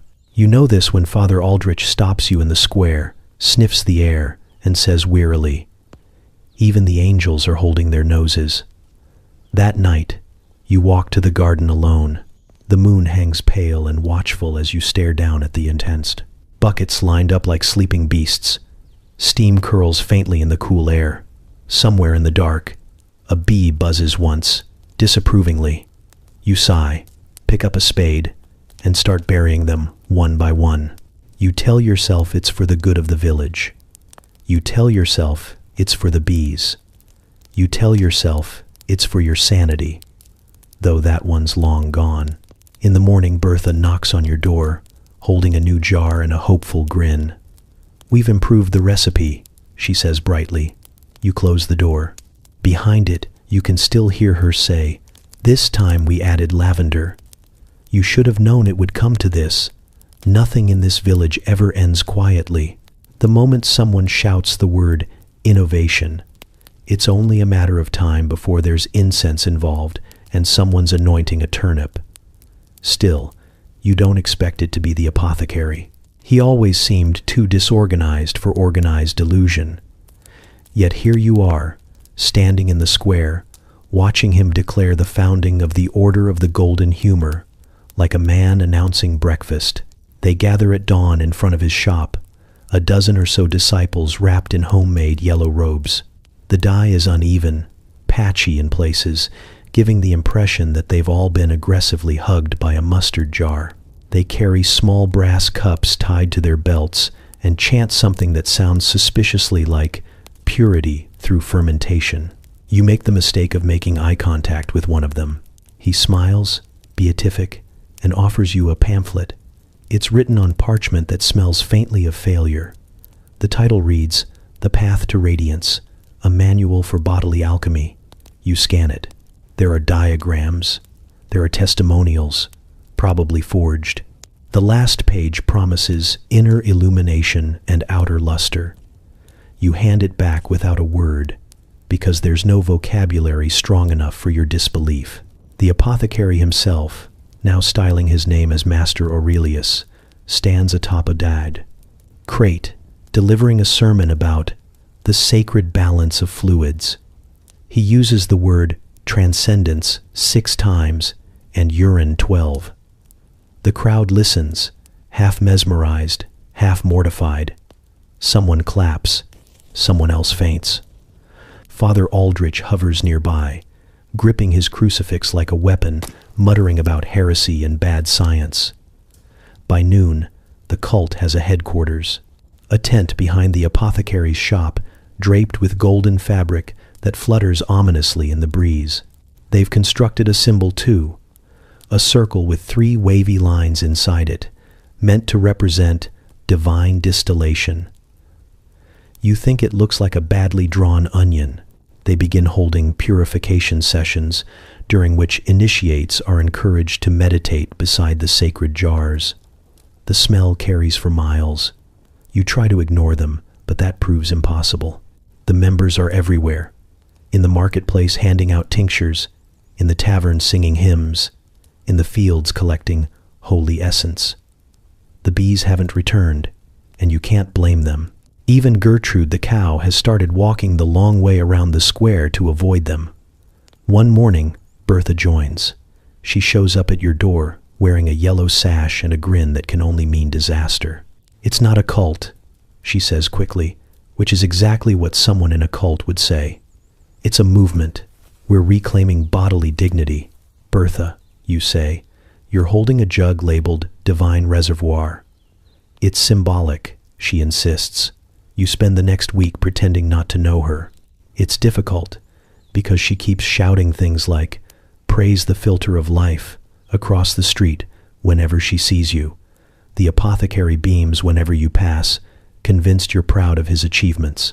You've started considering relocation as a spiritual practice. The cult's popularity grows frighteningly fast. Peasants love anything that promises better skin and divine favor, and the order of The golden humor offers both for the low cost of mild humiliation. They even start recruiting in neighboring villages. Pilgrims arrive with empty jars and open minds. The tavern fills with out-of-towners singing praises to the golden current.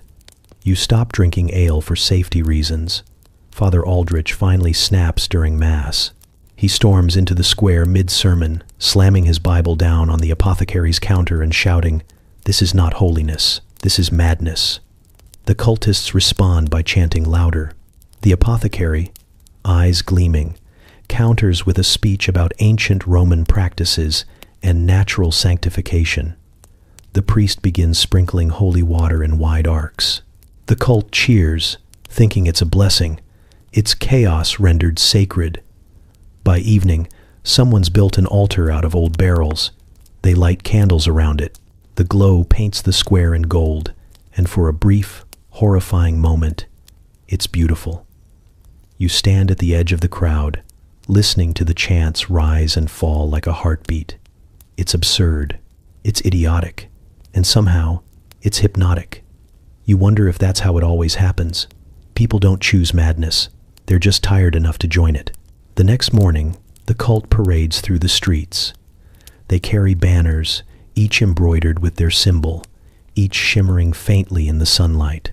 The apothecary leads them, staff in hand, proclaiming the age of liquid enlightenment. Children follow behind, giggling, waving ladles. The bees still haven't come back. By afternoon, you find a notice nailed to your door. You are cordially invited to the grand anointment ceremony. The invitation is written in gold ink, sealed with wax that smells suspiciously familiar.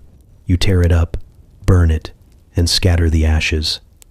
That night, the chanting drifts through your window. Soft, rhythmic, relentless. It mixes with the sound of crickets and the rustle of the wind, and for a moment, you almost forget. It's madness. Then someone outside shouts, "All hail the stream eternal," and you remember exactly where you live. You lie awake until dawn, staring at the ceiling, listening to the hymns fade. Somewhere, a rooster crows. Somewhere else, a jar tips over. You close your eyes and tell yourself that someday, somehow, people will stop worshiping bodily functions. You don't believe it, but you say it anyway.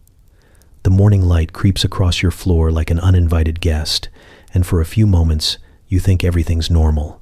The birds are chirping, the neighbors are arguing about barley, and Bertha is singing something suspiciously cult-adjacent outside your window. You stretch, yawn, and catch a glimpse of your reflection in the basin, and stop breathing. You are blonde. Not the gentle wheat gold kind of blonde found in old ballads or on saintly tapestries. No, this is violent blonde, radiant blonde, blonde that could blind a pilgrim at 20 paces, the kind of blonde that suggests divine intervention or a particularly aggressive chemical reaction. It glows faintly, like sunrise trapped in regret. You stare, transfixed, as your reflection hums softly. The hum is new. You wave your hand, the air trembles. You say your name, and it echoes back at you. Not quite the same, a little deeper, as if someone unseen is repeating it just to make fun. You decide you need tea before existential dread sets in. But the kettle rattles when you approach it. The spoon bends. The cat, an ungrateful thing named Nibs, arches her back and hisses like you've just recited forbidden scripture. You take a step back, hands raised, because apparently your very presence is now electromagnetic. When you step outside, Bertha gasps so hard she almost swallows her rosary. "It's happened," she breathes, clutching her yellow sash like a relic. "The prophecy." "There's no prophecy," you say, though your hair now catches sunlight in a way that makes your denial less convincing. "Oh, but there is," says Lionel, emerging from behind a cart with the weary enthusiasm of a man who's been waiting for his life to turn metaphorical. "I wrote it myself last week. From the vessel of mortal folly shall emerge the gilded one, shining with the warmth of purified sin." "Lionel," you say slowly, That's just you describing me after laundry day. He looks hurt. It's art. Before you can flee, Father Aldrich appears. He's sweating through his robes, clutching his crucifix, and muttering prayers that sound improvised. "Stand back, all of you," he warns, though his voice shakes. "The devil walks among us with highlights." You open your mouth to protest, but when you speak, your words echo across the square in three-part harmony. It's unsettling. Even the birds stop mid-song. You raise a hand. The church bell rings on its own. Father Aldrich drops his cross. "Demonic resonance," he whispers. "It's always the vanity that opens the door." Bertha kneels dramatically. "O blessed shimmer of purification, illuminate our path." You pinch the bridge of your nose and mutter, "I just wanted even tones." Word spreads faster than plague. Within the hour, half the village is outside your door, squinting and whispering prayers. The cult is convinced you've achieved transcendence. The Reeve suspects sorcery. The miller's wife claims she saw your reflection blink independently of you. Someone tries to take a clipping of your hair for study, and you have to slap their hand away before your newfound radiance accidentally immolates them. As the sun sets, your glow doesn't fade. It intensifies. The fields around your cottage gleam like gold leaf. You could probably be seen from space if such a concept existed. Moths begin circling you reverently. When you try to hide under a blanket, the blanket lights up like stained glass. You hear chanting outside, soft at first, then swelling. "Golden One, guide us. Golden One, cleanse us." You peek through the shutters. The cult stands in the square, candles raised, faces turned upward in worship. Even Father Aldrich is there, though he alternates between blessing and cursing you, just in case. The apothecary, "Sorry, Master Aurelius," steps forward. "Behold," he cries, "the culmination of our sacred practice, the body refined, the soul distilled."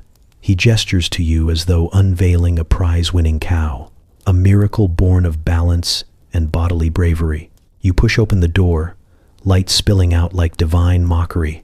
"Stop calling it that," you say, and the crowd collectively gasps because your voice echoes across rooftops. The apothecary falls to his knees. Bertha bursts into tears. "It's so holy," she sobs. Even her anger glows. Lionel starts composing something on the spot. "Ode to the Radiant Redeemer," he says, scribbling furiously. "Needs rhyme for urine." You glare at him, and the tip of his quill bursts into flame. He takes that as confirmation of your power. By midnight, you've had enough. You trudge to the church, ignoring the whispers and stares. Father Aldrich meets you at the altar, looking exhausted and faintly singed. "Confess," he says. "Tell me what bargain you made." "No bargain," you sigh. "Just poor judgment and too much sunlight." He doesn't believe you, of course. He sprinkles holy water on your head. It sizzles. He screams. You both scream. The candles flicker. The organ plays 3 notes by itself, out of tune. When it's over, you're standing in silence, dripping and glowing, surrounded by puddles that shimmer faintly gold. Father Aldrich collapses onto a pew, muttering about early retirement. You walk home through empty streets, your hair lighting the way. Every window you pass flickers with reflected gold. Somewhere, an owl hoots respectfully. When you reach your door, you catch your reflection in the window one last time. The glow's softer now, more human, almost gentle. You smile despite yourself. Then your echo smiles back a second too late, and you blow out the candle. You don't so much receive an invitation as a summons. A royal messenger arrives at dawn, pale and sweating, holding a parchment sealed with the crest of Queen Editha herself. He doesn't make eye contact. No one ever does anymore. The seal glows faintly when you touch it, an ominous start. You unroll the parchment and read the words that will shape the next chapter of your increasingly implausible life. By decree of Her Radiant Majesty, The bearer of divine hair shall present themselves forthwith at the castle. Bring the recipe. The messenger clears his throat. You'll, want to wear a hood, he mutters. The reflection might startle the horses. 2 guards arrive to escort you, their armor polished to the dull shimmer of people who deeply regret their assignments. They refuse to stand too close, which makes for an awkward procession. 3 feet of respectful distance at all times, as though your glow might be contagious. Bertha runs after you waving a handkerchief, yelling something about serving the crown. You ignore her. You have bigger problems. The road to the castle winds through the forest, where even the trees seem to whisper about you now. Your reflection flashes in every puddle like a warning. Birds scatter overhead. The guards mutter under their breath about omens, curses, and hair as divine punishment. You try not to listen, but when one of them quietly asks if your shampoo contains relic dust, you almost snap. By the time the castle gates loom ahead, you're sweating beneath your hood. The air hums faintly, reacting to you. The guards at the entrance freeze when you lift your head. One drops his spear. The other crosses himself twice. You're ushered inside quickly, as though the walls themselves might melt if you linger. The castle is everything the village isn't. Cold, polished, and entirely devoid of livestock. You miss Gertrude immediately. You're led through corridors lined with portraits of previous monarchs, every one of them suspiciously bald. A maid gasps as you pass. Another curtsies so hard she drops her feather duster. You try to make yourself small, but your glow betrays you, scattering light across the marble like spilled honey. The throne room smells of wax and worry. Queen Editha sits perched on her chair like a falcon wearing silk. She's magnificent, imperious, and clearly wearing a wig. The wig is trying its best. It's losing. So, she says, voice like sharpened sugar, you are the one who harnessed alchemy for vanity. You bow, mostly to hide the fact that her crown is slightly crooked. Your Majesty, you begin. It was an accident. Accidents, she says, leaning forward. Do not shimmer. Her courtiers whisper behind gloved hands. Somewhere in the back, a jester drops his bells. You can feel the heat of a dozen eyes on your head. The queen waves a jeweled hand, and a servant rushes forward carrying a silver comb. We require demonstration, she says. I don't recommend it, you warn. Nonsense, she replies. A monarch must set trends, not follow them. You glance toward the guards. They look away. There is no rescue. A bowl is fetched. Ingredients are demanded. You try to explain that the process involves unorthodox components. The queen arches a single, perfect eyebrow. Fetch what is needed, she says, and within minutes, a terrified footman returns, holding a golden jug, arms trembling. The air grows heavy with realization. When you mix the concoction, even the courtiers step back. The queen watches with unnerving calm, like a cat evaluating a bird's final moments. Proceed, she says. You hesitate, then dip the comb. The smell fills the room, familiar, acrid, and terribly human. The queen doesn't flinch.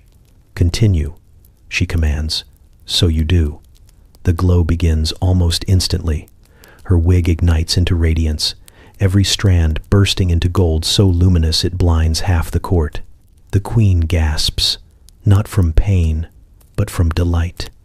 Marvelous, she cries, examining herself in a mirror. I am reborn. The courtiers murmur approval through streaming eyes. One faints. Father Aldrich, who somehow snuck into the entourage, mutters prayers at the carpet.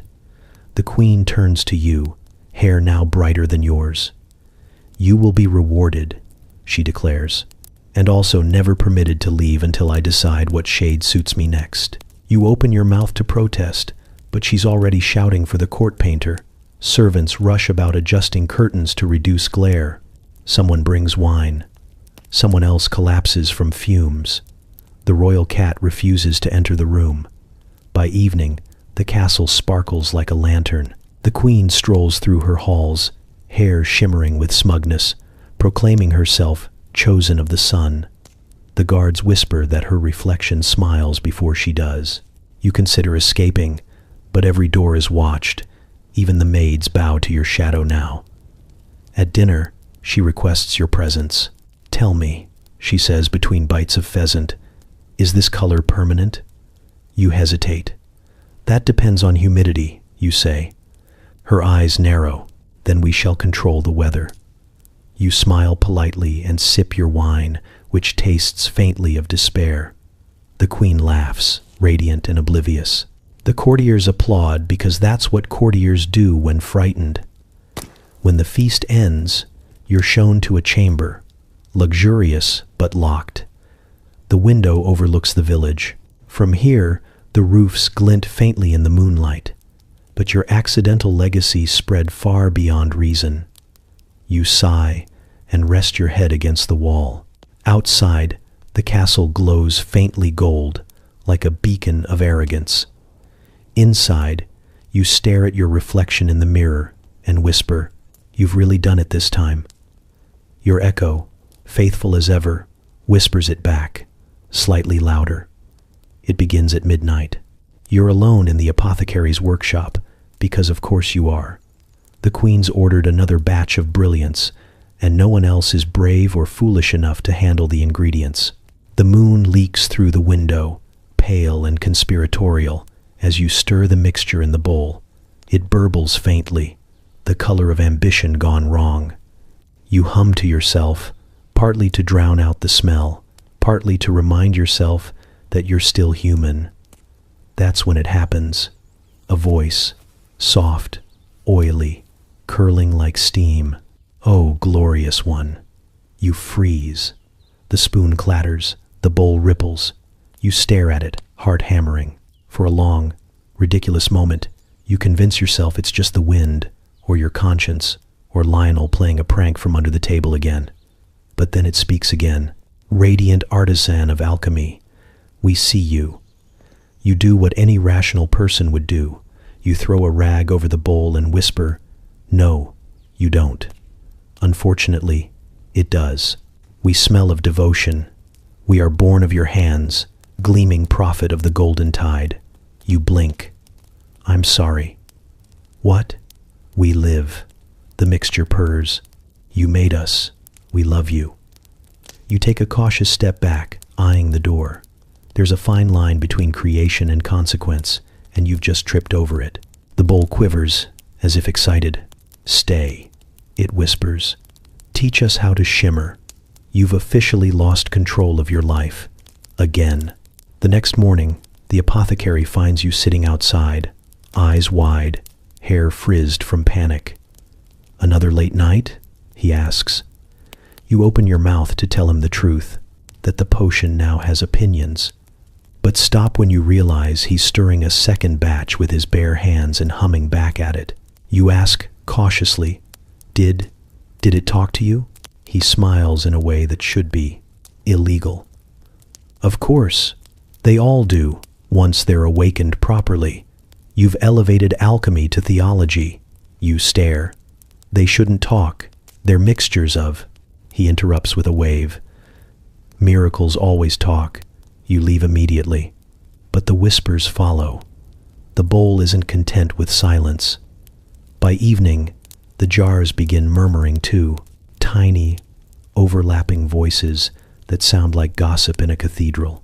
You catch fragments. She walks among mortals. Her glow dims not even by candlelight. The vinegar prophet betrayed us.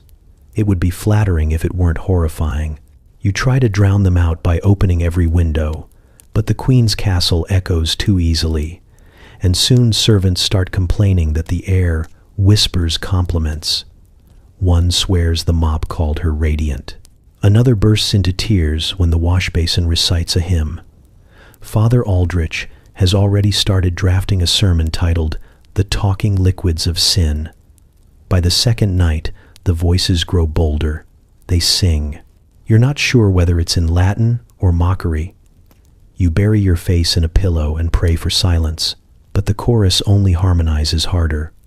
"Glorious urine witch," they chant, our mother of transmutation. You briefly consider letting the castle burn. At breakfast, Queen Editha asks if this is normal.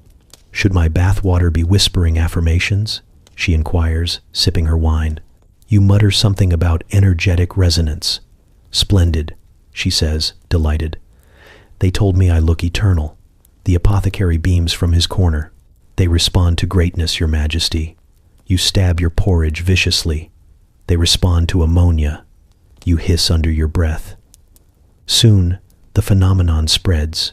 The moat hums lullabies. The fountains recite poetry. Even the chamber pots croon softly when the torches go out. The castle begins to glow faintly at night, illuminated by whatever divine nonsense you've unleashed. Courtiers start bringing offerings, flowers, ribbons, one man's mustache, to the laboratory in hopes of earning blessings from the living elixirs. One evening, you catch a noblewoman kneeling before a bucket, whispering her secrets. You clear your throat. She jumps, red-faced. It listens, she says defensively. It told me to embrace my worth. You can't argue with that. You just nod and walk away before she asks for your autograph. But the real problem starts when the mixtures develop preferences. Some want to be stirred clockwise. Others counter. One refuses to glow unless serenaded. The apothecary insists it's a sign of sentience. You insist it's a sign you've both inhaled too many fumes. He starts labeling them with names: Ophelia, Balthazar, Saint Goldenrod. You stop sleeping. The queen holds a feast to honor the miracle. You're seated at her side, pretending not to hear the goblets whispering compliments to one another. When the toast is raised, the wine itself joins in, declaring in unison, to the glorious Urine witch, bringer of shine. The room erupts in applause. You consider faking your own death. Later that night, you find yourself alone in the workshop again. The bowls shimmer softly in the dark. You've changed us, one murmurs. We are not mere mixtures now. We are legacy. Please stop talking, you whisper. But we love you, it insists. We would follow you anywhere. Into silence? You ask hopefully. A pause. Not that far. You press your palms to your temples and exhale. Somewhere above you, the queen is probably basking in celestial radiance. Somewhere below, Father Aldrich is preparing an exorcism. The air hums faintly around you, alive and adoring. The bowl sighs. You are divine, glorious Urine witch. You stare into its shimmering surface and say, if I'm divine, why do I still smell like vinegar and regret? The bowl bubbles thoughtfully. Divinity has stages. You blow out the candle and let the darkness have the final word. You hear it first at dawn, bleeding through the mist like a wound that refuses to close. A lute, plucking unevenly, accompanied by the unmistakable bleat of a goat. You already know what's coming, but knowing doesn't help.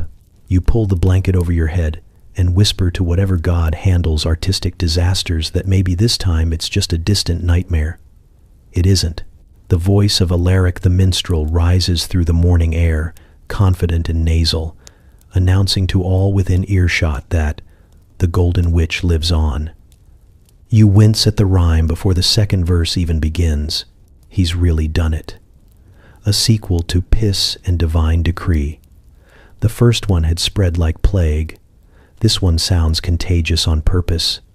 You peek through the shutters.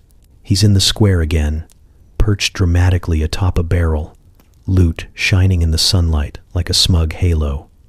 His goat, Clovis, stands beside him, wearing a garland of dandelions and looking unreasonably proud. A small crowd has gathered, mostly children and people too polite to flee. Behold, Alaric cries, a tale of glow, of golden flow, of hair so bright the angels know. The goat bleats on cue, harmonizing badly. Someone claps, someone else throws a cabbage. The balance of the universe remains fragile. You debate whether to hide or intervene. Last time you ignored him, the song made it all the way to the next village and came back sung by monks. If you let this one loose, It could reach the capital. You picture the queen humming it during prayer and decide to act. You march down to the square, head high, hair blazing like divine punishment. The crowd parts instinctively, as if they can sense your rising despair. Alaric spots you and beams, plucking a triumphant chord. Ah!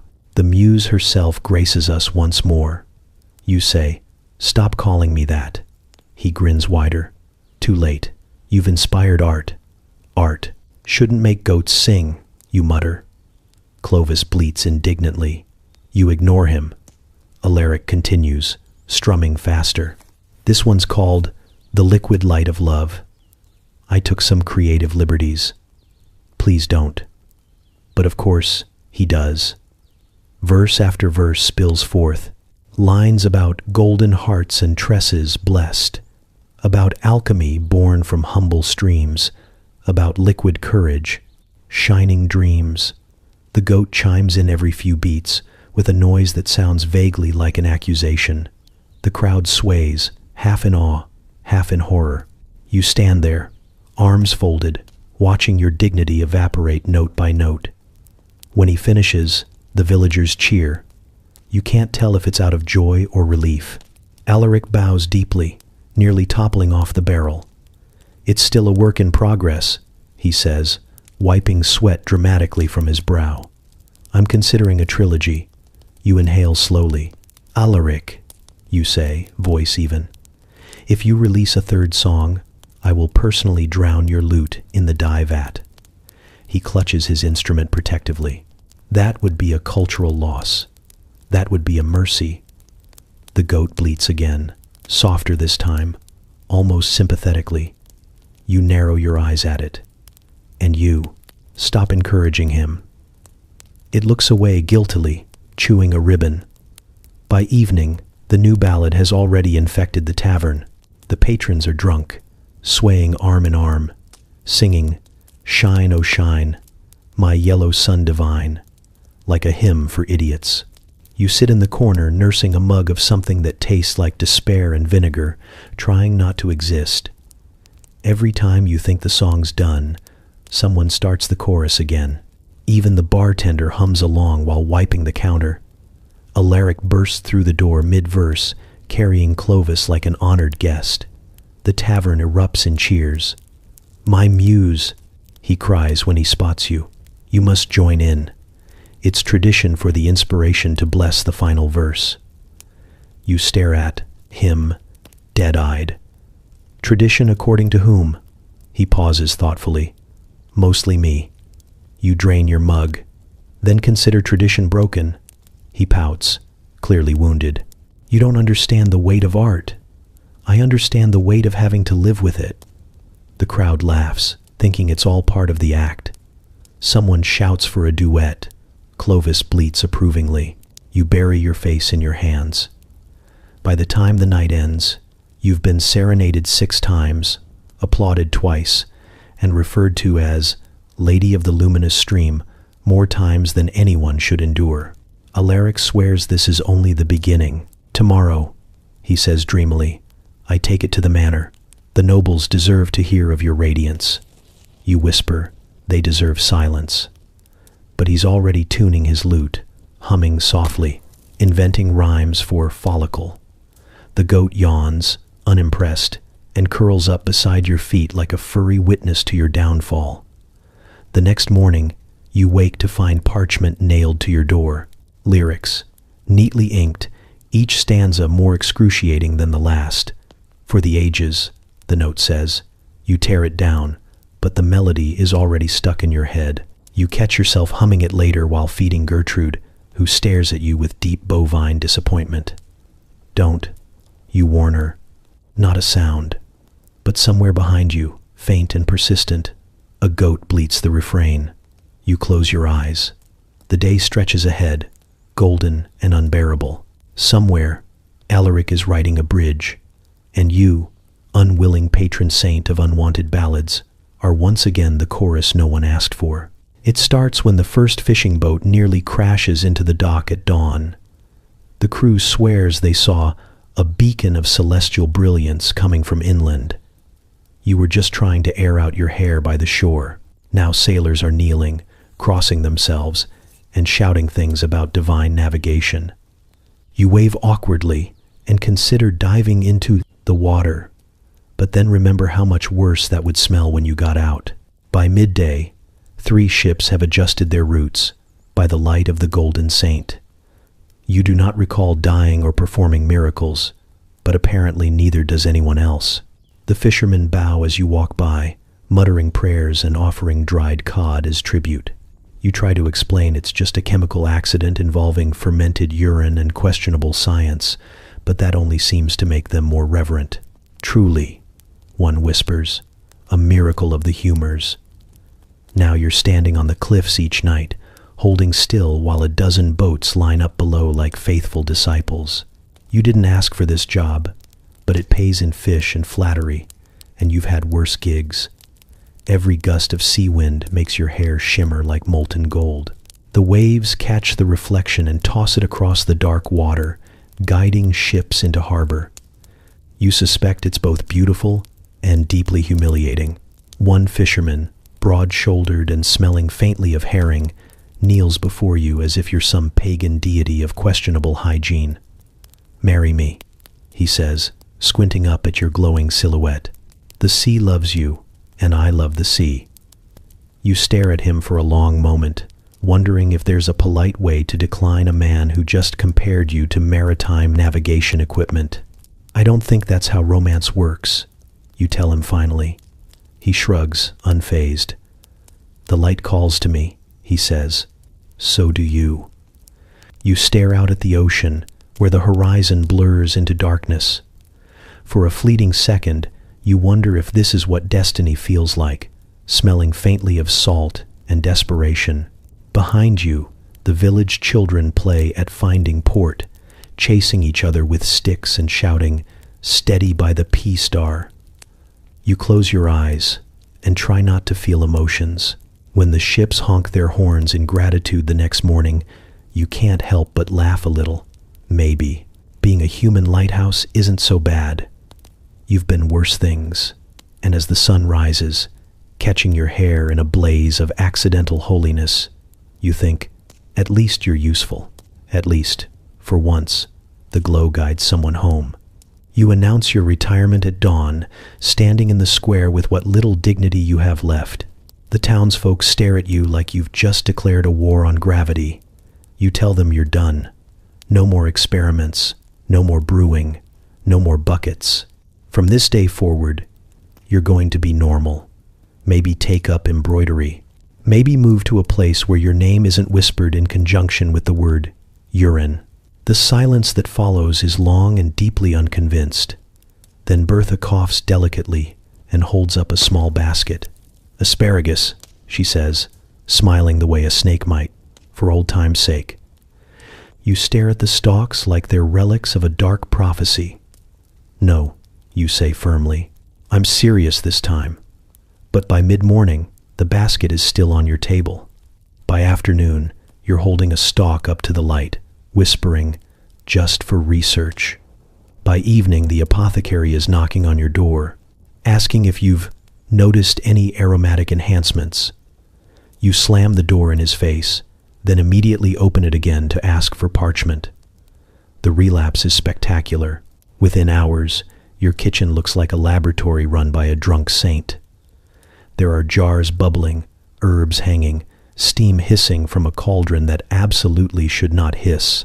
You convince yourself this isn't failure, it's innovation. A one-time test, a farewell experiment. You even mutter the words out loud, like that makes them true. By midnight, the concoction glows faintly green. That's new.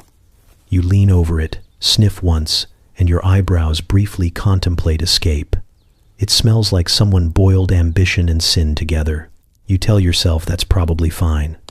You dip a strand of hair into the mixture, close your eyes, and wait. When you open them again, the world looks sharper, brighter, maybe slightly cursed. The color isn't gold anymore. It's something between moonlight and madness. Outside, a passing dog howls at your window, Somewhere in the distance, a rooster crows in confusion. You should stop. You know you should stop. But then a thought slides into your head, soft and traitorous. What if it works better next time? The next morning, the villagers gather at your door again. They don't even look surprised anymore. One sighs, another crosses herself, and Bertha just mutters, "We knew she couldn't stay clean." You stand there, glowing faintly, holding a basket of asparagus like a confession. You try to think of something profound to say, something that justifies all of this. Instead, you manage only 4 words. It's for the science. It arrives by courier on a horse that looks equally traumatized. The seal bears the mark of the diocese, heavy wax pressed with the trembling authority of someone who would rather not be involved. The messenger refuses to make eye contact as he hands it over, muttering something about indulgences and stepping in holy substances. When you break the seal, the parchment inside is startlingly brief. Just 2 words, written in careful Latin. Siste, queso. Please stop. You read it 3 times, as if the meaning might change. It doesn't. You imagine the bishop sitting at a candlelit desk, quill in hand, sighing between every stroke of ink. Somewhere, miles away, an entire clerical body has apparently debated the matter of your hair and concluded that divine intervention is the only reasonable explanation, and that you should really knock it off. The villagers are thrilled. "A papal ruling," cries Bertha, fanning herself as if proximity to holiness might improve her blood pressure. "You're famous," she adds, which sounds a lot like, "You're doomed." The apothecary insists this means the church officially acknowledges your work. You point out that the message was not exactly congratulatory. He waves a hand. All genius is misunderstood at first, then excommunicated. You try to take it seriously. You really do. You sit at your table, the scrolls spread out beside your experiments, and contemplate a future free of scandal, smells, and scrolls from Rome. You could stop. You could return to anonymity. You could learn to bake. The thought makes your scalp itch. Then the bishop sends a second letter. This one is longer, more desperate, and possibly tear-stained. It contains phrases like unholy radiance, spiritual confusion among peasants, and do the bees glow now too? You feel a small twinge of pride reading that last part. The handwriting becomes more frantic near the end. The choir refuses to face east. By the time you finish, you're laughing. It's not mockery, exactly. It's exhaustion mixed with disbelief. You've achieved what centuries of scholars and alchemists failed to do, made the church publicly acknowledge the power of P. You pen a reply, polite and brief. "With respect, Your Grace," you write, "I would stop if I could, but the hair has developed opinions." You sign it, "Yours, in perpetual experimentation," and send it off with the same courier, who looks like he's questioning every career choice that led him here. That night, as the bells toll vespers, you catch your reflection in the basin. The glow has softened, halo-like. You wonder if the bishop might see it differently if he stood here, bathed in the strange light of unintended holiness. Then you shake your head and blow out the candle. Enough thinking. Tomorrow, you'll probably have to write to the Pope. It starts during a full moon, which feels suspiciously on brand for your life lately. You're brushing your hair by candlelight, trying to convince yourself it's still the same harmless shade of celestial gold, when you notice the glow. Shifting, it ripples like liquid metal, then deepens to something that can only be described as lunar anxiety. You blink. It blinks back. You whisper, "No," to no one in particular, but the moon doesn't care. Outside, the light seeps through the shutters, pale and watchful, painting your walls in ghost silver. You watch in real time as your hair decides, without permission, to change hue. First a shimmer of blue, then silver, then something faintly green that makes you look like a noble drowned centuries ago. You tell yourself it's a trick of the light. Then a lock floats upward of its own accord and slaps you across the face. The next morning, the village has theories. The washerwomen say it's the moon's envy. The apothecary insists it's evolution. The priest says it's proof of possession and tries to sprinkle you with holy water until it hisses and turns to steam mid-air. You're fairly sure that's not great. Bertha swears she saw a halo form and disappear over your head as you pass the well. You tell her that was just condensation. She doesn't believe you. By noon, the color shifts again. Soft gold to dawn pink, to something that could guide sailors through fog. You've given up pretending to understand it. Children follow you like you're a festival parade, placing bets on what shade you'll turn next. The local goat has started avoiding eye contact entirely. You consider locking yourself indoors until the moon wanes, but every reflective surface taunts you. The basin, the spoons, even the apothecary's polished skull he uses for demonstrations. The worst part isn't the colors. It's that the hair hums now, faintly, like it's plotting something. You try humming back once. It harmonizes. That night, you climb the hill overlooking the village, your hair pulsing faintly in rhythm with the tide. The moon hangs heavy and smug above you, and for a moment, you could swear it brightens in approval. You don't know if you're cursed or chosen, but the distinction feels academic at this point. The air smells of salt and strangeness, and when the wind brushes through your hair, it leaves a trail of silver sparks in its wake. Somewhere, down in the valley, someone gasps and calls it a miracle. You close your eyes and whisper to the sky, "I'm starting to think it agrees." You wake up to find a pile of combs on your doorstep, stacked neatly like an altar built by small, sticky hands. Some are carved from bone, others from wood. One appears to be a stolen fork. There are also wilted flowers, a crust of bread, and what you sincerely hope is a wax candle and not an ear of cheese left too long in the sun.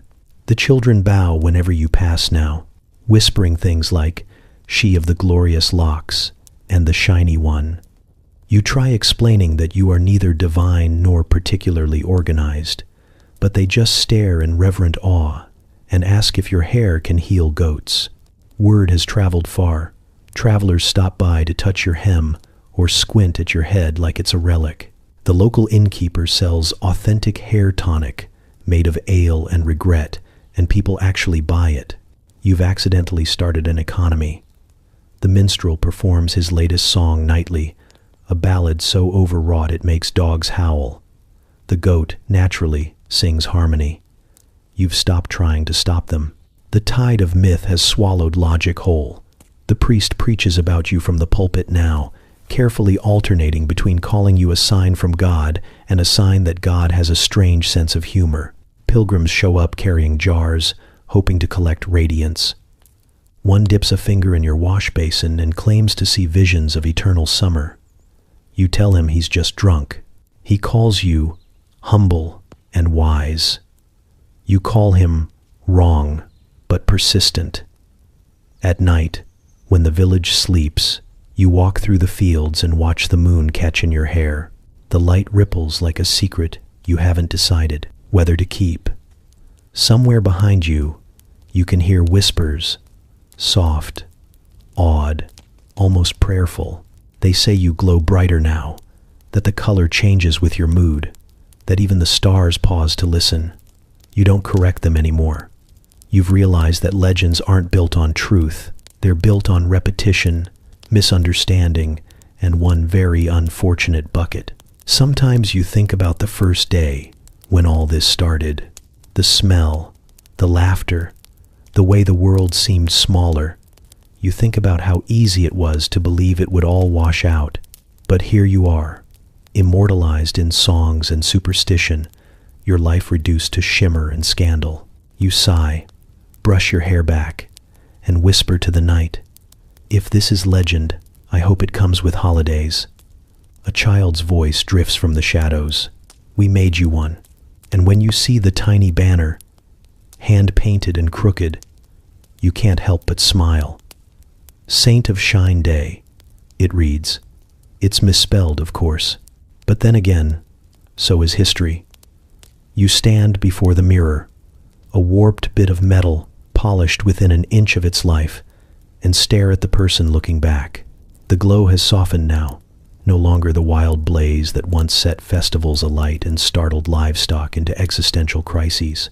It's gentler, steady, almost dignified, the kind of light you could grow old under.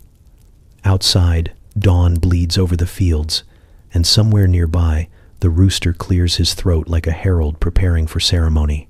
When he finally crows, it sounds less like alarm and more like approval. Your hair moves slightly in the draft, catching the sun as if to say, "We did it." You don't answer aloud, but you nod. You've stopped questioning it. Some things, you've learned, are better left unexamined. Like alchemy, destiny, and the fact that a small part of you misses the smell of ammonia in the morning. The village is quiet today. No one's knocking at your door asking for recipes or blessings, or lock samples for study. The minstrel's gone on tour, apparently, taking his goat and your reputation across the kingdom. Bertha's opened a bathhouse, advertising authentic shine treatments. The apothecary claims he's retired, but you've seen the smoke rising behind his shop, and you know that's a lie. The world kept spinning, even after it made you its punchline. Or maybe because it did. You dip your fingers into the old wooden bucket one last time. It's empty, of course. You cleaned it out months ago, but somehow it still smells faintly like memory, sharp and ridiculous. You could fill it again. You could start over, spark another miracle, another scandal. But no, that's someone else's story now. You've made peace with the glow. You step outside, and the air tastes new. The fields shimmer with dew, and for the first time in a long while, you realize you're not being watched. The children aren't whispering. The bees aren't circling your head like tiny, judgmental priests. It's just you, the morning, and a rooster who's learned to nod at you like an equal. For a moment, you wonder what the legends will say centuries from now. Maybe they'll call you a saint. Maybe a sorcerer. Maybe the first person who ever looked at a bucket of pee and thought, why not? You smile at the thought. Let them guess. Let them argue. Let them sing. Because now, standing in the soft light of your own absurd triumph, you realize something sacred. You don't need their stories anymore. You've lived it. You've survived it. You've won.